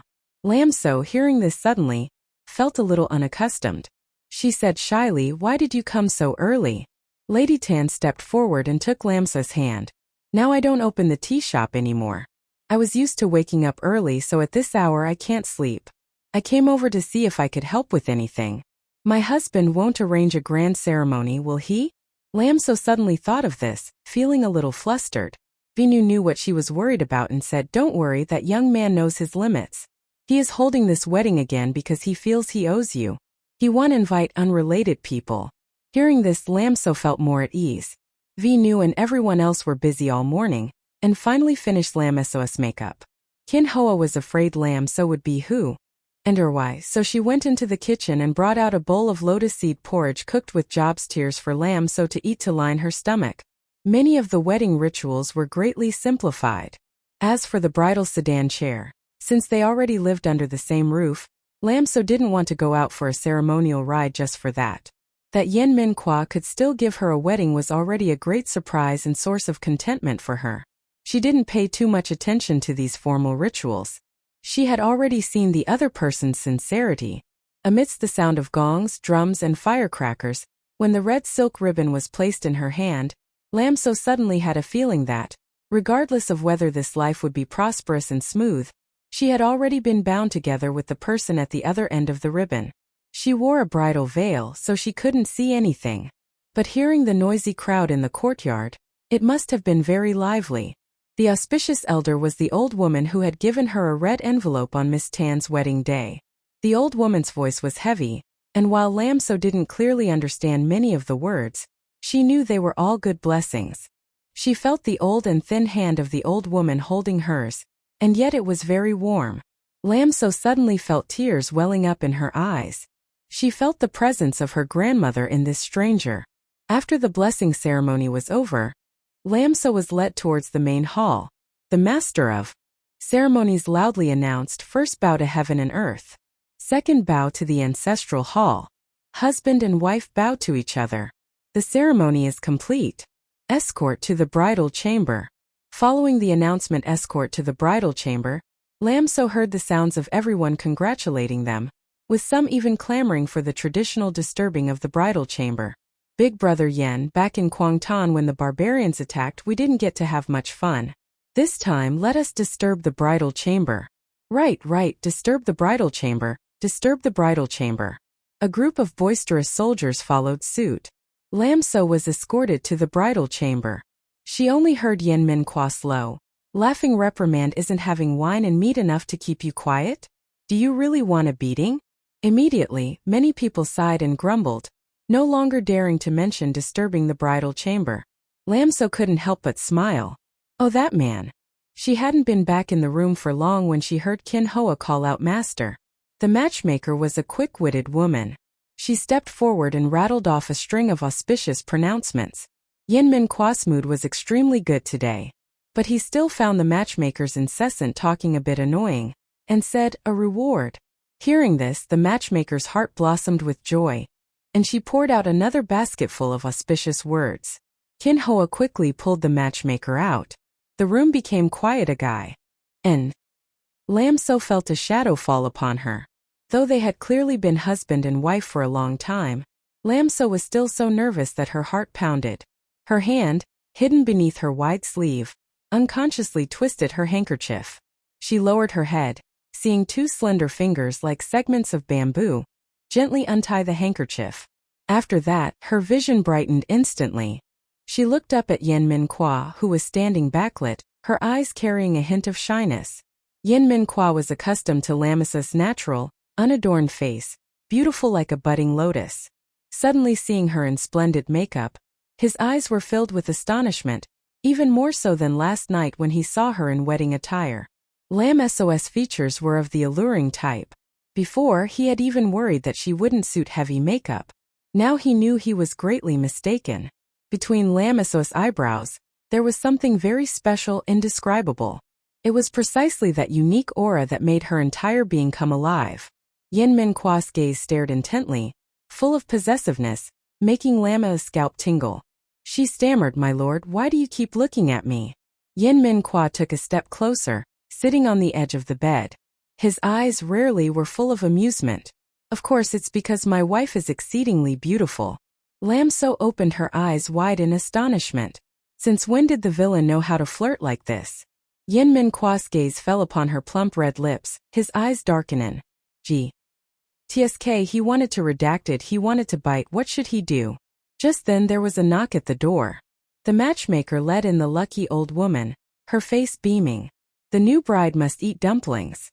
The lucky old woman was already old, her hands trembling a little as she tremblingly offered a dumpling to Lam So. Lam So took a bite, found it raw, and hastily spat the dumpling onto the plate that Jing He had brought. Is it sin? The matchmaker asked, smiling. The word sin sung in Vietnamese means both raw and cooked and to give birth. Lam So, having read many historical novels, knew the double meaning of the word. She blushed and said, sin born. The entire room burst into laughter. The matchmaker shouted loudly, the new bride said, sin? Next year, she will give birth to a plump baby. Everyone congratulated them again, and laughter echoed. After the lively activity was over, Yen Minqua still had to go out to receive guests. Although their wedding was simple in every aspect, all the sworn brothers from Jiangqing came. It so happened that during this major New Year festival, most of them were single and didn't know how to celebrate the New Year at home. It was better for a group of brothers to gather and make it lively. After the lucky old woman and the matchmaker left, Lam So immediately told Jing He to help her take off all the head jewelry. She didn't use heavily weighted hairpin sets. But when Wei Ru and Madame Qin styled her hair, they still adorned it with New York hairpins and ornaments. For Lam So, who wasn't accustomed to wearing a head full of jewels, it felt like she had been wearing a golden brick on her head all day. After removing her makeup, Lam So changed back into her everyday clothes. Although the wedding gown was beautiful, everyday clothes were still more comfortable. Jing He was afraid she was hungry and secretly brought a plate of pastries from the kitchen. Lam So didn't stand on ceremony and ate half the plate. It was already dark, and her stomach had nothing else besides the morning's bowl of porridge. Jing He was afraid she wouldn't eat enough and wanted to bring a few more snacks. Lin Chu was a little embarrassed and quickly said there was no need. Although this was their own home and there was no need to be overly constrained, Lin Chu still felt it wasn't quite right. Looking at the She Double Happiness character pasted on the window, the dragon and phoenix wedding candles burning on the table, and the entire set of bedding also a vibrant red, Lin Chu suddenly felt that at this moment, she was truly happy. Jing He stayed with her until midnight. Both mistress and servant were drowsily nodding off when they heard a knock at the door. Both instantly became alert. Jing He went to open the door. It was Song Tuo, supporting an utterly unconscious Yen Minqua who was dead drunk. He said, a little helplessly, his lordship was plied with wine and is completely drunk. Hearing this, Lin Chu was both amused and annoyed. She also stepped forward to help support the limp Yen Minqua. Even with Jing He's strong arms, supporting Yen Minqua still felt tiring. Lin Chu felt she couldn't possibly drag this burden along. She was both annoyed and amused. How did you get this drunk? Before Song Tuo could answer, the drunkard already yelled, I'm not drunk, I got married, I'm happy. Song Tuo wiped the sweat from his forehead and said, Master, you are drunk, and you are already in your room. He had never seen Yen Minqua lose control like this before. Hearing in your room, Yen Minqua seemed to have a switch flipped. His entire body immediately sobered up. He stood straight on his own, rubbing his forehead. His voice was a little hoarse, in my room already. Both Song Tuo and Jing He thought he had sobered up, and felt a little more relieved. Even Lin Chu thought so. She sighed in relief and said to the two of them, tell the kitchen to make some hangover soup, and also bring some water for my husband to bathe.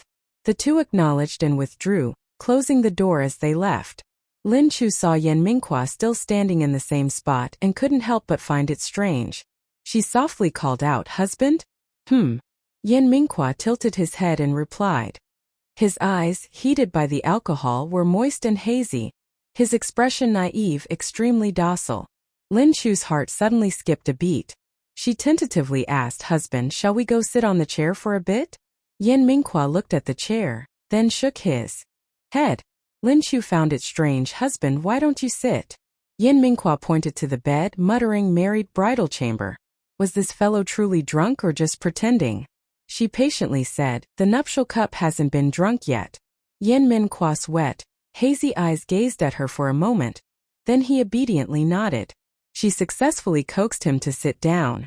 Lin Chu had originally intended to wait for Jing He to bring the hangover soup, but unexpectedly, Yen Min Kwa himself fumbled with the wine cup and then offered it to her.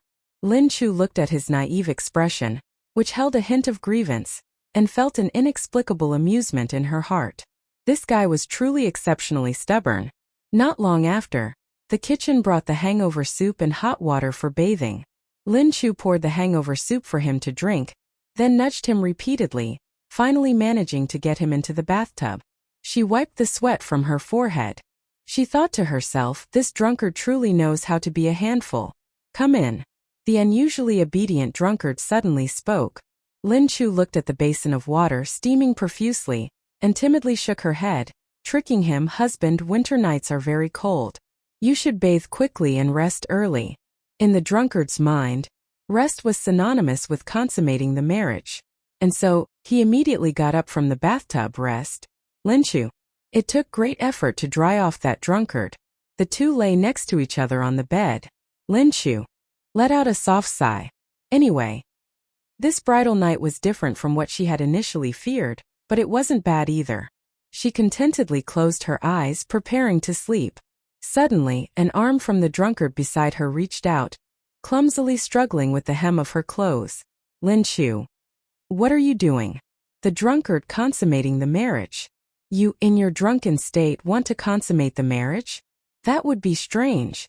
Lin Chu, completely free of any psychological burden, continued to trick him. We are sleeping in the same room that is consummating the marriage. Ah.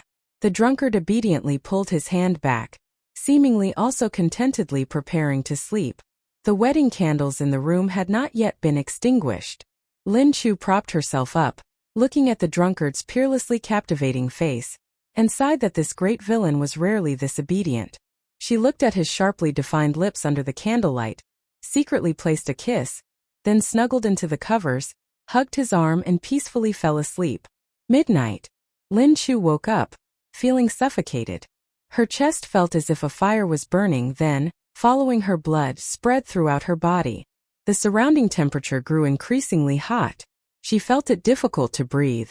Drowsily opening her eyes, she saw an exaggeratedly handsome face before her eyes. Lin Chu's heart gave a start. You're not sleeping, what are you doing?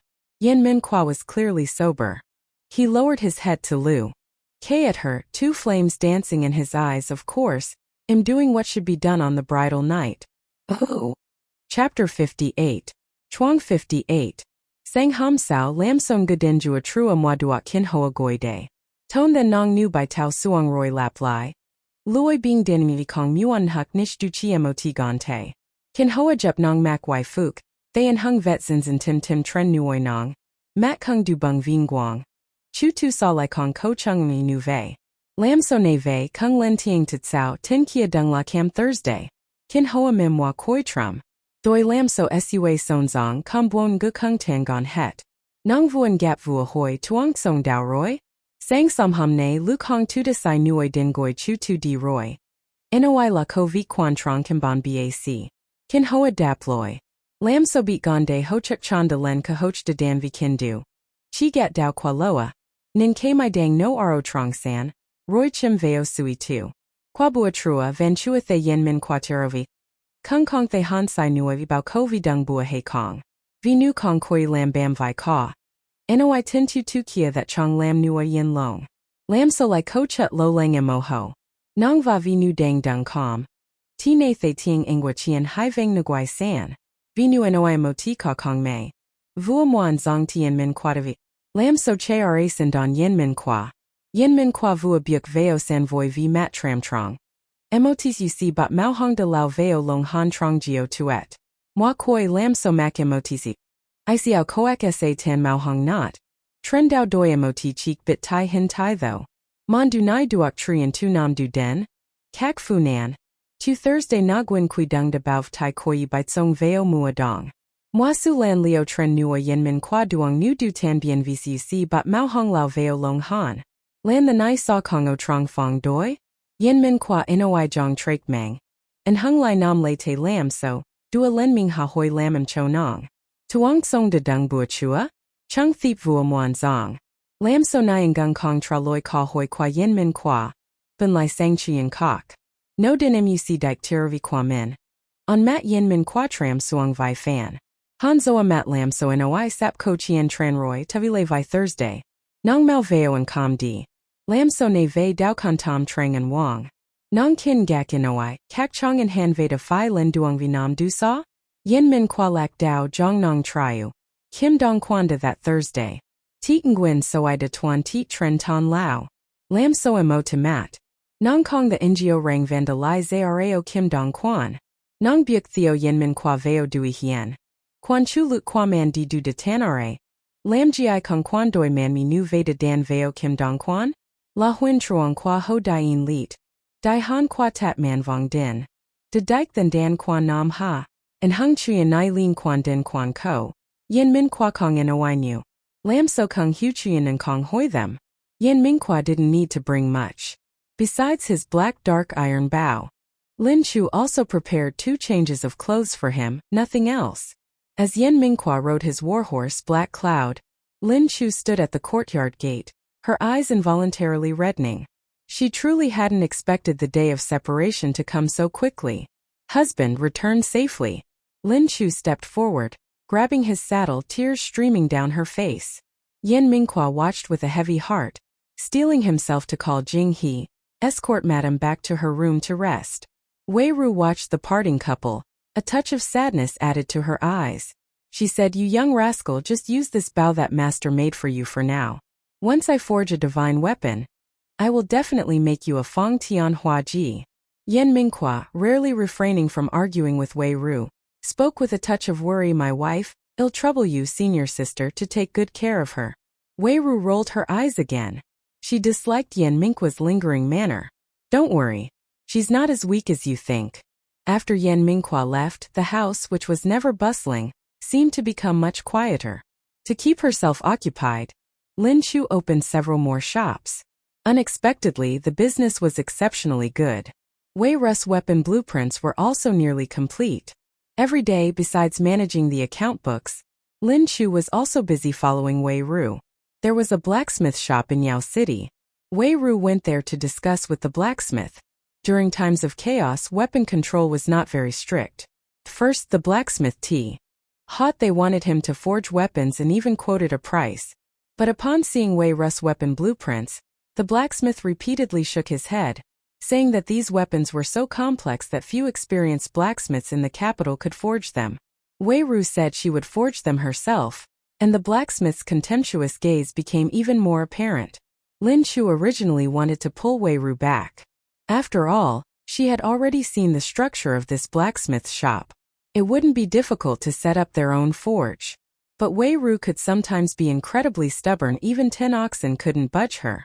She felt she was being looked down upon, and as a grand master of forging, she couldn't swallow this insult. She immediately wanted to demonstrate her skill in front of the blacksmith. Snow fell like goose feathers. The blacksmith shop was drafty on all sides. In the large square forge, flames occasionally flared up. In front of the blacksmith shop stood an unnamed tree. The north wind blew, sending the remaining dry leaves that hadn't fallen throughout autumn swirling to the ground, only to be swept into the shop by the wind, turning into ash in the flaring flames. Wei Ru took off her cloak, and even half removed her tight-sleeved jacket, exposing her arms. Lin Chu watched with a pang in her heart, fearing this ancestor would catch a cold. She advised, "Senior sister, why don't we go home and forge it ourselves?" Wei Ru glanced at the large water vat next to the villain said, "This is Yuanzhong River water, a rare find." Because of this remark, the blacksmith looked at Wei Ru with an even stranger gaze. The final step in forging is quenching. Quenching is when a finished steel blade is heated red-hot in the forge, then immediately plunged into cold water for sudden cooling. Repeating this several times makes the weapon sturdy and elastic. The quenching process seems easy but is extremely difficult to master. The timing of heating, the degree of cooling, and the water quality all have a significant impact. Insufficient quenching results in a blade that isn't hard and is easily bent. Over-quenching makes the blade brittle and prone to breaking. Achieving just the right quench requires immensely rich experience. Of course, quenching is also very particular about water quality. For this young lady before him to immediately identify the type of quenching water, her background must be extraordinary. The blacksmith here had iron ore. In the forge there was even molten iron. Today Wei Ru wanted to forge a green dragon crescent blade. She took several pieces of iron that had been melted and cooled in the forge, threw them into the glowing coals to heat them a second time, then pointed to a servant to operate the bellows. To the sound of the bellows hula hula, the flames in the furnace grew increasingly fierce. Several iron ingots slowly glowed red. Vinu used large iron tongs to pull one out, placed it on the specialized forging end. Vil raised the sledgehammer, weighing over 100 jin, from beside her, and began to strike powerfully. The blacksmith glanced at the large sledgehammer, nearly as tall as Vinu's waist, and his eyes almost popped out of their sockets. What did this young lady eat to grow so powerful? How could her arms possess such immense strength? Vinu heated, folded, and repeatedly hammered the iron, muttering to herself as she worked. Lam So saw profuse sweat on Vinu's forehead and stepped forward to wipe it away with a cloth. As she got closer, she clearly heard Vinu counting. Counting to 72, Vinu had been forging for 3 and 6 hours, her clothes practically drenched in sweat. Her hair was matted to her forehead, as wet as if she had just been pulled from the water. Vinu placed the shape dao back into the furnace for another heating, finally plunging it into a vat of water to temper it. With a hiss, the green dragon crescent blade was lifted out. Its blade was astonishingly sharp. The blacksmith was utterly awestruck. 72 temperings. Who exactly are you, young lady, to know the secret of this 100 refined steel? Vinu moved her aching arms and simply stated, "My surname is V." The blacksmith's expression instantly turned to one of terror. He continuously prostrated himself. "I never expected to meet someone from the V clan in this lifetime. If you do not disdain me, young lady, would you consider taking me on as a disciple?" Lam So careful. Ly scrutinized the blacksmith's face. She hadn't expected him, who looked as imposing as a tower, to have a face that could be described as delicate. Vinu was a carefree person. She waved her hand, not caring in the least. "I don't wish to take on disciples right now. We can discuss it later." On the way back to the manor, Lam So vaguely felt that life within its walls might not remain peaceful for long. She had, of course, also told Vinu the principle that in chaotic times, one must hide one's talents. Vinu, knowing her good intentions, patiently explained to Lam So that their profession of weapon forging was different from others. Everyone valued integrity and righteousness. Lam So only half understood. But the next morning, she heard the gatekeeper say that a blacksmith had come seeking refuge. Lam So secretly went to look, and indeed it was the blacksmith from yesterday. A strange feeling stirred within her. She suddenly had a hunch that this blacksmith might have come because of Vinu. But these were all unsubstantiated matters, and Lam So found it inconvenient to draw conclusions. So she recounted the blacksmith's arrival to Vinu. Vinu, however, didn't think along those lines, only saying that little blacksmith has some basics. But by the time my daughter grows up, he could already be her uncle. As for this disciple, I don't have to take him on, I really don't. Lam So. Should she say this girl was carefree or too carefree? Han Quan Deep, who was sitting in Irby studying prenatal education texts, suddenly had his small face darken. A blacksmith? He had to find a way to make him leave. He remembered in his previous life, his wife had always said that only men who knew how to forge iron were real men, and she admired such people immensely. He had to nip all obstacles in the bud on his path to pursuing his wife. In Yen Minqua's absence, time seemed to fly by quickly. In the blink of an eye, it was already the end of the first lunar month. Lam So had only received one letter from Yen Minqua. Jutan was in a strategic and perilous location, so the barbarians dared not easily trespass. There was nothing major happening there. The blacksmith finally moved his shop to the end of the alley. From time to time, he would bring over a few things, saying they were to show respect to his master. Vinu paid no mind to the matter at all. On the contrary, she and Kin Hoa instigated Lam So to make Yen Minqua a spring garment. It was Lam So's first time sewing clothes. Luckily, she made an undershirt. Though not beautiful, it wasn't so bad as to make Yen Minqua lose face. Under the guidance of Vinu and Kin Hoa, her stitches were very even. Finally the garment was complete. Her fingers, pricked by the needle, still throbbed, but Lam So felt very happy. Fearing Vinu and Kin Hoa would mock her, she lit a lamp that night and embroidered the character So Chu onto the hem of the shirt. The clothes were sent away, but for half a month no reply was received. Lam So heard that the battle at Golden Cauldron Pass was exceptionally brutal. The Northwest Army, lacking support from the imperial court, was still at a slight disadvantage against the barbarians. Fortunately, the 6th Prince's maternal grandfather intervened, providing aid with the Southwest Army.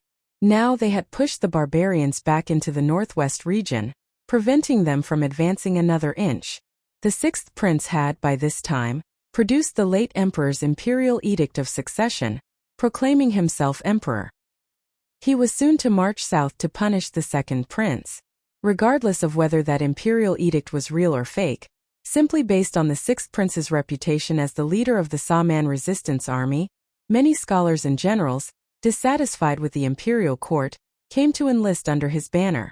The armies of the 2nd Prince and 3rd Prince had engaged in numerous battles in these few short months. The common people were complaining everywhere. The 6th Prince's popular prestige, however, had risen to the highest. When the first spring thunder sounded, Yao Cheng also fell into a chaotic situation. After Marshal Shui of the Northwest Army martyred himself on the city wall, the imperial court remained in disarray. During these months of warfare, the Northwest Army had been almost entirely absorbed under the 6th Prince's command. Allied with the Southwest Army, the barbarians gained no advantage whatsoever. Seeing the 6th Prince leading the Northwest and Southwest armies south, preparing to advance directly to the imperial capital, Golden Cauldron Pass was now as fortified as a bronze fortress, and the barbarians dared not touch it. Instead, they turned back to attack Yao Cheng. Alarm drums within the city rang for 3 days straight. The common people, who were initially indifferent, now became confused and fearful. Previously, when war raged beyond the passes, they could head south to take refuge. Now Nandu was also in chaotic battle, with grievances reaching to the heavens, and the common people did not know where to flee. When Yen Minhua received news that Yao Cheng was besieged, his army had already approached Nandu. He was so enraged that he smashed the wooden table. Shun Su, that villain. Shun Su was the 2nd Prince's name. The reason Golden Cauldron Pass fell so easily was that the 2nd Prince's men had played tricks. To secure his position as emperor, the 2nd Prince did not hesitate to negotiate with the barbarians, offering the entire Northwest region to them. The condition was that the barbarians had to hold back the 6th Prince's forces. But he could not have imagined that the 6th Prince would be able to quickly bring the Saaman Great Army under his control. After learning that 2 of the 6th Prince's main generals in the Northwest Army had families in Yao Cheng, he immediately ordered the barbarians to besiege Yao Cheng, choosing a brig future or their wives and children remaining in Yao Cheng. This would have to be decided by the generals under the 6th Prince themselves. And Ding Yuan, of course, also accompanied them, having contributed greatly to this battle. Both he and Yen Minhua had gone south, so Yao Cheng naturally had no one left who could fight. Along this southward journey through many battles both large and small, the 6th Prince had witnessed Yen Minhua's valor. Now, with a pivotal battle approaching, if Yen Minhua were not here, they would lose half a chance of victory. The 6th Prince knew what he was worried about and said in a deep voice, "Beloved Minister Yen, I know you are worried about Yao Cheng. But at this juncture, we can only take Nandu first, and only then can we return to relieve Yao Cheng." Yen Minhua said nothing, only clenching his hands into fists. Chapter 59. Chapter 59. This spring rain lasted for several days straight. Rainwater streamed ceaselessly from the tiles on the eaves, like a crystal curtain. Lin Chu stood under the corridor, gazing at the endless rain, lost in thought. The pomegranate tree in the courtyard had sprouted new buds, its delicate branches trembling in the wind and rain. Someone draped a cloak over her. Lin Chu turned her head to look, and it was Wei Ru. "Senior sister, tell me, can Yao City hold out until my husband and the others finish pacifying Nandu?" she asked. Wei Ru's belly was now clearly visible. Fortunately, the servants in the manor were all private guards trained from the Marquis of Yanggan's residence previously, so no one dared to utter inappropriate gossip. Wei Ru's expression was very calm. Can hold out. She tilted her head and looked at Lin Chu. This spring rain arrived just in time. After a winter, the water stored in Yao City's mountain reservoir had almost dried up. Now it's good the reservoir is full of water, and there's the city moat to block them. Even if the barbarians attack the city, they will only bring trouble upon themselves. Upon hearing this, Lin Chu furrowed her brows again. The reservoir? She looked at the pouring rain, her expression suddenly changing. Is there anyone guarding the reservoir? Wei Ru couldn't answer this question either. After all, matters like border defense were only clearly known to those in the military. Lin Chu didn't have time to explain much to Wei Ru. She ran along the corridor while loudly calling out Song Tua's name. Song Tua heard Lin Chu's call and hastily ran over in the rain. Madam, I was teaching the young master archery. What happened? The rain was heavy and occasionally, raindrops flew into the corridor, wetting Lin Chu's clothes. She said impatiently, with such heavy rain, is anyone guarding the reservoir? Song Tua, after all, was not a soldier from Yao City's barracks, so he couldn't answer this question immediately. He only replied, I don't know. But the reservoir is such an important place. General and must have appointed trustworthy people to guard it before heading south. After hearing these words, Lin Chu's heart tightened even more. Although many things had deviated from the original plot's trajectory, she remembered that in the original plot, the frontier faced two major disasters this year. One was the disruption of the salt supply, which had already happened earlier and been averted. The second was a flood. After Yan Mingguo followed the sixth prince south, Yao City had suffered a catastrophic flood, and then an epidemic broke out. And the cause of all these events was that the floodgates of Yao City's reservoir had been blocked by the barbarians. During a spring rain, the reservoir dam broke and the floodwaters originally used to maintain the city moat almost submerged the entire Yao City. Lin Chu said in a deep voice, Song Tua, what I'm about to say could concern the survival of all of Yao City. You must follow my orders. Lin Chu's serious expression immediately made Song Tua serious as well. He said, Madam, please speak. Even if your subordinate has to risk his life, he will protect Madam's safety. In Yao City, how many personnel do we have available? Lin Chu asked. Only 500 elites, and as for scattered soldiers, we can gather around 2,000 people, Song Tua replied. To the sound of rain falling on the bluestone pavement, Lin Chu thought for a moment, then said, send 100 elites up the mountain. Tell them to guard the reservoir. The barbarians are camped outside the city and have shown no movement for many days. Perhaps they are waiting for this spring rain, wanting to use the water in the reservoir to help them breach Yao City's gates. Yao City's strategic location could be said to be half due to this reservoir. Now that Lin Chu had said it, Song Tua also understood the crucial point. He immediately clasped his fists. Madam, rest assured, your subordinate will immediately dispatch men to the mountain. This place and the adjacent courtyard were only separated by a wall. Not far from there was also a small door. Although the sound of the rain was loud, what they said, people in the adjacent corridor could still hear clearly. Han Juni stood under the adjacent corridor, in his hand a small bow custom-made for him. He looked at the target board set up in the rain. His eyes, black like grapes, were cold and held some unspoken things. He reached into the quiver, drew an arrow, placed it on the bowstring and pulled it taut with force. With a whoosh, the short arrow flew forth. Its sharp tip split the long arrow already stuck in the target, finally embedding itself directly into the bullseye's bright red center. The fletching of the short arrow still trembled slightly in the wind and rain. Han Juni threw the small bow down and strode steadily towards the other end of the corridor.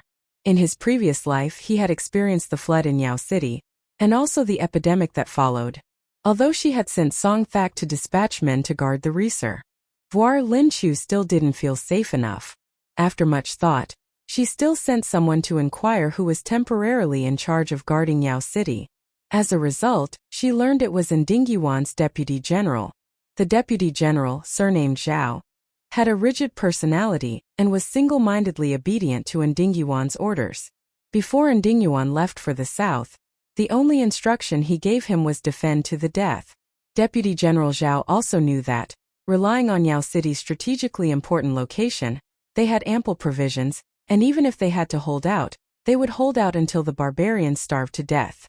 Therefore, in recent days, even though the barbarians were encamped on the other side of the city moat, as long as arrows from the city walls weren't fired, he would turn a blind eye. Trying to get Deputy General Zhao to increase troops guarding the reservoir would likely be futile. Lin Chu looked at the map covering the tabletop, feeling her head throb as if being hammered. "Auntie!" A clear voice suddenly rang out at the door. Lin Chu saw the little Han Bun appear in her sight. She rubbed her throbbing forehead and said, "Auntie is busy right now, Jun. Go play with Auntie Wei." Han Jun's bun-like face furrowed. Did he give the impression that he only knew how to play? He strode into the room with his short legs, which had grown quite a bit. "Auntie, I had a very bad dream." He was still a child after all, so Lin Chu set aside her thoughts, prepa ring to comfort Han Jun. But she heard Han Jun say, "Auntie, I dreamed that there was a lot of water outside the city gates. Oil was floating on the surface of the water. That layer of oil caught fire. And no matter how heavy the rain was, it couldn't extinguish it. Many people burned to death." At this point, he showed a frightened expression. Lin Chu was about to say that dreams were all false, but Han Jun's dream, oil floating on the water, then catching fire.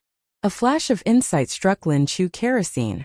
Kerosene in ancient battlefields was also called fire oil, and could be said to be a formidable siege weapon. Her heart pounded. The barbarians wanted to use this heavy rain, using the water from the reservoir to drown Yao City. So, could they take advantage of the rainwater's flow and use kerosene to burn down the barbarian encampment? But no matter the dynasty, kerosene was a rare commodity. Such an important military weapon was, of course, strictly guarded in the military camp. Now that Yan Mingguo was not here, even if she had the will, it would not be easy to carry out. Lin Chu hugged Han Jun to her, stroked his head, and comforted him with a few words, but her mind was rapidly trying to figure out how to obtain kerosene. This place was in the northwest, it must be a source of kerosene. But the current situation was urgent. No matter how capable she was, there wasn't enough time for her to personally go and find a place to extract kerosene. Therefore, the only way was to target the flammable oil supplies in the military camp. Out of Lin Chu's sight, Han Jun let out a soft sigh. His current age was too young. What he could do was truly very limited. He had already laid out the counterattack method, but whether it could be carried out was another matter. Song Tua personally led 100 elites up the mountain. The heavy rain had not ceased. They wore raincoats and conical hats, but were still drenched. The path up the mountain was inherently steep, and after several days of continuous rain, the mountain road now had water flowing like a small stream. Muddy water had long since soaked their boots. White bronze sabers hung by their sides, their scabbards all dripping water. No one spoke on the way, only the squelching sound of their feet stepping into the muddy water. Upon reaching the mountain summit, they could already see the reservoir. The reservoir on Yaocheng Mountain was built to be very large. Even now, it remained a clear blue body of water, a distinct contrast to the surrounding muddy trail. 3 guard posts had been constructed around the reservoir. But today, the wind and rain were exceptionally strong. The thatched roofs of the guard posts had all been blown away by the fierce wind. The soldiers on guard had no choice but to find another place to shelter from the rain. Each guard post was manned by 5 people. Guarding the reservoir was in fact a cushy assignment. After all, this location was elevat. So any unusual activity could be spotted promptly, and they didn't have to go to the battlefield. Except for a slightly miserable existence, there was basically no danger. But because of the importance of the reservoir, the salary they received could be said to be 3 times that of the soldiers fighting on the front lines. Therefore, those who could come to guard the reservoir were basically well-connected veterans. Lan Ji had almost worn down the threshold of Madame N's house, and had spent money bribing everywhere. Only then was she able to secure this cushy job for Zhao Deji. After Zhao Deji took office, he didn't know how many times he had cursed Lan Ji in his heart. Since enlisting, he had never suffered such hardship. This place was on the mountain. The barracks had food, so junior soldiers would bring them meal boxes. Usually, by the time it arrived, the food was already stone cold. Even though they weren't too picky, they could still reluctantly eat it. But these past few days of heavy rain, the junior soldiers bringing food never arrived on time. Often, they would only get their meal for the day after their stomachs were growling with hunger. Opening it up to look, The meal box had gotten rainwater inside. A meal had turned into half soup, half water, bland and tasteless, making one lose all appetite. Fortunately, since this place was on the mountain, those old-timers could still hunt some wild game, clean it up and roast it to eat. Life was barely get by. But this morning the entire group was woken up by the pouring rain. Raising their heads, they saw that the thatched roof had been blown away by the strong wind. Mud was everywhere. Even if they picked up the thatch, it was no longer usable. The old men on duty with Zhaodaji all cursed furiously. At this moment, both the wind and rain were heavy. They could only wait for the rain to stop before repairing the thatched house. The group continued cursing, and found a nearby rock cave to shelter from the rain. Damn it, how many years has it been since this thatched house was repaired? Even if the higher-ups allocated silver, it would be cut bit by each level by the time it reaches us. I'm afraid there won't be enough money to buy thatch for the roof. Never mind. Anyway, this reservoir has been guarded for over a decade, and we haven't seen anything big happen. The higher-ups probably don't care either. Getting such an easy job with such high pay, we should secretly be pleased. Zhaodaji liked to show off. Hearing that, he snorted. Back in Jiangcheng, this old man here used to be a Lord Commander. Those guys who came from Jiangcheng are all doing quite well. I heard they all followed Deputy Commander Yen south to help the 6th Prince seize the empire. Here in Yaocheng, only General An's personal guards were allowed to follow. That's a good opportunity to get promoted and get rich. Old brother, why did you end up guarding the reservoir here? Someone teased. Zhaodaji recalled Yan Mingguo's fallen state in front of him back then looked at his own current situation, and gnashed his teeth in hatred. That guy surnamed Yan, do you really think he has extraordinary talent? All the military achievements this old man made in Jiangcheng were stolen by him. His woman, she used to emerge from the general's tent in Jiangcheng. Now that she's in Yaocheng, I heard she also has an unclear entanglement with General An's nephew. If Captain Yen gets promoted like that, then brother, you can also tell your wife to try seducing General An's nephew.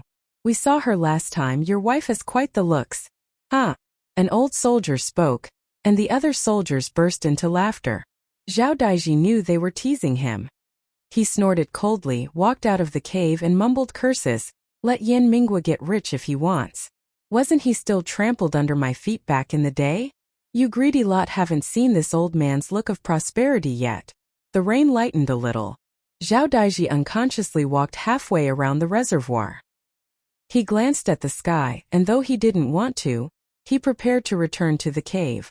When he turned around, he saw a group of people approaching the reservoir. They were dressed in ordinary civilian clothes. Zhaodaji thought they were fish poachers coming to the reservoir. His anger had nowhere to vent, so he immediately decided to show off his might, shouting, "Who's there? Get out quickly. Do you want to taste this Dyer's blade?" He strode bravely and majestically towards the group. When he finally saw clearly that they were barbarians, Zhaodaji was so scared that the great saber in his hand fell straight into a mud puddle, splashing mud onto his trouser legs. The fierce barbarian swung his saber and lopped off Zhaodaji's head, then kicked his corpse down the mountain path. The leading barbarian made a waving gesture. Only then did a troop of barbarians behind him slowly urge their horses forward. On both sides of the horses' backs were sacks filled with mud and earth. The water in the reservoir had not yet fully risen to the floodgate's position. They had to act before the water level rose and seal off the floodgate. Tonight was the moment Yao City would fall. Chapter 60. Chapter 60. Sack after sack of earth and sand was poured down the floodgate. The rain gradually became heavier again. The leader of the barbarians, his feet wading in ankle-deep mud, roared something. The barbarians behind him immediately increased their speed in filling the floodgate. Whoosh! Whoosh! Whoosh! Several cold arrows pierced through the rain curtain. Not a few barbarians were hit and fell. Immediately, the group of barbarians became chaotic, some even throwing down their sandbags, intending to flee. The leading barbarian roared again, then chopped off the head of the barbarian who was retreating and trying to escape. The man's head rolled clattering on the rain-soaked ground. Fresh blood quick. Ly spread into a puddle. The barbarians were suppressed. None dared to think of fleeing anymore. The leading barbarian looked towards the mountainside, waved his hand, and chattered a string of words. Immediately, More than 10 barbarians followed him up the mountain. The rest remained to continue sealing the floodgate with mud and sand. Leader, there are hundreds of barbarians. If we risk our lives, I'm afraid we won't be a match. Song Tua and his group were hiding in the forest. A dark-faced man looked at the barbarians scrambling up the mountain. His expression worried. Seer, go back and call for more men. Well, hold out for as long as we can. Song Tua was half kneeling on the ground, the rain cloak on his back covered in mud, but they no longer had time to worry about such things. One person from the squad quickly departed. Song Tua then ordered another soldier, by the thatched roof over there. There must be signal smoke. Find a way to light it, see if you can make it burn. The so-called signal smoke was smoke made from burning wolf dung. This type of smoke hardly dissipated, rising straight up into the high sky, making it the most effective military communication method. With such heavy rain, it was unknown if the wolf dung by the thatched house was wet, but regardless, this was still a method. Seeing that the barbarian force had approached closely, Song Tua ordered his men to roll down the prepared rocks. The rolling stones knocked away a few barbarians but also led their hiding place. The barbarians let out a strange howl, brandishing their sabers as they charged forward. Song Tua also roared in anger, kill. Another group, clad in rain capes, plunged into the rain, their gleaming white bronze sabers in hand. The two forces clashed, quickly descending into chaotic combat. In the yellow mud puddles, bloodstains spread. The soldier sent by Song Tua to call for reinforcements, just as he reached the main gate of the Yen family residence, suddenly heard an earth-shattering explosion at the end of the alley. The entire ground seemed to shake. Several gray roof tiles fell from the eaves. The soldier was utterly terrified. Just as he was about to knock loudly on the door was opened from the inside. It was Jing He, holding an oil paper umbrella, seemingly preparing to go out. Jing He naturally recognized this person. As soon as she saw him return in such a disheveled state, she knew something bad had happened, and quickly pulled him inside. Did something happen at the reservoir? The soldier, utterly exhausted, reluctantly nodded. Commander Song told me to come back and call for more men. Jing He pondered for a moment before saying, leave 100 elite soldiers to protect the madam, and quickly lead the remaining 300 men away. The soldier, having received reinforcements, without even a moment to catch his breath, led the men and swiftly departed. Jing He, meanwhile, holding her umbrella, hurried towards the end of the alley to search. When she saw that the blacksmith's house had almost completely collapsed, Jing He's entire face turned pale, and she screamed, Madam! The loud noise just now had caused quite a few residents to come out with their umbrellas to see. Seeing the entire blacksmith shop almost completely collapsed, everyone's expression changed. This was struck by lightning. A plump woman, feigning credibility, said, evil deeds beget evil retribution. Good deeds beget good retribution. This lightning only strikes those who do evil. Shut up. Before the plump woman could finish her sentence, Jing He interrupted her with a murderous look on her face. Jing He immediately threw down her umbrella, knelt on the muddy ground to dig through the rubble. The rain was so heavy that no one could tell if the streaks on her face were rainwater or tears. Jing He wailed, Madam. Wei Ru's belly was now large, making blacksmithing inconvenient. She still had one last weapon left unfinished, which this blacksmith had voluntarily taken on. Wei Ru merely provided him with technical guidance. Today Wei Ru was free and wanted to check on the forging progress. Lin Chu was uneasy about Wei Ru, with her large belly going out, so she said she would go check herself. Unexpectedly, Lin Chu went and did not return. Jing He was just about to go see if something had happened, when before she could even open the door, she heard the explosion that shook the entire ground.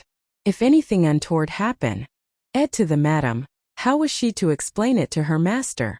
As Jing He was desperately digging through the rubble, from a pile of ashes in front, a trembling hand reached out, "I'm here." It was Lin Chu's voice. Jing He was so overjoyed she burst into tears. She quickly rushed over and dug away the debris. Lin Chu was hidden beneath a solid iron table. She was unharmed, merely looking very disheveled. Next to Lam So was the blacksmith, who was buried under a pile of wooden planks. Kin Hoa pushed the wooden planks away, and the blacksmith groaned as he crawled up. Kin Hoa quickly ran over and embraced Lam So. Lam So's face was covered in dust and ash, Only the whites of her eyes were still white. "I'm not hurt." Lam So was still dazed. She had come to help Vinu observe the weapon forging. The blacksmith was swinging his iron hammer at the time, asking her to help him throw a few lumps of iron ore into the furnace to smelt. She threw them in. Unexpectedly, after the iron ore had been smelting for a while, the entire furnace suddenly exploded. The blacksmith was also quite quick-witted. Before the furnace completely exploded, he had grabbed Lam So by the collar and pulled her out. Who would have thought the power of this explosion was so great? The entire house collapsed. Lam So's eardrums were still throbbing with pain. Several large baskets of iron ore only yield this one meteor hammer. Now look, it's all for nothing. Wasting this old man's iron ore. The blacksmith was on. Ly slightly injured by the falling wooden planks. His skin was thick, so he didn't pay much attention to the wound. Lam So watched him pick up lumps of iron ore from the rubble. She smelled a pungent, burnt odor in the air. Her nose twitched slightly. Suddenly, she felt a surge of excitement throughout her body. She smelled saltpeter. In ancient times, potassium nitrate was known as DM2Yanshao or 2-thachosur. Saltpeter was used early by the Chinese and was one of the three main ingredients for making gunpowder, one of their great inventions. Surely, the iron ore the blacksmith collected contained saltpeter and sulfur. When these two substances are mixed with charcoal and heated, they can cause an extremely destructive explosion. This was the reason the entire house collapsed. Lam So sprang to her feet and also went to look for the remaining lumps of iron ore. The blacksmith was now afraid of her. Seeing her wanting to help search, he quickly said, "Gracious lady, please go and rest. If you cause another big explosion later, we'll all die." Lam So paid him no mind. She picked up a lump of ore, sniffed it, and her eyes lit up. It really smells of sulfur. This blacksmith's ore must have been mined after a volcanic eruption. Ore ejected from a volcano not only contains many metals but also sulfur and saltpeter. It was just unfortunate that the two lumps of ore she threw into the furnace happened to have exactly the right proportion of sulfur, saltpeter, and charcoal to cause an explosion, leading to the recent incident. Sulfur? The blacksmith frowned. This gracious lady must have been blown silly by the explosion. Lu Hong is also known as Lu Huin or sulfur. Lam So suppressed the joy in her heart and looked at the blacksmith. "Ill by all of your ore." The blacksmith scowled, clearly unwilling. Kin Hoa suddenly said, "Madam, do you still want to buy this ore? If Miss V sees you returning in this state, I'm afraid she'll be very angry." Upon hearing this, the blacksmith quickly said, "Madam Yan, I will personally deliver this iron ore to your residence.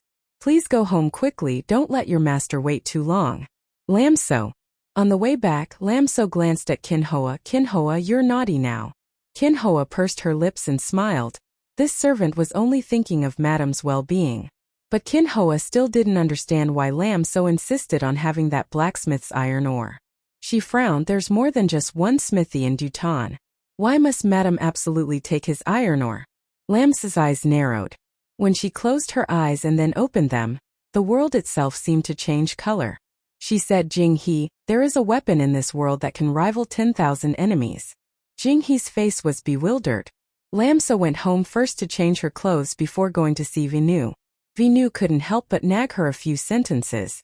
Knowing that the blacksmith had brought all the iron ore, Lam So immediately had people dry all the ore, then had Hem scrape off the powdery layer on the surface of the iron ore, and also had them grind charcoal into powder. Finally, she mixed saltpeter powder, sulfur powder and charcoal powder in a certain proportion, stirred them well, and put them into several small ceramic jars. Because the quantities of saltpeter powder and sulfur powder were limited, she only managed to make 3 jars of low-quality explosives. Jing He looked at the pitch-black powder in the jars, still vaguely confused. "Madam, is this what can rival 10,000 enemies?" The saltpeter powder and sulfur powder were impure. When making them, she only estimated the proportions.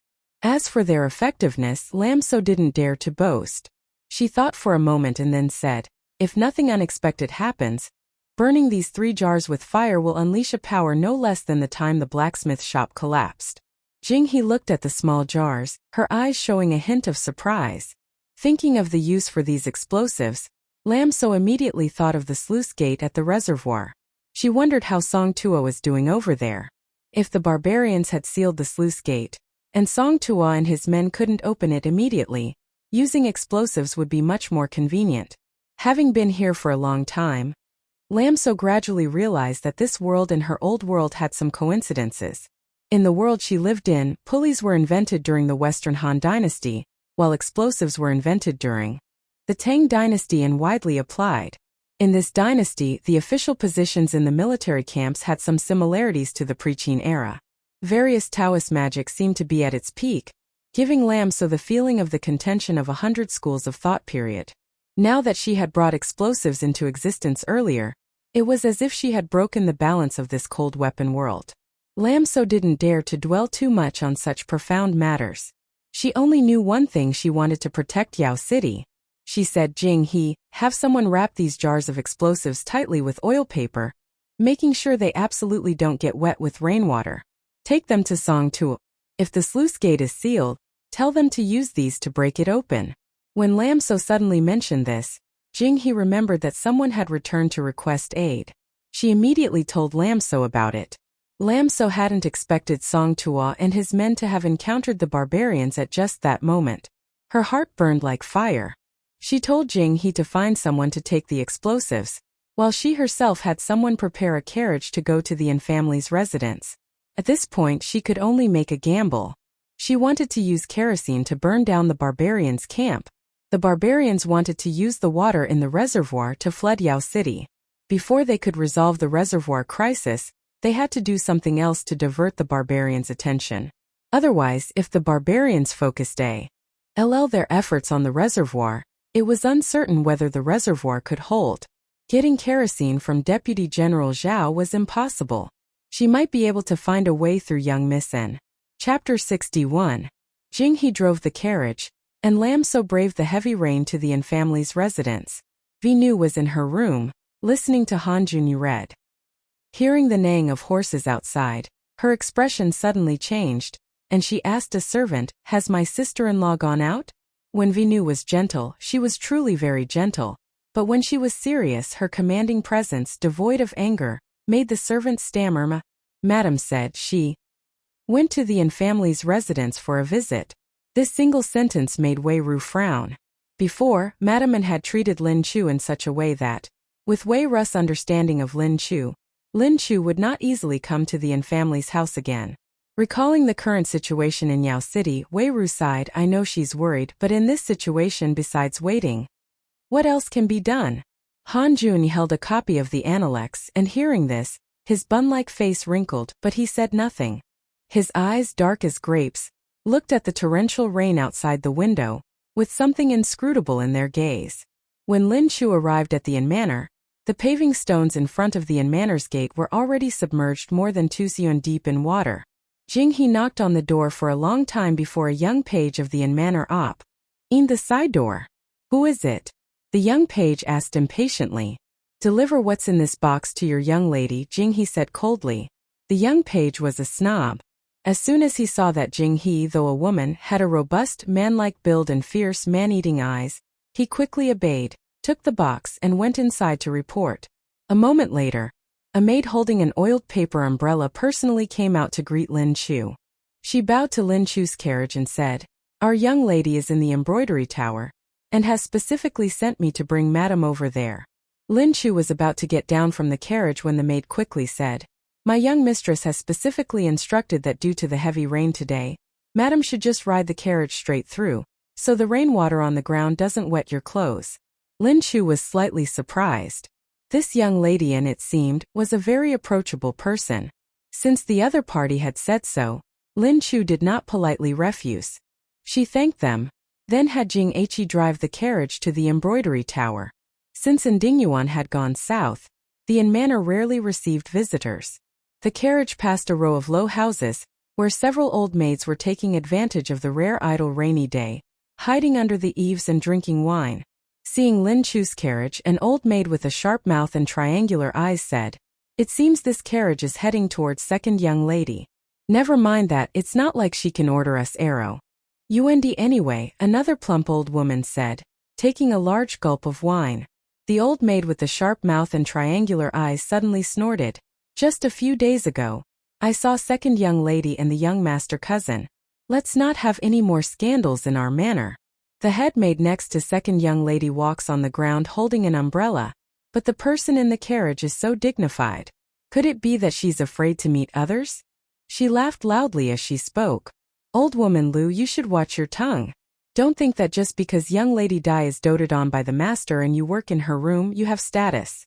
If you keep slandering second young lady's reputation, beware that madam will send someone to tear your mouth apart.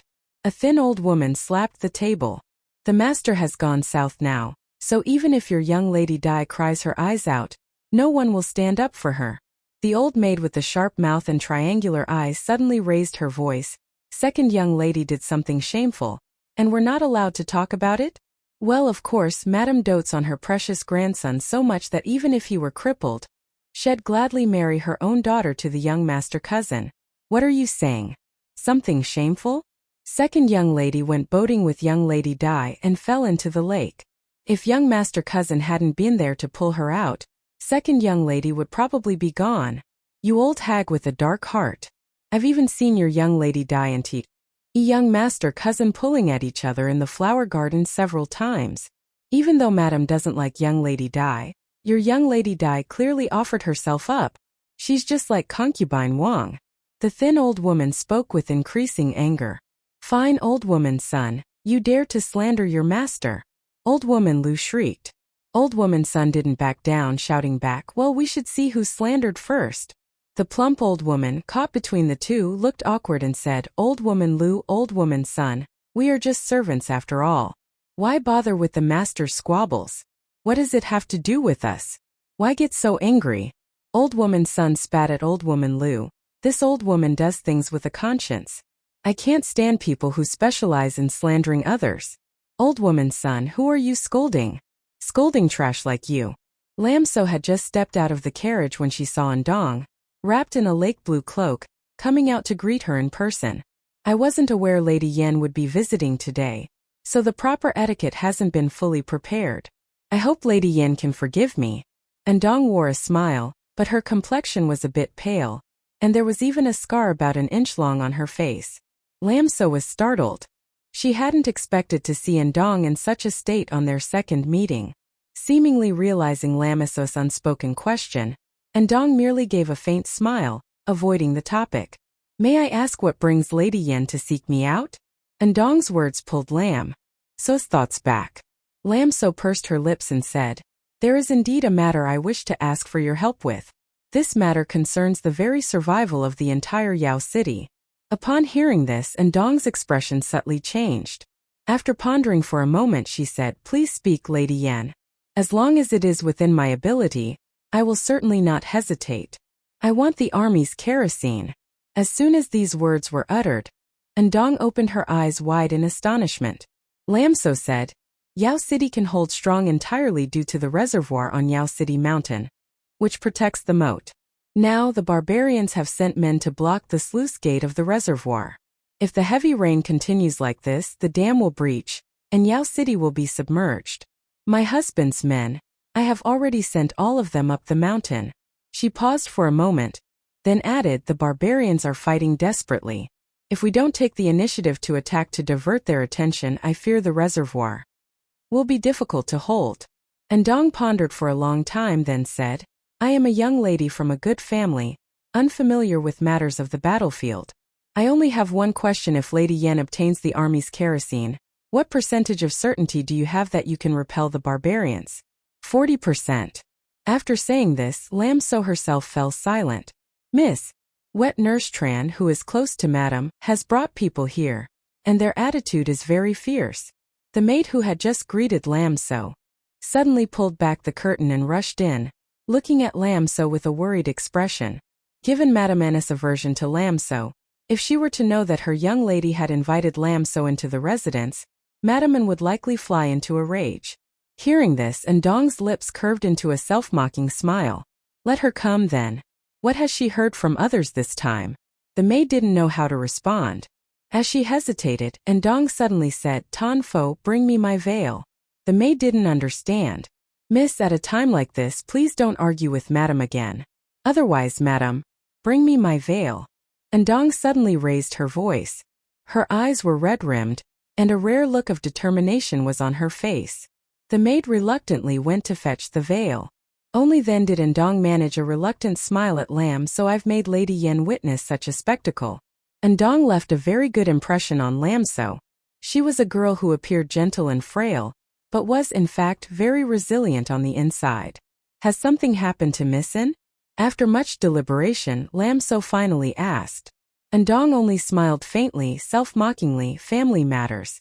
Just one sentence. It was clear she didn't want to say more. Lam So also found it inconvenient to ask further. The maid quickly brought a veil. Ndong put it on herself, then said to Lam So, Lady Yen, let's go. Lam So was a little bewildered, but before she could say anything, Ndong's maid cried, young miss, you are still under house arrest. If madam finds out, I'm afraid she will punish you again. Ndong's pale face showed a gloomy expression. If she wants to punish, let her punish. I'm tired of being a sheltered young lady for decades. Ndong and her close maid got into Lam So's carriage together. Lam So knew Ndong did this to protect her maid. If her maid fell into Madame Anna's hands, given Madame Anna's stubbornness, she would likely be beaten to death. The maid cried the entire way. From her fragmented words, Lam So generally understood the whole story. Ndong personally came to apologize to her, and Madame Anne felt that this daughter was also defying her. She said many harsh words. Their mother-daughter relationship was fractured. Ndong intended to wait for Madame Anne to calm down before trying to reconcile. Unexpectedly, in an unforeseen incident, she and Li Jianya had physical contact. Originally, she had merely fallen into the water, and Li Jianya, who was nearby, extended a hand. But through the embellishments of the servants, it turned into her and Li Jianya having an intimate encounter by the lake and then falling into the water. Madame Anne couldn't bear to punish her grandson, so she poured all her resentment and anger onto Ndong. The words that probably hurt Ndong the most were, Madame Anne, why did I give birth to a daughter who constantly defies me like this? If I had given birth to a son in the beginning, Wu Lang wouldn't have said he was abandoning me. Why aren't you a man? The daughter of that slut Wang Yinji knows how to vie for favor so well. Why aren't you doted on by your father? I've painfully educated you for over 10 years. What use is it? The maid cried the entire way. Ndong was probably also annoyed. She suddenly said coldly, Tan Fo, if you keep crying, go back by yourself. The maid, scared, immediately wiped away her tears. Lam So felt a little apologetic and embarrassed. Young miss, and I didn't know your family had such matters. Ndong's gaze at Lam So carried a touch of jealousy that even she wasn't fully aware of. Lady Yen, you are too polite. My father is the commander of Yao City. Now that Yao City is in trouble, there's not much I can do. Lam So first had Jing He send a signal, summoning the 100 elite guards remaining in the manor, telling them to disguise themselves as Yao City soldiers. Ndong had General Anna's token, making it very easy to enter the military camp. Kerosene was next to the armory. Lam So had already sent scouts to investigate beforehand. They went almost directly to the barracks containing the kerosene. As they approached the armory, they were stopped by a team of guards. This is a vital military area. Unauthorized personnel quickly leave. Ndong's maid had never seen such a tense scene, trembling with fear. Ndong looked at Lam So for help. Lam So took the token, pulled back a small slit of the carriage curtain, revealed the token, and said in a low voice, we are here by order to retrieve kerosene. The token will not be faked. The young officer's eyes fell on Lam So's fair hand. His voice a little hesitant, a woman? Jing He's eyes sharpened. She raised her horsewhip and lashed out. A bloody mark appeared on the young officer's face. His expression was a little fierce. Before he could open his mouth, Lam So spoke first. She roared, how dare you? The daughter of General An is in this carriage, how dare you stare? The guard of the armory was a trusted confidant of Ndin Vien. Towards Ndin Vien's daughter, he still held some respect, immediately cupping his fists. I did not know the young miss was coming to the military camp. I apologize for my offense just now. Ndong was also doing this for the first time. She was extremely nervous and kept looking at Lin Chu. Lin Chu continuously signaled to her. Ndong tried to calm herself down and said, by my father's order, I've come to fetch kerosene. The junior general bowed respectfully and said, may I ask if Miss An has a direct document from General Zhao? Sweat broke out on Ndong's palms. It's a secret dispatch from my father. These 100 elite soldiers were all dispatched from the manor. The junior general looked a bit troubled. Lin Chu feigned sternness but was secretly worried. If my young lady hadn't received the general's secret dispatch, would she risk coming to the military camp in such heavy rain? If you delay military affairs, can you bear the responsibility? The junior general was extremely hesitant. Lin Chuswa. RDS had indeed intimidated him. After all, what use could a refined young lady like Ndong have for such a quantity of kerosene? However, military regulations stipulated that any retrieval of weapons required a document, clearly stating the exact quantity to be taken. Ndong said the military situation is urgent. I will go and explain to Uncle Zhao later. Please, Junior General, quickly hand over the kerosene to me. If military affairs are delayed, none of us can bear the responsibility. If Uncle Zhao blames anyone, I will take full responsibility. These words completely dispelled the junior general's concerns. He immediately ordered his soldiers to load the kerosene onto horse-drawn carts and pull them out. The 100 elite soldiers Lin Chu had brought stepped forward to receive them. Thinking of the feasibility of the fire attack plan, Lin Chu looked at the junior general again, and all 5 trebuchets. The junior general. Surely, my lady, you're not here to rob us, are you? Although Ndingyuan's deputy general was unremarkable, he was diligent. Despite the continuous rain these past few days, he had remained in the military camp. When his subordinate reported that someone had taken a full 100 barrels of kerosene and 5 trebuchets, Deputy General Zhao immediately slid off his chair onto the ground. General, are you all right? The young soldier looked at Deputy General Zhao with some concern. Deputy General Zhao, one hand clutching the general's hat on his head and the other propped on the table, stood up with an ashen face. Quickly pursue and retrieve that kerosene. Boom! A loud explosion suddenly rang out from the south gate, like a bolt of lightning striking the ground. Chapter 62. Lin Chu ordered her people to use pulleys to haul 1 trebuchet onto the city wall, then pulled up several more barrels of kerosene. At this moment, hearing the thunderous explosion echoing down from the mountain, Lin Chu's heart tightened. The first thing she thought of was that Song Tua and his comrades had used explosives to destroy the floodgates. The rain was pouring down. Even though Jing He was holding an umbrella for her, the hem of her clothes was already soaked. Seeing movement in the barbarian encampment opposite, Lin Chu knew they would surely send people up the mountain to investigate. Seeing a trebuchet already in position, Lin Chu pulled an elite subordinate aside and ordered in a low voice, "First, use stones to test it. From this city wall, use the trebuchet to hurl and see how far it can reach." "Madam, this trebuchet can hurl a stone weighing over 100 caddies, approximately 60 kilograms, about 80 zhang, approximately 266 meters. The subordinate respectfully replied. 80 zhang means about more than 260 meters. Meanwhile, the city wall was about 400 meters from the moat. Oil is lighter than water. 1 barrel of this kerosene probably weighed less than 50 caddies, approximately 30 kilograms. Coupled with the height of the city wall, the time it would take for a barrel of kerosene hurled by the trebuchet to hit the ground would certainly be extended. The only question was whether it could cross the moat and directly hit the barbarian encampment opposite. Lam So thought for a moment and then said, "Find a stone weighing about 50 caddies and try throwing it with the catapult." The junior commander didn't know what Lam So ultimately intended, but the greatest advantage of the elites left by Yanmin Kwa was that they absolutely never questioned what shouldn't be questioned, they simply obeyed orders. The junior commander quickly found a stone weighing about 50 caddies. The soldier operating the catapult adjusted the angle, then launched the stone. Heavy rain blurred visibility, but Lam So still saw the stone directly smash a large hole in a barbarian tent at the edge of the camp. The barbarians in the tent shrieked strangely, running out one by one to stand in the rain, looking towards the south gate. Even from several hundred meters away, Lam So could still sense their bewildered expressions. It hit! The soldiers on the city wall cheered. A smile also bloomed on Lam So's face. She ordered, "Place the kerosene barrel." A soldier placed the kerosene barrel onto the catapult's launching position. Lam So ordered someone to make a small hole in the barrel's lid, then used a torch to light it. Almost immediately the oil barrel caught fire. However, the Odin barrel didn't burn that quickly. Despite the pouring rain, the flames inside the oil barrel did not extinguish. Lam So shouted loudly, "Throw." Her voice was a little strained from tension.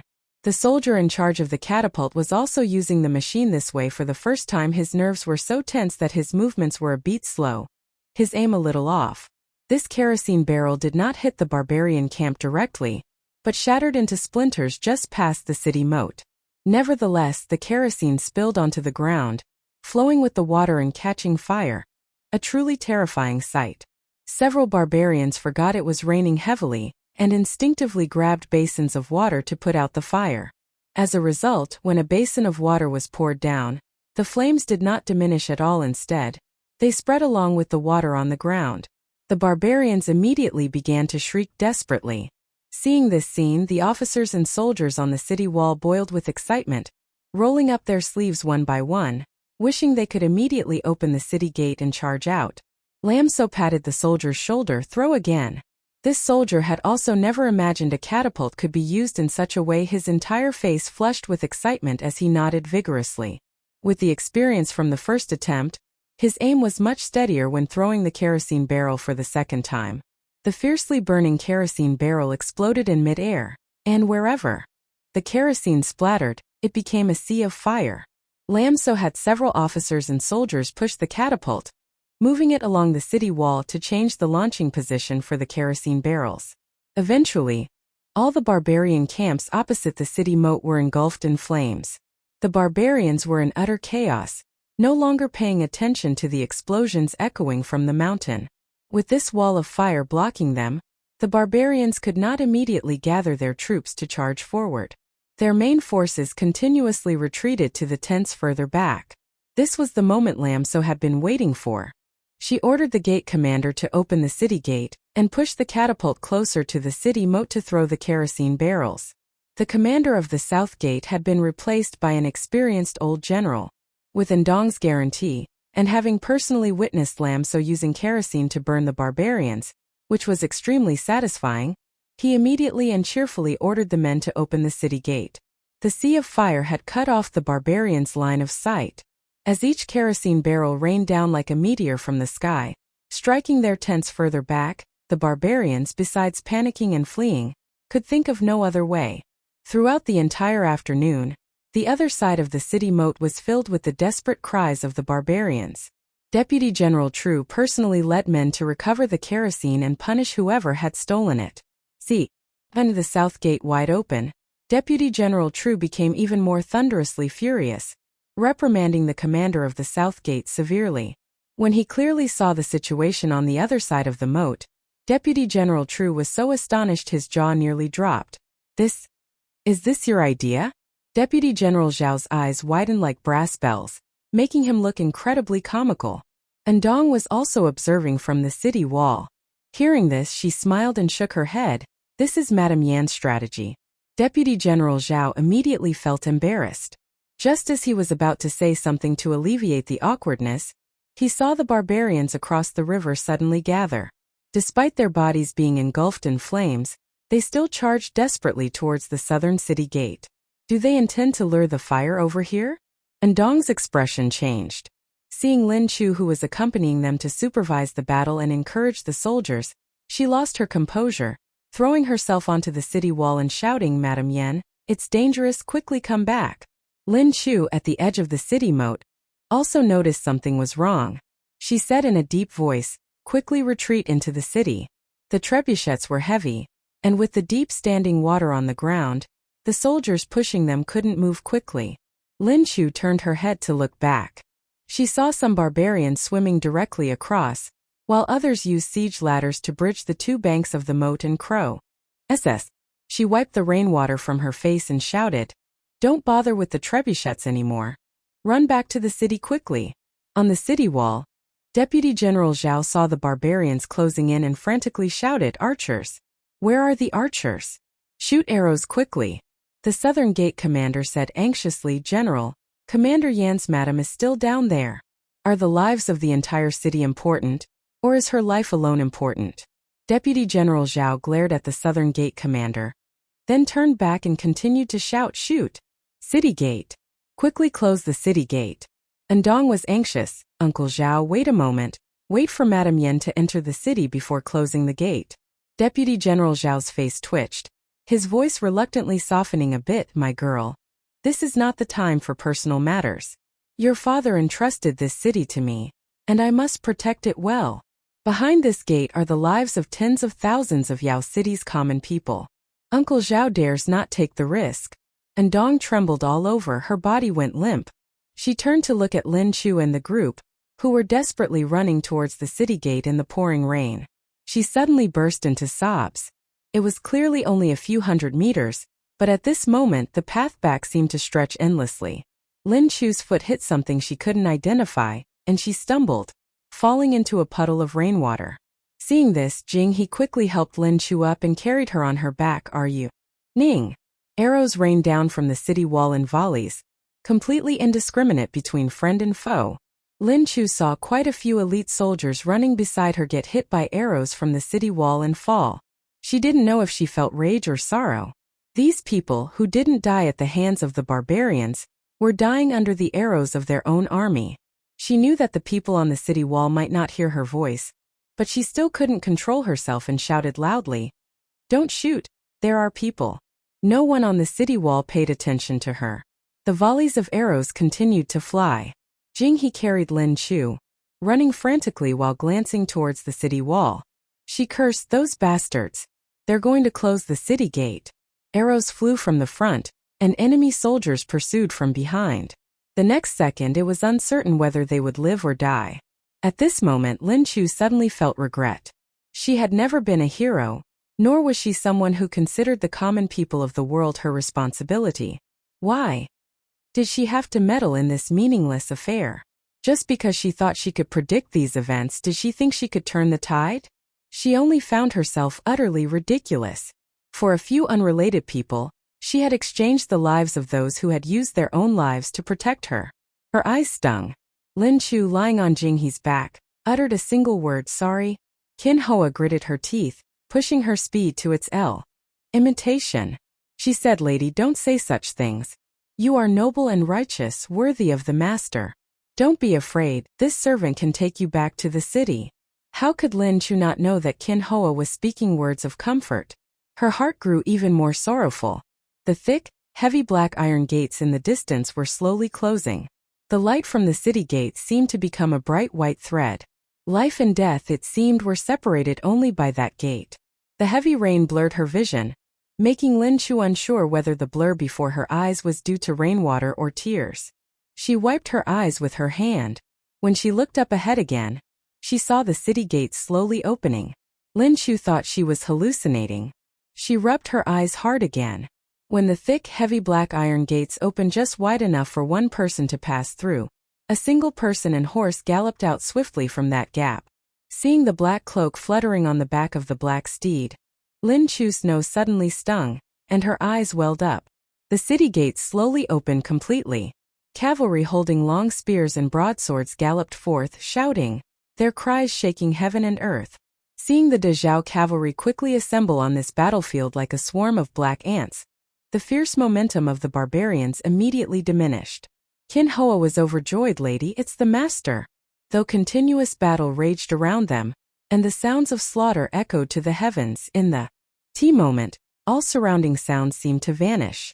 Lin Chu only saw her general in black armor ride swiftly towards her, and amidst the chaos, extend his hand towards her. Lin Chu reached out her hand. Yan Mingwa leaned down, and with one hand, lifted her onto his horse. "My general." Before Lin Chu could finish a sentence, Yan Mingwa forcefully lifted her by the waist, laying her sideways across the horse's back. A barbarian's long halberd grazed Yan Mingwa's chest, leaving a scratch on his armor. Yan Mingwa threw the long spear in his hand. Several nearby barbarian soldiers were pierced through the chest, strung together like skewered meat. Seeing Yan Mingwa, the 100 elite soldiers' morale soared with bloodshot eyes.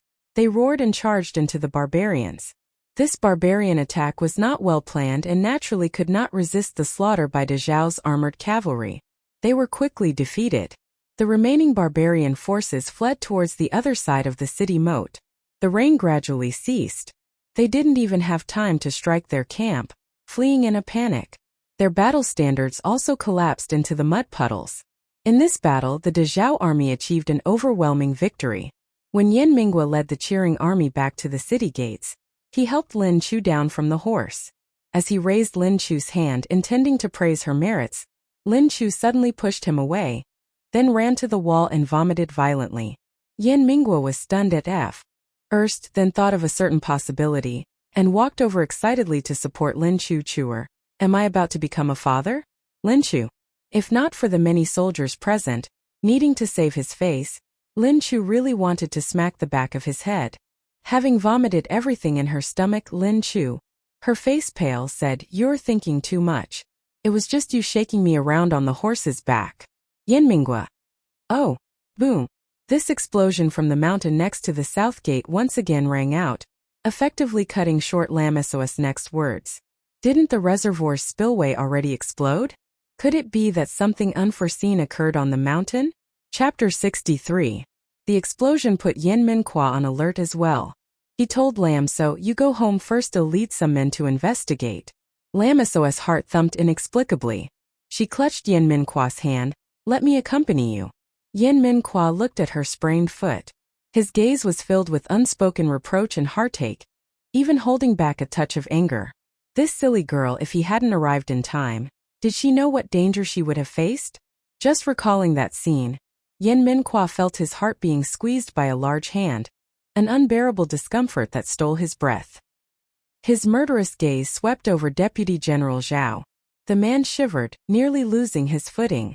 Lam So felt a bit uneasy. "Let me come with you. I've given Tong Thok a type of weapon. When set alight, it has the power to blow up an empty house." Only 2 explosions had been heard so far, and she feared the barbarians might have seized those explosives. If Yan Minhua went up the mountain and something went wrong, if she accompanied him and things seemed amiss, she could at least tell Yan Minhua to make a quick escape. Yan Minhua frowned. Facing Lam So's pleading eyes, he finally sighed helplessly, gently squeezing the back of her hand. "You must not stray half a step from me." Although the circumstances and timing were not suitable at this moment, Lam So still felt a hint of sweetness. When Deputy General Zhao saw Yan Minhua, his face had already turned pale. He hesitated for a long time, still preparing to step forward to greet him. But just as he walked towards Yan Minhua had already led Lam So to mount the ovan horse.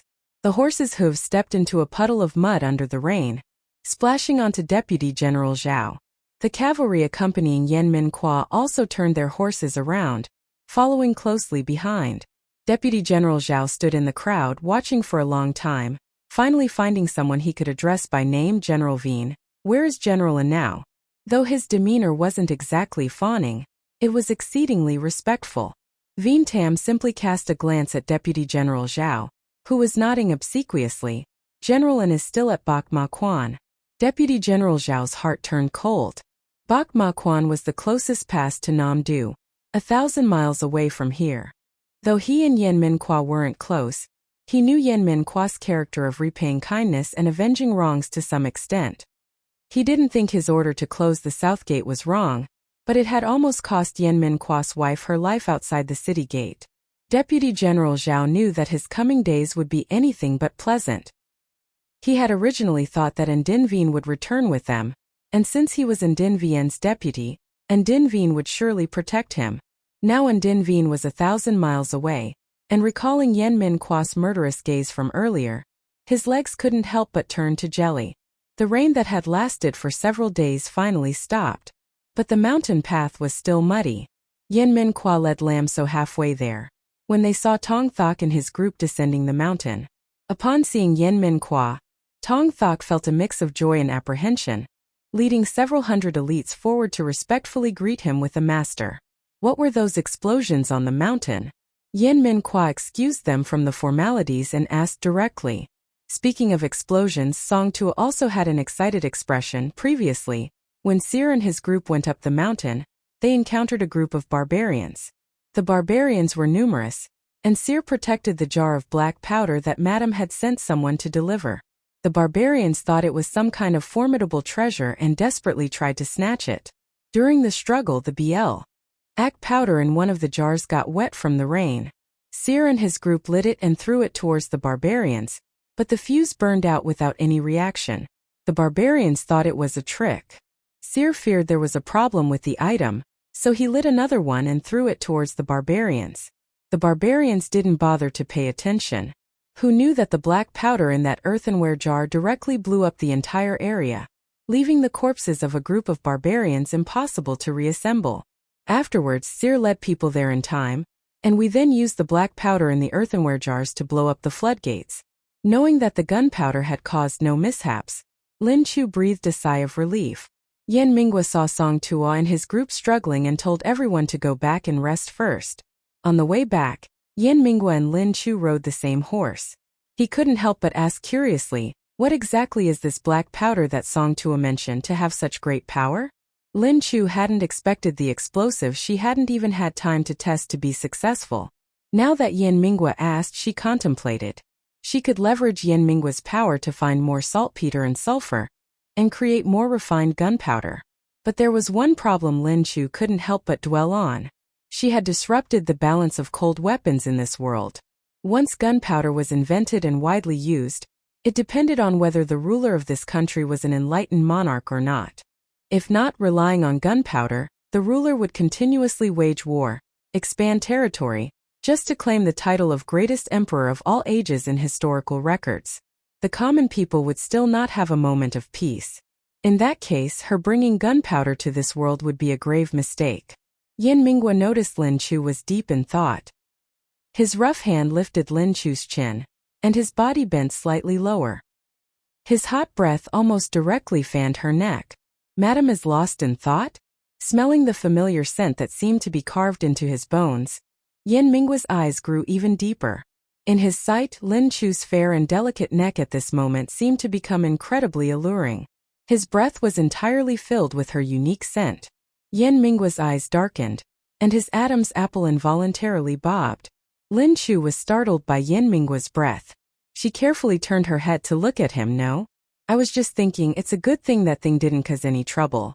If my husband is curious, once I find the materials later, I can make a few more. Yan Mingwa didn't really hear clearly what Lin Chu said, only grunted in response. He only felt that she looked like a startled rabbit at this moment, and this startled rabbit was awkwardly shrinking in his arms. Yan Mingwa wrapped Lin Chu tightly in his thick cloak. Lin Chu was feeling uncomfortable when she suddenly realized his hand beneath the cloak was not behaving itself. Lin Chu immediately turned pale. Why? She gritted her teeth. Yan Mingwa squeezed twice with a bit of force, then reluctantly withdrew his hand. He took Lin Chu back to the Yan Manor first, then returned to the military camp. As soon as Lin Chu entered the house, she secretly cursed a certain someone as a pervert in her heart, while feeling her face flush crimson as if it were about to ignite. Recalling Yan Mingwa's gaze as if he wanted to devour her whole, when he set her down from the horse, Lin Chu couldn't help but shiver. Why did she feel like she was about to become food? Because she had been caught in quite a bit of rain. Lin Chu's clothes were almost half dry and half wet. Wei Ru saw her return and quickly urged her back to her room, then instructed the kitchen to bring hot water for her to bathe. Wet clothes clinging to one's body were indeed very uncomfortable. After Lin Chu finished her hot bath and changed into clean clothes, Jinghe brought ginger soup. Madam was caught in the rain today. Drink a bowl of ginger soup to dispel the cold. Jinghe held the bowl of ginger soup, her own hair still wet. Lin Chu felt pity. You're still soaked like this, hurry back and change. You must also dry your hair with a towel. Remember to drink a bowl of ginger soup too. Jinghe awkwardly scratched her neck. Madam needn't worry about this servant. This servant practices martial arts. My skin is thick and tough. A little rain won't harm me. You silly girl, if you keep this up, you'll fall ill later. Lam So gently tapped Jinghechua's forehead with her hand. A faint blush appeared on Jinghechua's dark-skinned face. Since childhood, she had considered herself a man, sometimes forgetting that she was still a girl. She felt moved, and after thanking Lam So, she replied and returned to her room. After Lam So finished her ginger soup, she thought that Wei Ru must still be worried about the war situation, so she intended to go to Wei Rus to report that the barbarians had retreated. Unexpectedly, as soon as she stepped out the door, She saw Yuan-san carrying 2 baskets full of iron ore towards the back courtyard. The blacksmith stood with his arms crossed at the decorative gate of the back courtyard. Didn't you use anything to shield it from the rain? If this iron ore gets wet, the quality of the forged iron will decrease. Yuan-san had a scar over an inch long on his face, which made his originally gentle and honest appearance seem wilder. Hearing the blacksmith's words, he merely glanced calmly, with no emotion in his eyes. This iron ore must have gotten quite a bit of rainwater on the mountain before it was even mined. The blacksmith's eyes narrowed regarding the smelting process. I've been practicing this trade for over 10 years, so I still know more than you do. Yuan-san remained unmoved. It seems your master taught you incorrectly. I've been selecting iron ore for the second young mistress for nearly 10 years, and I've never heard her say that the ore shouldn't get wet before being put into the furnace. After saying this, he carried the iron ore straight through the decorative gate, walking past the blacksmith. The blacksmith scratched the back of his neck. His short, stiff, and thick hair stood on end. He looked extremely annoyed. Suddenly seeing Lam So standing under the corridor, he immediately cleared all emotion from his face, cupped his hands and bowed. Greetings, Madam Yan. Lam So nodded awkwardly, then walked towards the other side of the circular corridor. Was it her imagination? Why did she feel like the blacksmith and Yuan-san seemed to be at odds with each other? When she arrived at Wei Ru's place, she saw Wei Ru had a table full of weapon blueprints.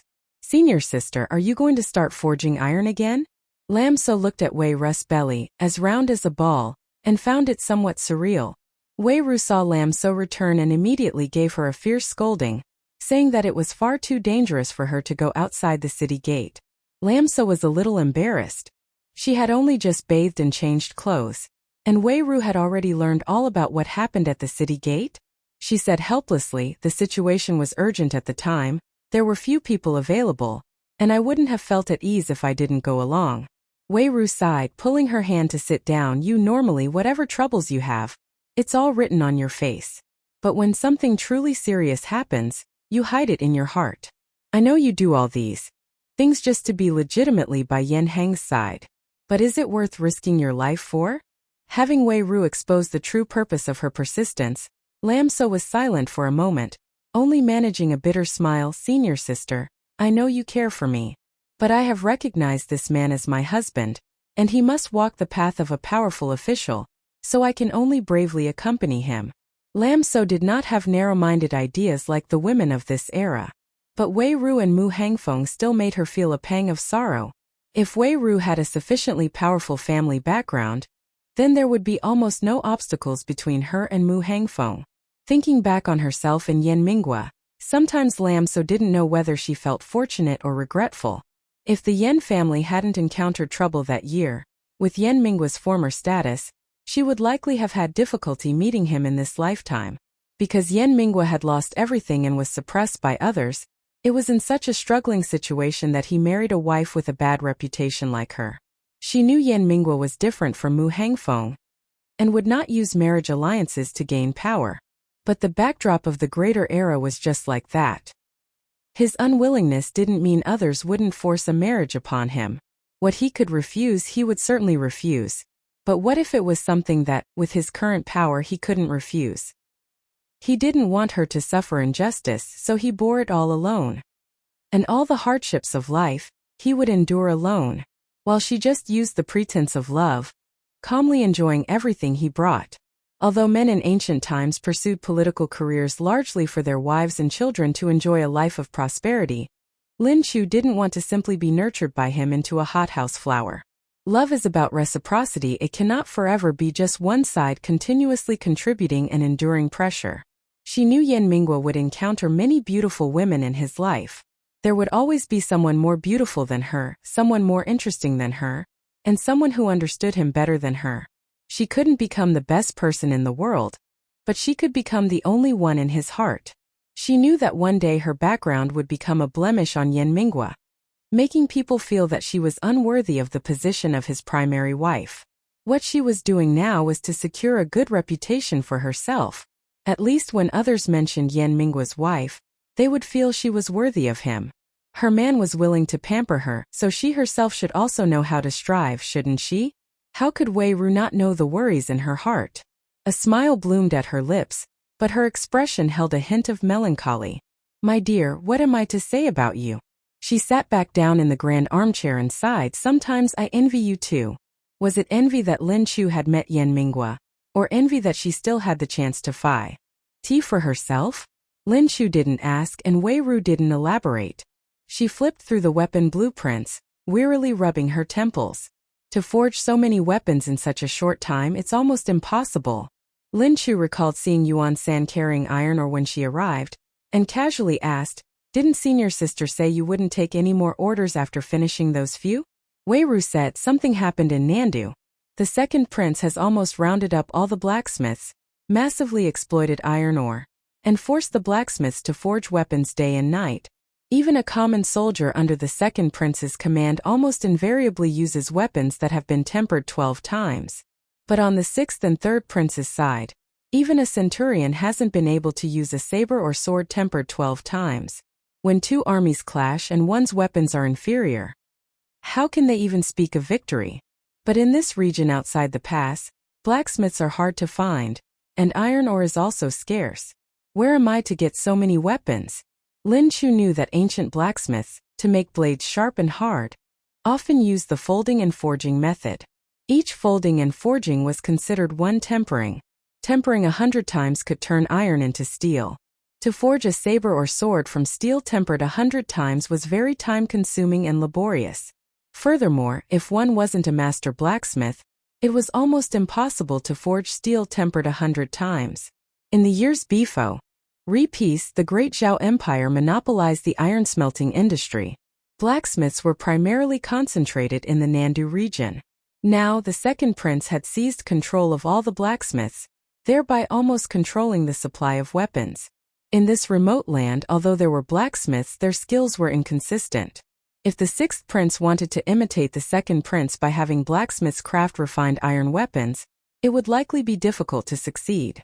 Lin Chu guessed that Yan Minghua had used the pretext of coming to this region outside the pass to find a way to manufacture a batch of refined weapons, so that he could return quickly.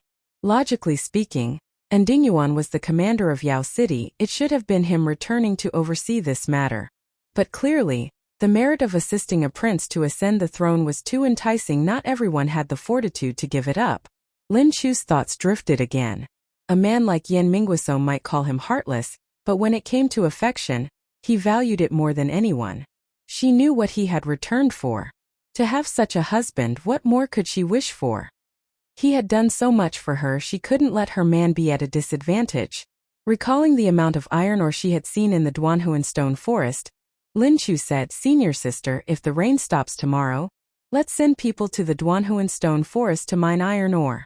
Wei Ru lifted her head from the pile of blueprints, her expression somewhat dazed. Lin Chu clapped both hands hard onto the desk. "Well-smelt steel. The technical conditions of this era are limited, unable to reach the level of modern steel smelting, but using the steel refining method Chuan Kuang Fap. Thank you for joining Lovebook. See you in the next emotional chapter. Goodbye for now."